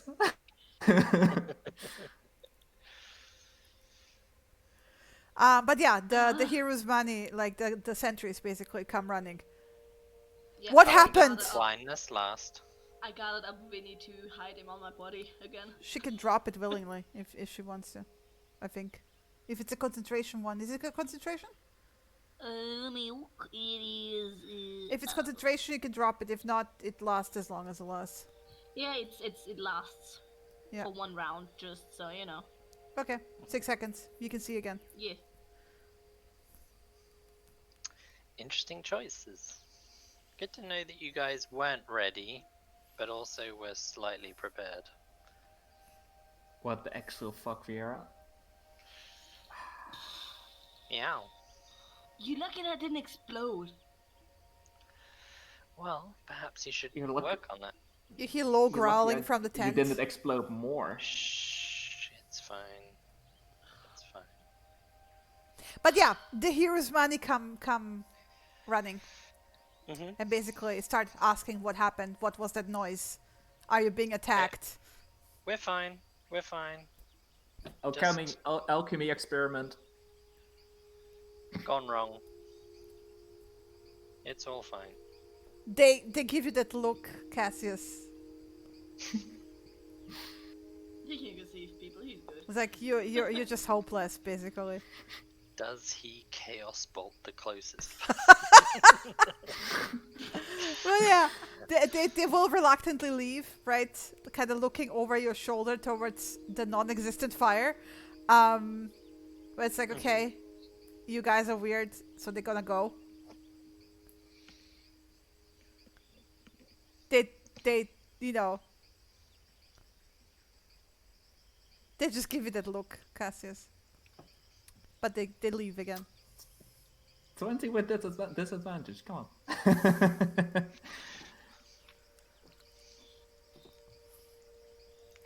I think the more important lesson is that somebody still managed to sneak up on you. So. Is that the most important lesson? I think the most important lesson is don't sneak up on people. Wow. Yeah. What the hell did you even cast at me? Pierre is slightly dripping blood from her ear. Come on, and I heal her by all of my 3 points, which is luckily everything you need. Oh.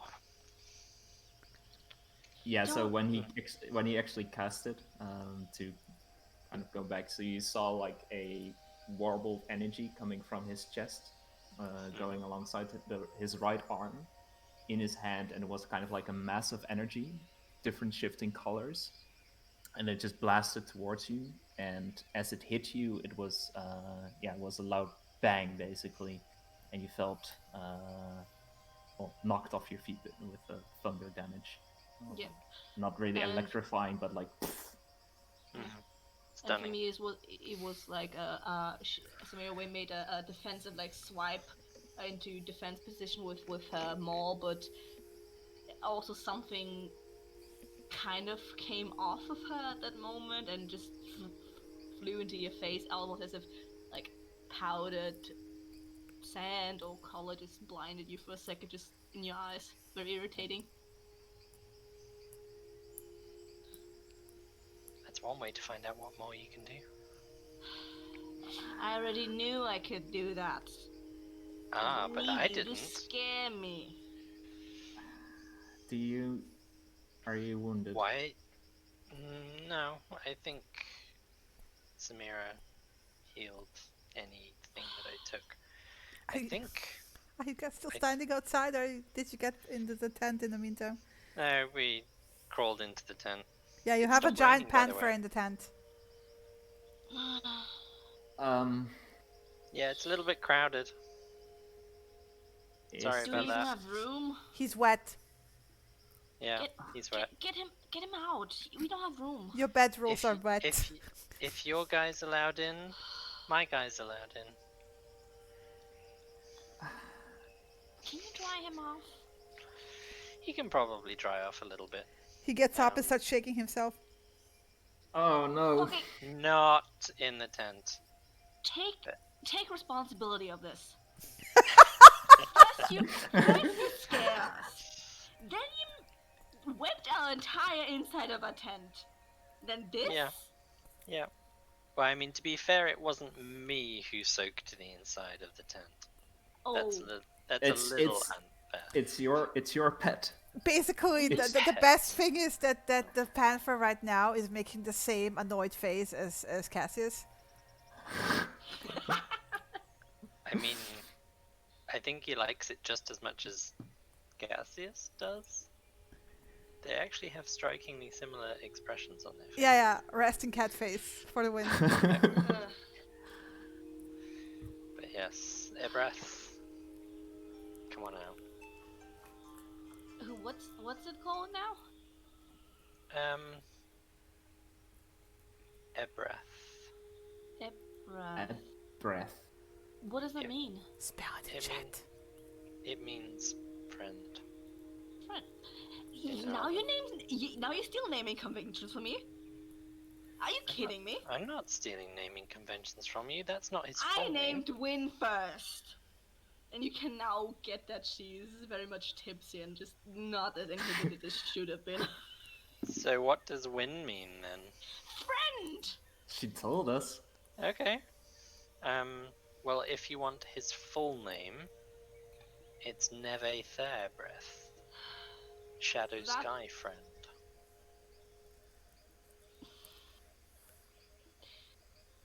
Like, it's not Banty the Panther or something. At least it's not Kitty. At least it's not that. It's not Kitty. Cool. So I'm assuming it went well. Yes. As well as you'd expect, I guess. I can also shift into his form. Or rather, I'm not sure what these creatures are called. Shadow panthers. They're exceptionally good at hiding. Yeah, and I think we've noticed that. Yeah, I think they'll probably give you a run for your money, Cassius.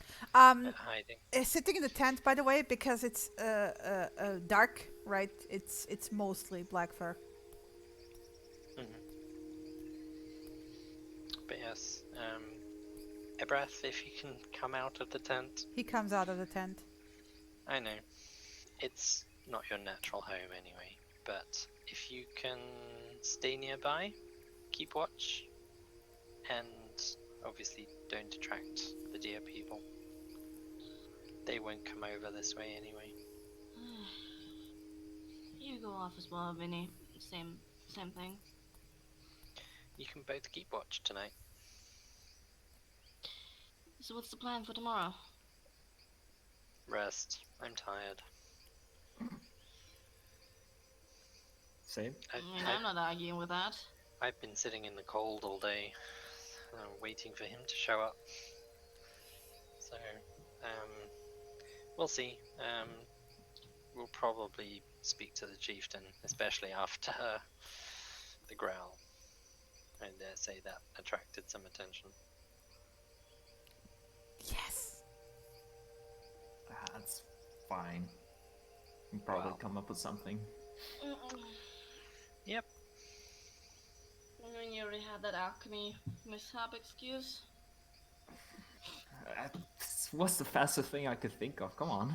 I mean, if you take another lie tomorrow, then it's just suspicious. Yeah. I don't think we need to lie. I can very easily just shift into the form of a cat and point out that it was me scaring off what I thought was... That's probably not a good... already know that I can shift into a cat. Because Heftek was with me today, and she watched me turn into a shadow cat. What did she look like? Was she scared? She didn't really want to come down from the tree when we were finished, and obviously there was me and a big shadow cat. She was a little bit understandably scared, I guess. Or cautious, I guess is the word you might use.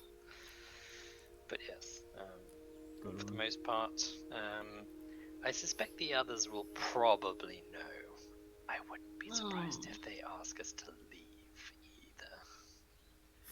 either. Well, then they can deal with their shit. Well, potentially. That's fine by me. But also, they may just leave us a little bit more alone to ourselves. Yeah. Could we just have enough peace and quiet so I can finish this fucking book? Yeah, potentially. And I just need 11 more hours. Vieira's gonna cast Druidcraft to do a weather forecast for the next 24 hours. Scattered clouds, not raining.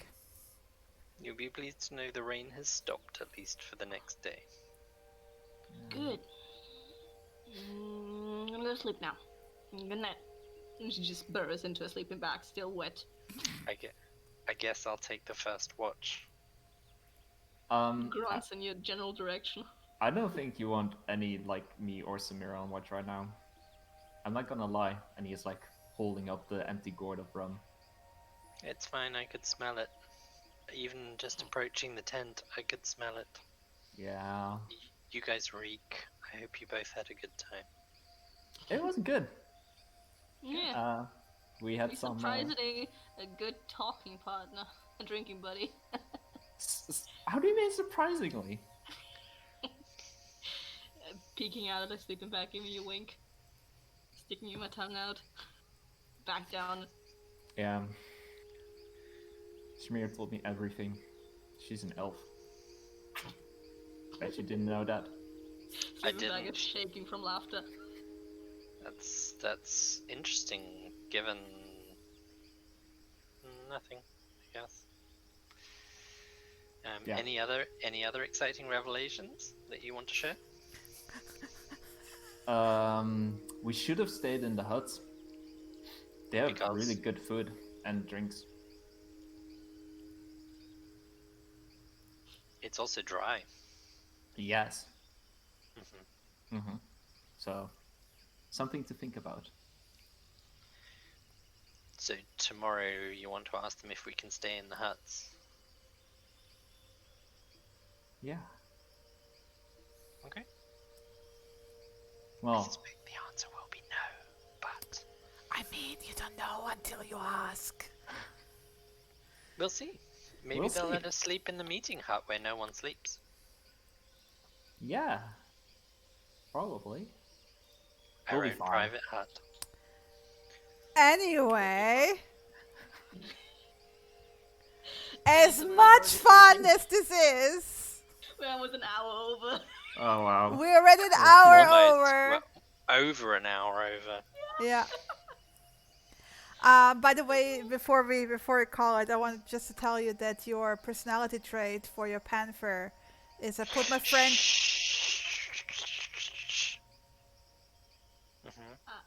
Never mind. I tell you in private. What I just read up, your 6 hours minus your con modifier. That's how long your hangover is. Oh, okay. So what's it now? 4. Same. Nice. Still. Nice. Fuck yeah. Nice. Wow. It's crazy. I was hoping it would be. Oh my god. Well, then head over to the office and I will wrap up here. Alrighty. All right. See you there. Yeah, see you there. So guys, thank you for watching. Thank you for bearing with the longer session. They were enjoying the personal development, so let them go on. It does seem like they're gonna go and talk to the spirit after all. So, we shall see how this will end. The little mini arc of Zir with the what spirit.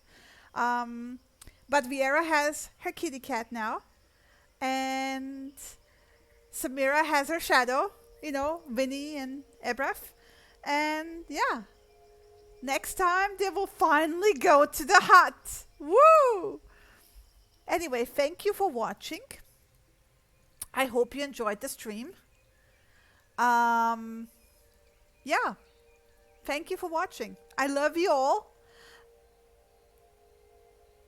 I mean, it's a minor arc. A major arc would go across multiple levels. So, I think they have earned at least one level at this point. But yeah, we'll be back on Wednesday testing out our collectives, group builder. And yeah, until then, I love you all and bye.